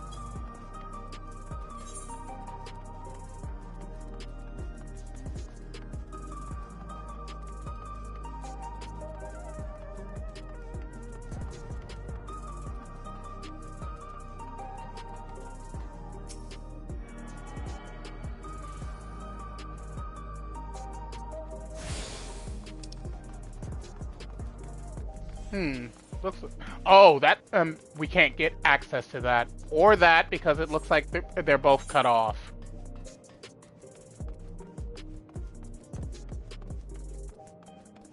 But only one way to find out.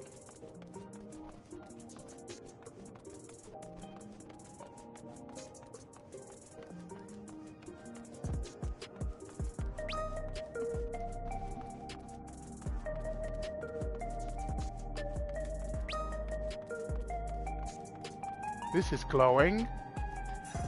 Oh! I've been digitized!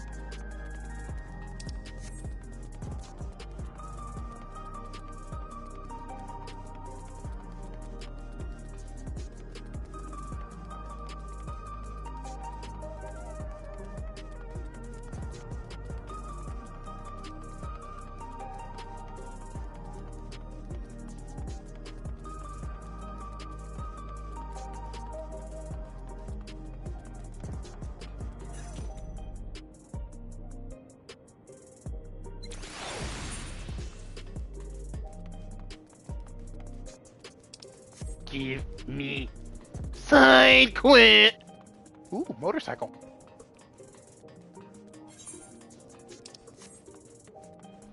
Wait a minute. Oh, it must be above me somewhere.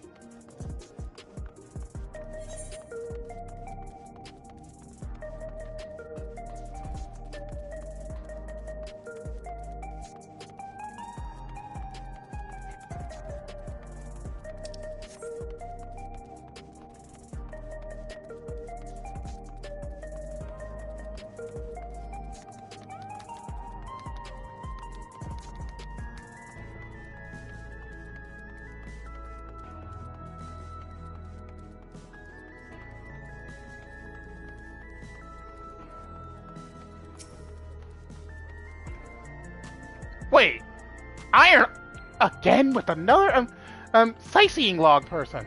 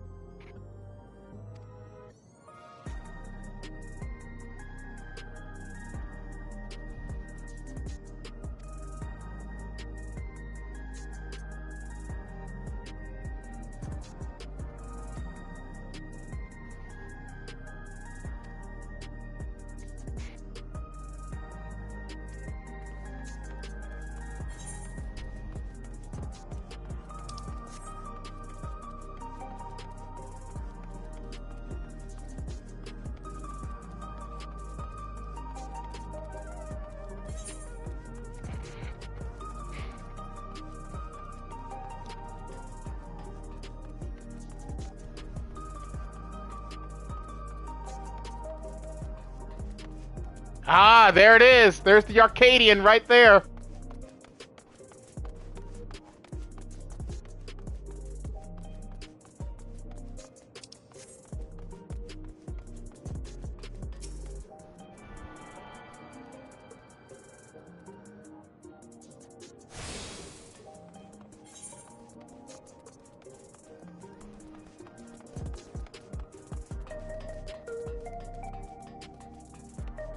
Bro, just look at this place. This is wild. Like, I cannot believe that this is legitimately in my Final Fantasy XIV. Like, what?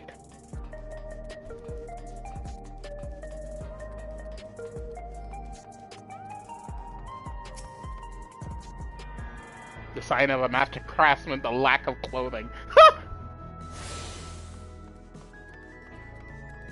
Well, they're not wrong. I mean, almost every crafter and gatherer I usually see is almost always naked.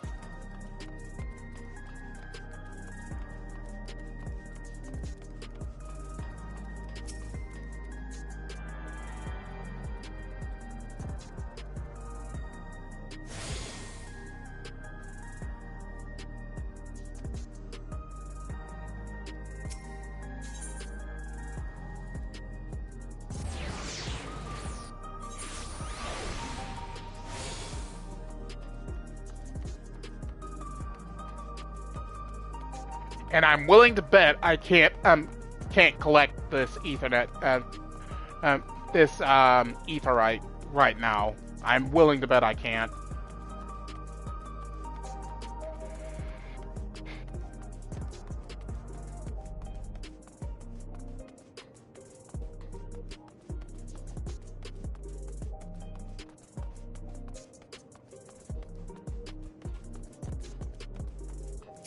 Can I?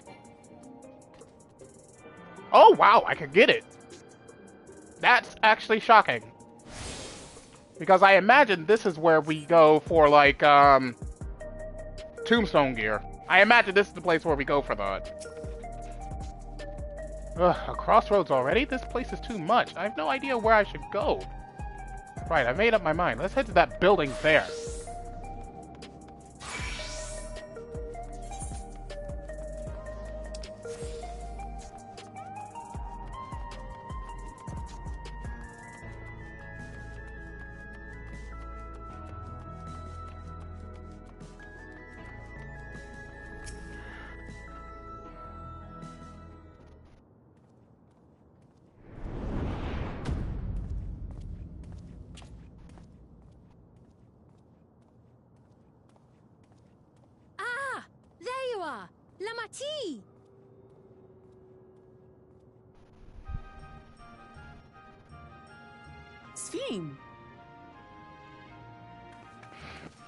I was worried you might have had trouble at the checkpoint, but I see everything went according to plan.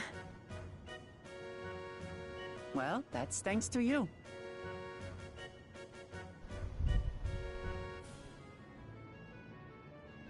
Now, I know you've scarcely arrived, but I have a request to make of you. Oh, a request, you say?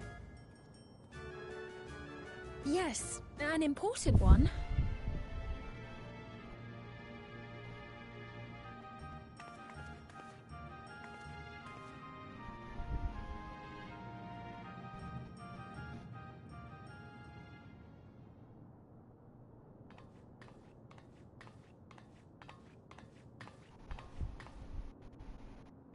I'll say it plain. I want you to make peace with Zoralja. Impossible. What? I thought you said you weren't on his side. We have come no closer to seeing eye to eye, nor do I condone his methods. Be that as it may, I don't want you to fight him. I don't want you to regret a decision made in anger and haste. Unequipped with regulators as you are, the risk is too great. I appreciate your concern, but you ask the impossible. Zoralja murdered our father. His minions slaughtered our countrymen. He will never renounce his war. As vow of resolve, it falls to me to stop him. I know you love your people too, and so you must understand how I feel. Why I cannot, will not back down.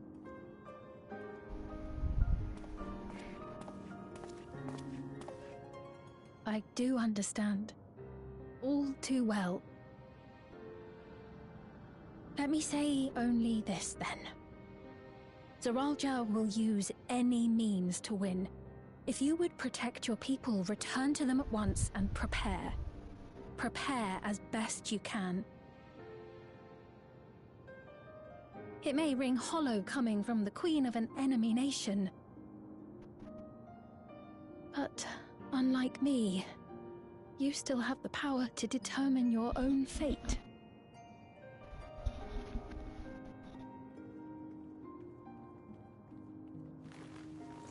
You really are a curious one. Look, you needn't worry for us. We have dependable comrades holding the fort in Tulihyolal. They'll keep everyone safe, so we can devote our attention to affairs here. Please.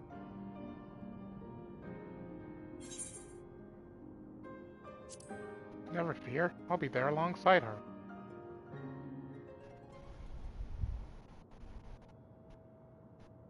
So you have comrades on whom you can rely. I envy you. You know, we'd like to learn more about you. About me? To be frank, we're still not sure whether or not you're trustworthy. So, if you have a moment, would you show us around the district? That way, we can get to know you better. You're asking me, the Queen, to show you around?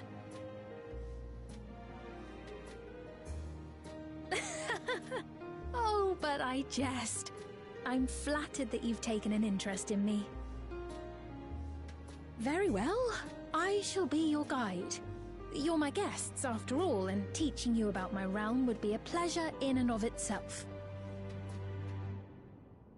If you like, I can introduce you to my citizens, too. I consider them family, as you do yours. By all means, we're in your capable hands. That you are. This will be an enjoyable and enlightening tour, I promise.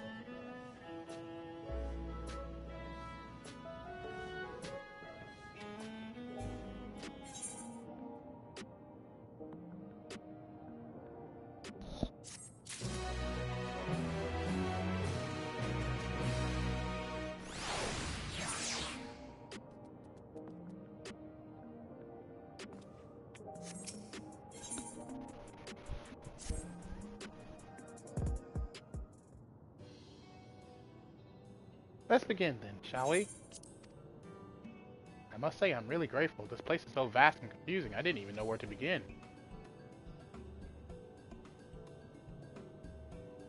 While the district may seem daunting in size and structure, all the key facilities are situated near ley nodes, what you call etherites. Remember this and you won't lose your way.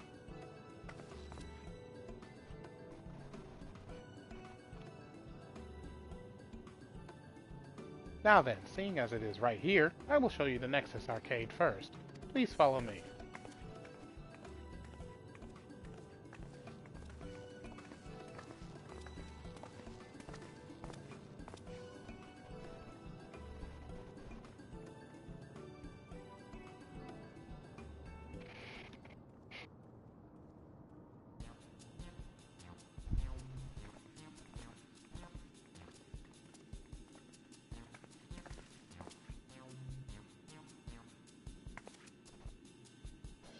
This complex is home to all manner of shops, from food and daily necessities to technological conveniences. You can find most everything here. Everkeep's interior is vast, as you've observed.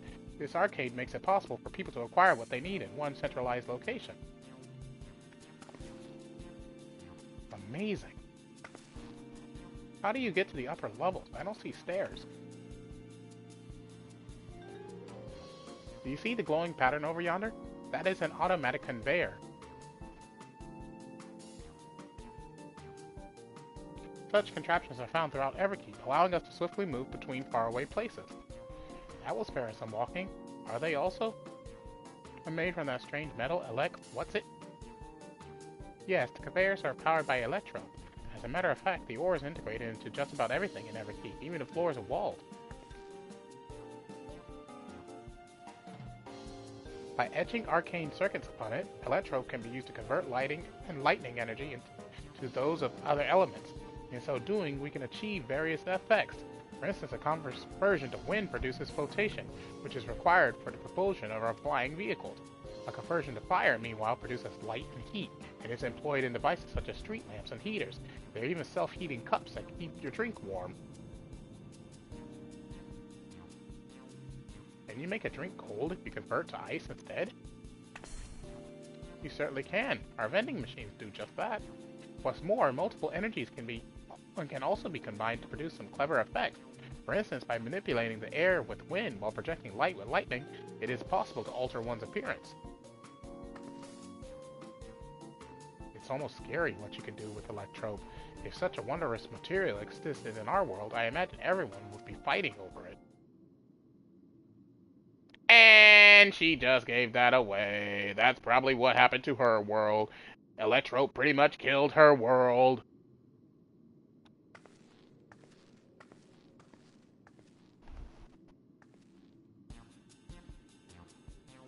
This shop over here, what does it sell? Ah, yes, let's go and take a look.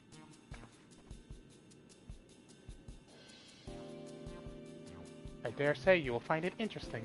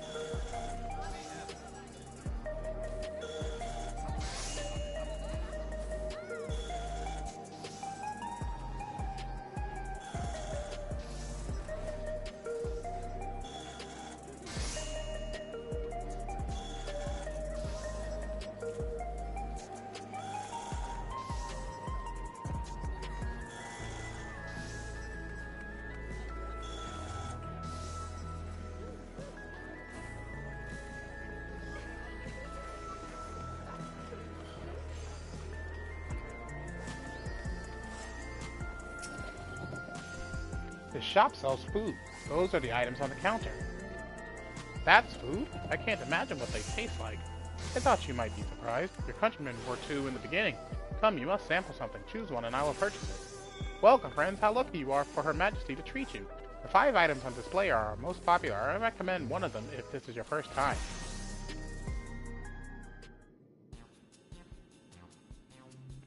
Select an item that interests you.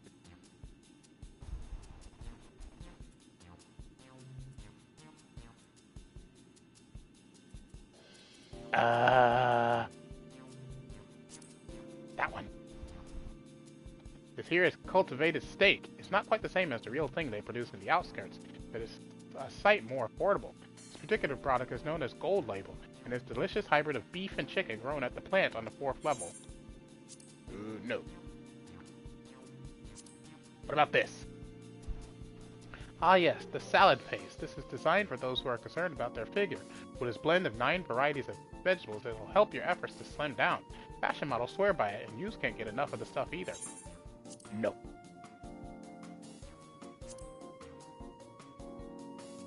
Keen on the perfect meal bar, are you? There's all the nutrients your body needs packed into a single foodstuff. The flavor is formulated to never taste dull, and one bar will satisfy you for a whole day. Many folks prefer this to taking multiple meals. No. Ah, the reviving tonic. I take it you're thirsty. The flavor is a sublime blend of sweet and salty, and it stays fresh for over 10 years thanks to the special container. No.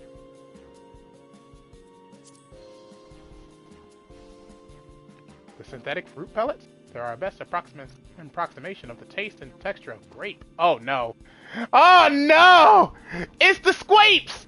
It's the squapes! They turned them into hexagons!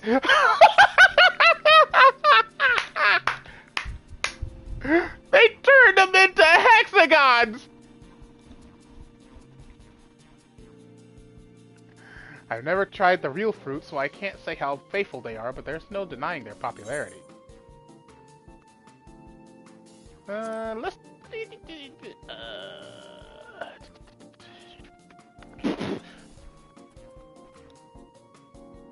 Yeah, we'll take this one.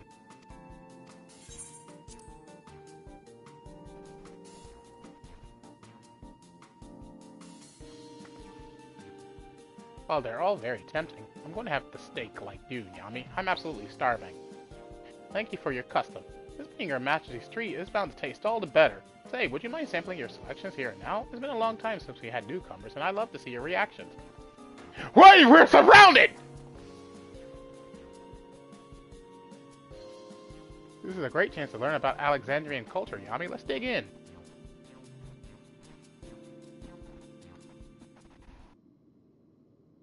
Alright, here I go.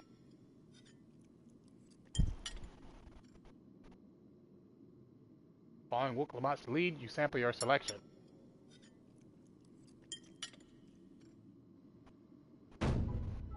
Amazing! I've never had any meat like this before! It's tender like chicken, but flavorsome like vronik, and the spices give it just the right amount of kick. I could eat this every day!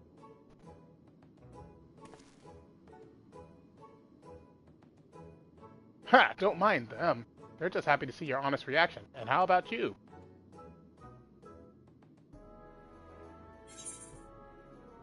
It's fantastic!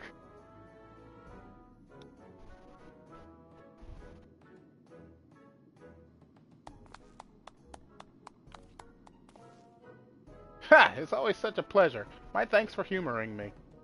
This does take me back. Though it was chaotic when the people of Tuliolal first arrived, we endeavored to learn about one another and embraced our differences. Oh, right. What about you, Sphene? Aren't you having something to eat too? I appreciate the thought, but I'm fine for now, thank you. Alright, but what's your favorite food, if you don't mind me asking? My favorite food?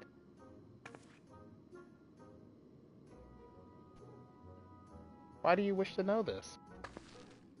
Because I want to get to know you better. Why else? The more you know someone, the more you grow fond of them. That's what my old man believed, and my experiences have led me to believe the same. My favorite food.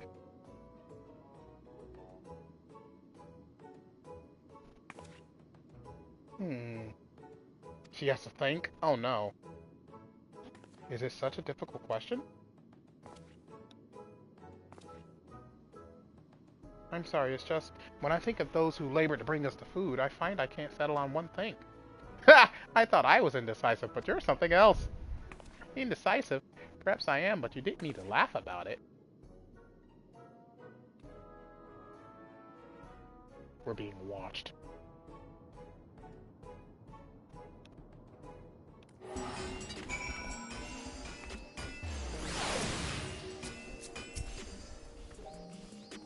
I don't know about you, but I'm satisfied. Let's keep moving.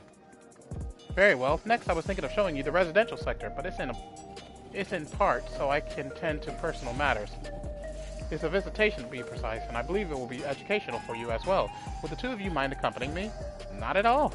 Wonderful. Let me know when you have seen enough here, and we'll make our way. Ready? Then let's head to the residential sector. It lies to the southwest.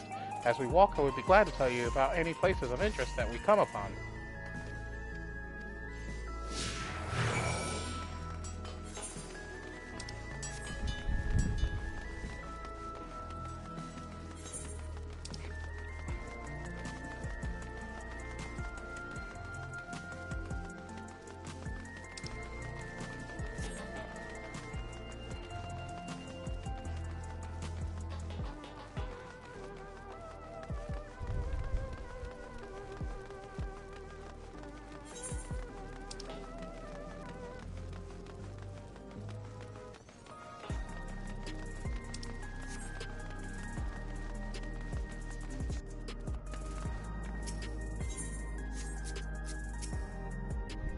This is Mosaic, a cafe. Here you can buy drinks to enjoy while you relax. I see, in Tuliolal there's a similar establishment called Zibalvia Tie, that's seashell in the local tongue. Is there a story behind the name Mosaic? There is. In our continent, the races are named for stones. There's a Hyun, who resembles some Ton Wawata, the tall and graceful Eldite, and a diminutive and affable Milalia. When they all gather here, they appear as a mosaic of colors. Thus did the founder chose to name the cafe. That's nice. If they serve tacos here, it'd be perfect. Tacos? A traditional Turali dish, and one of my favorite foods. You must try it one day. Oh, yes, definitely.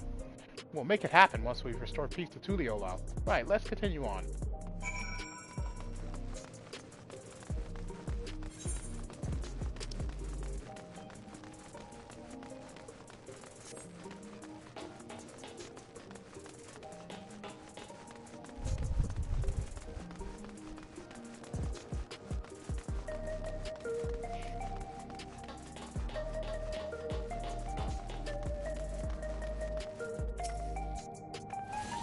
Here we are. These buildings are where our citizens live. They're massive. Each one is bigger than the palace. They have to be, for just about all Alexandrians have apartments here. Lest you wonder, I'm here to visit some people. Their apartment is in the building on the left here at Residential Radius 9-14. Residential Radius? That's right. Come, the door opens automatically.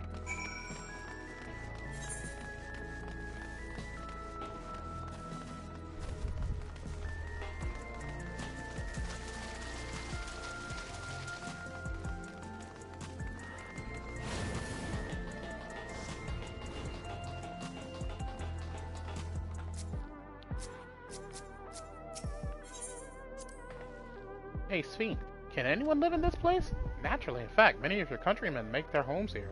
No matter your origin or race, occupation or regulator usage, all Alexandrian citizens are eligible for an apartment. This includes those you met who work in the outskirts. You've taken care of everyone for 30 years. I'm truly grateful. This is the lobby, a common area for residents. I see it. What does that machine there do? Ah, the concierge. They look after the residents. If you require assistance or have questions, they would be glad to assist. Is that so? I've no shortage of questions, but I'll direct them at you for now. By all means, you may consider me your personal concierge.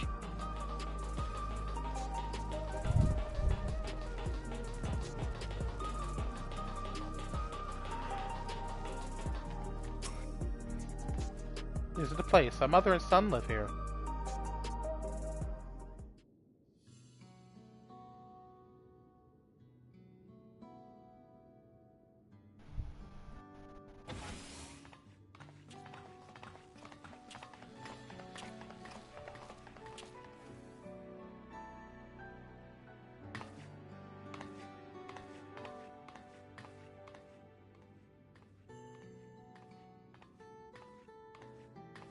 Hello, Isadora. Your Majesty, you came. I have friends with me today, is that alright? Of course, friends of the Queen are friends of ours. Please make yourselves at home.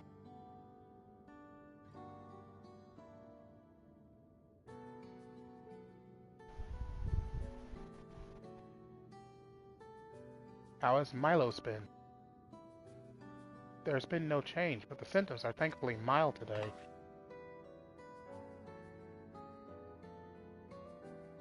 Hello, Milos. Have you missed me? My son was born with Levin sickness, a severe etheric imbalance towards lightning. As a result, he suffers from paralysis. He cannot walk and struggles to speak. For a blessing, he still has his hearing, and even on bad days he can communicate with his eyes. I see. Sveen visits often, does she? She does. Milos simply adores her. He sometimes even manages to smile when she's here.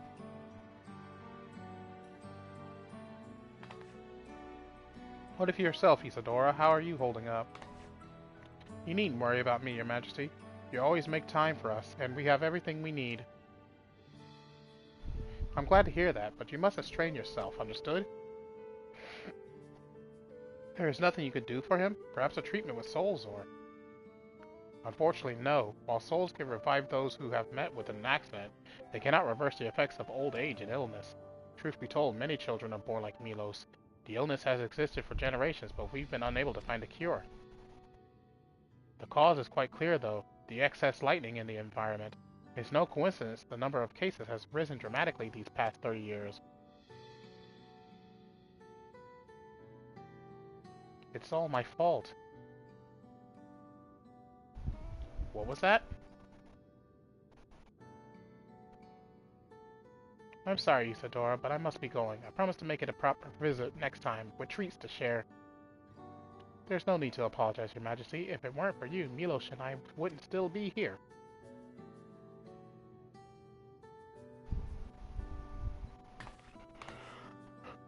Thank you, Queen Sveen.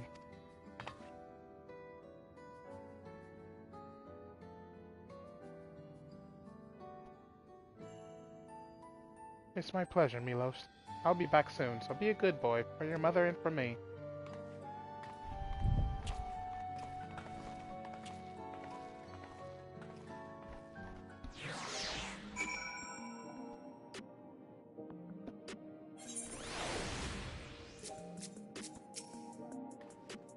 My thanks for accompanying me on the visit. The illness is part of life in Alexandria, and I thought that you should know about it. We'll find a cure one day, mark my words. We'll make it so unfortunate children like Milos smile again. Alright, level 98 quests. Well, let's continue the tour, shall we? Look, you obviously have duties to attend to, citizens to look after. We can stop here if you like. No, I do this because I want to, so please do not worry. Next, I'll show you one of the district's most vital facilities, a place called Resolution. To reach it, we'll need to go by way of Leno 9, where the Aetherite is situated.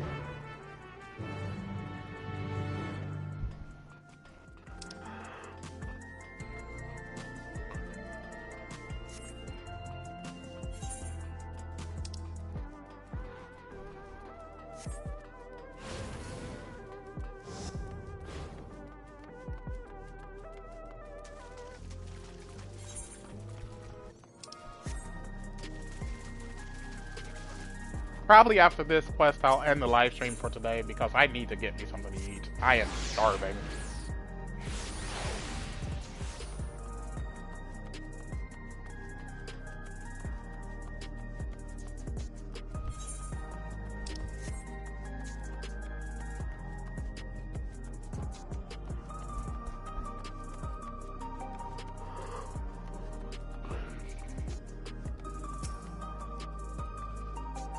The conveyor ahead will transport you to the government sector where Resolution is located. The markers on a conveyor indicate its direction, and there is a pair just like it on the other side. Is it safe? Extremely. There's no need to be afraid. Who said I was afraid? Come on, Yami.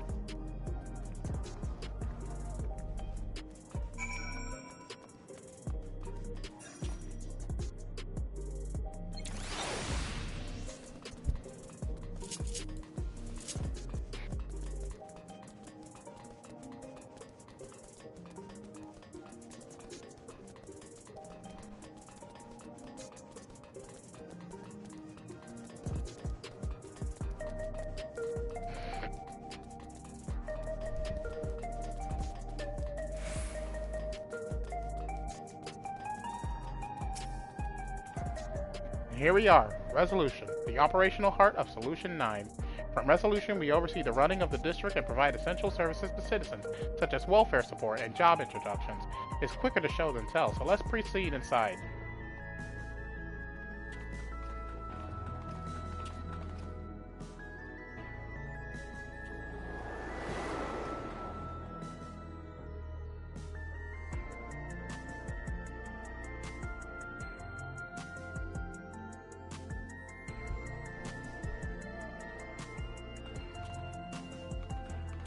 Strange contraptions everywhere you look. What's that?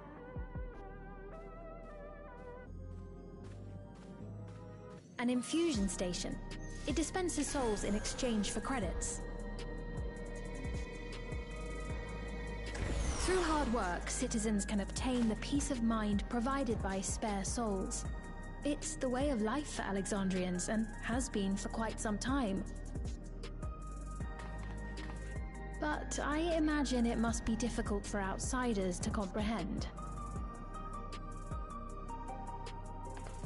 That's putting it lightly. To be honest, it sounds disturbing.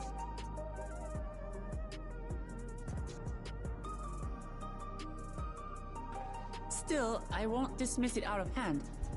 Practices like these don't arise from nothing.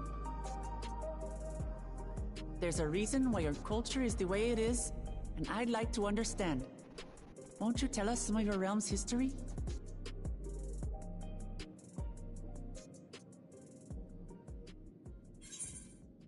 I'm keen to learn too.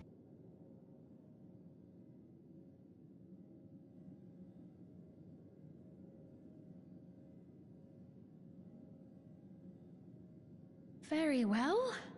Be warned, though, that it may take a while.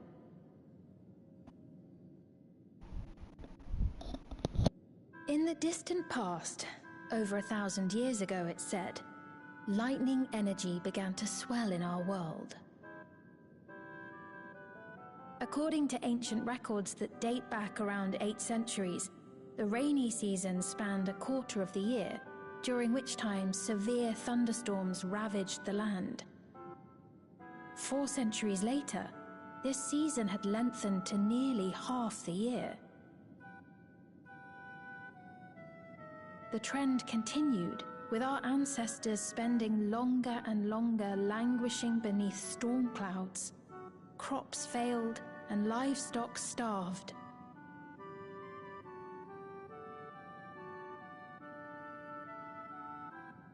But amidst this growing desperation, a miraculous material was discovered that promised salvation: electrope.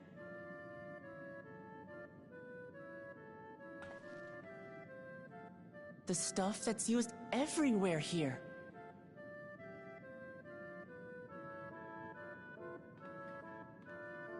Indeed. One day, when out inspecting a forest after lightning had caused a fire, a villager came upon a curious black ore none had seen before. Testing revealed that the ore possessed a singular property. It could store lightning and convert it to other energies. In that instant, the scourge of endless storms became a blessing.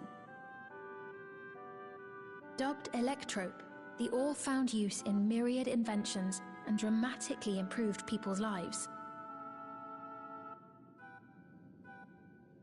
So much so, in fact, that all nations soon became dependent upon it, despite the difficulty of obtaining it in quantity. Supply was chronically scarce, and when nations couldn't meet their needs with their own deposits, some resorted to taking electrope from others. Fighting was isolated and sporadic until electrope came to be used in warfare. First in the weaponry of invaders, then in the countermeasures of defenders, and then in every aspect of combat where an advantage might be had. This served only to exacerbate the ore shortage, leading to further escalation. Before long, the entire world was engulfed in a terrible war, known as the Storm Surge.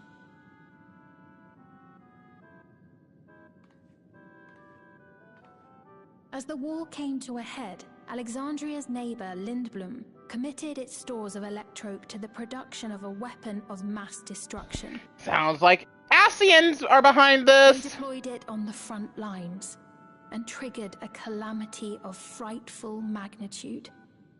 Not even their own scientists had anticipated the force of the lightning that was unleashed.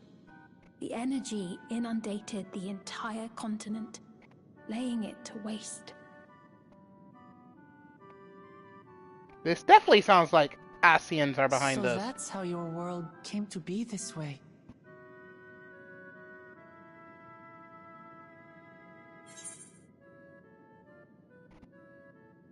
I'm put in mind of the flood of light.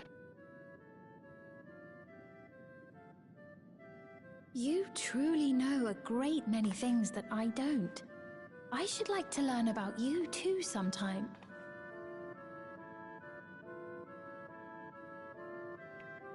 But to continue the tale, the people of Alexandria had already lost much to the war. They lost almost everything else to the Levin. Those who survived bore deep scars, tormented by the memory of loved ones taken too soon. Though they yet lived, the cruel spectre of death was with them always. Seeking a solution, our scientists turned once more to electrope, and after extensive research, they developed the means to preserve memory and soul. Physical death isn't the end. So long as our memories endure, we may live on. This belief sustained us then, and it sustains us now, granting us comfort. That's quite a tale.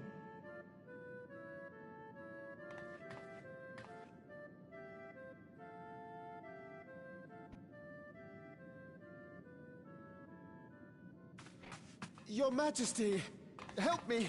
I beg you, help me! What's the matter? I've got no souls left. Not a single one! But the lot at Soul Supply refused to give me any!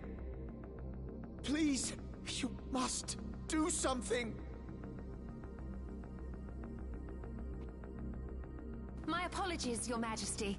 This man, he does no work. Instead, he drinks his days away on Trueview. He has only himself to blame if he has no credits for souls. That's not true! I'm a fighter at the Arcadian. Or rather, I was. I haven't been allowed to fight because of the King's decree. It isn't my choice. I see. You're a brave warrior of the arena.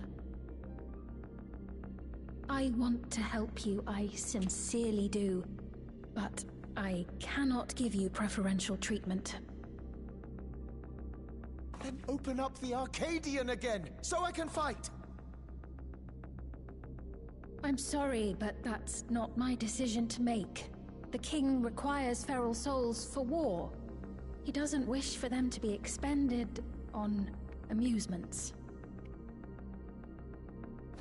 You're useless! A queen in naught but name!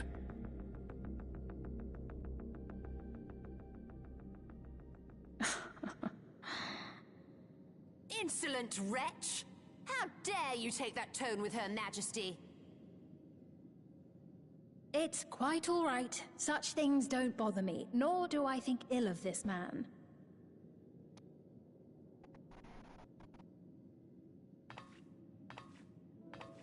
Hear me. Though I cannot grant you a soul, I mean it when I say I want you to live. I love all of you equally, dearly. You are as family to me, and it pains me to see you deny yourself hope. I want you to find a happiness all your own, even if you must grow it from the smallest seed of joy. out there, somewhere, is a reason for you to smile again. We all need to vent our frustrations from time to time. I will always be willing to lend an ear. Yes, Mum. Of course. Even without a spare soul, I suppose I'm fine as long as I stay in Solution 9.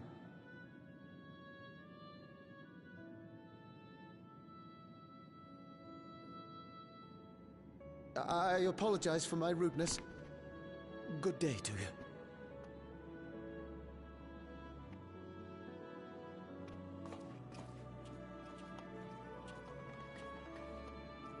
Keep your chin up, my friend. And when you feel better, I'm sure you'll find another way to apply your talents.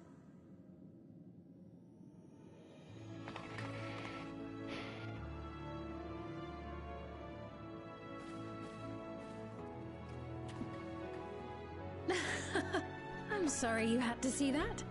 Let's keep moving, shall we?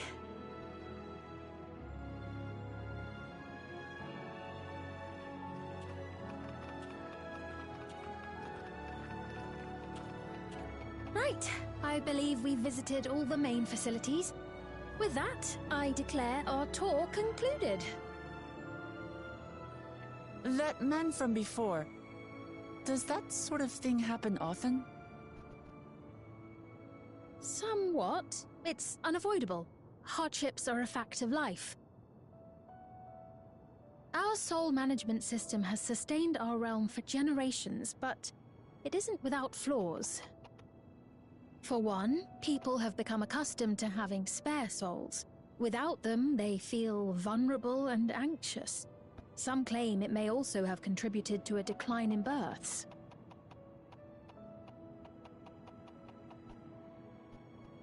Just thinking out loud, but would it be possible to do away with the system?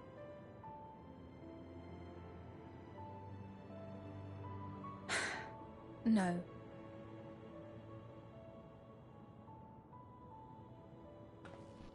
I know it isn't easy to change one's beliefs and way of life. The Mamolja had their reasons for their reliance on blessed siblings, much as you have yours for souls. But if we defeated Zorolja, you'd be able to make all the decisions, right? Then we could work together to fix things, restore your realm to where it belongs, and see where we can go from there.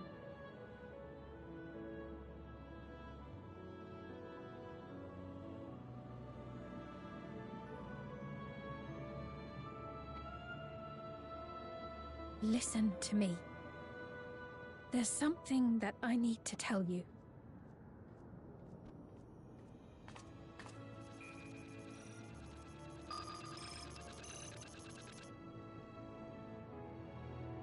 What is it? Actually, never mind. It's nothing of import. Well, it was lovely showing you around. Of course. Of course. Thanks so much for the tour. We've learned not only about your realm, but you as well. For now, our priority is Zorolja. But once we've dealt with him, perhaps I can return the favor and show you to Lihiolal. I'd like that very much.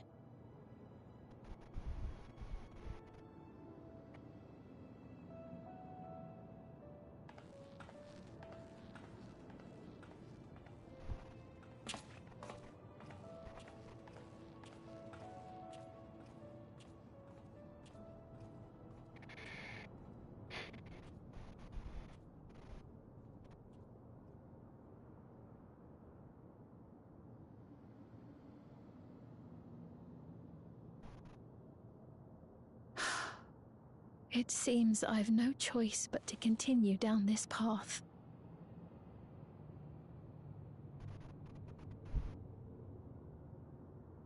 Forgive me, Vau Wuklamat, but I must disappoint you.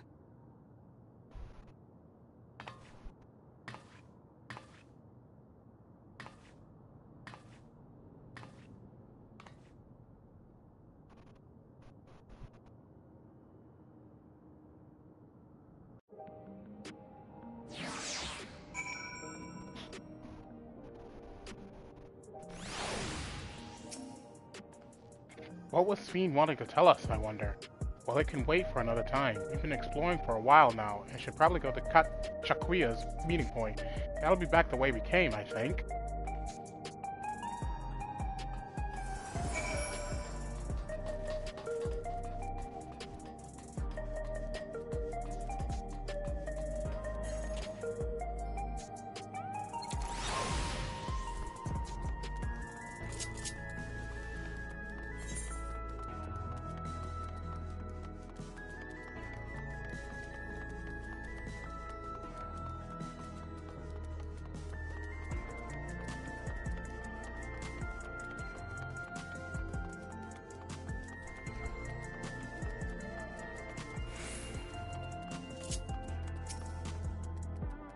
Fiend genuinely cares for her people. I can respect her for that.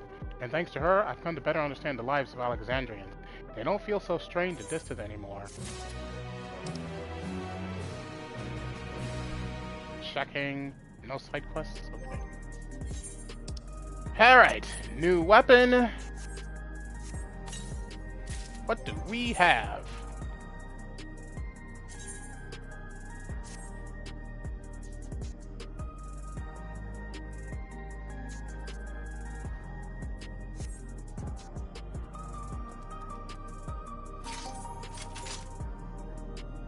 Oh, not bad. And they're they collapse too. Ooh, I like that. Okay.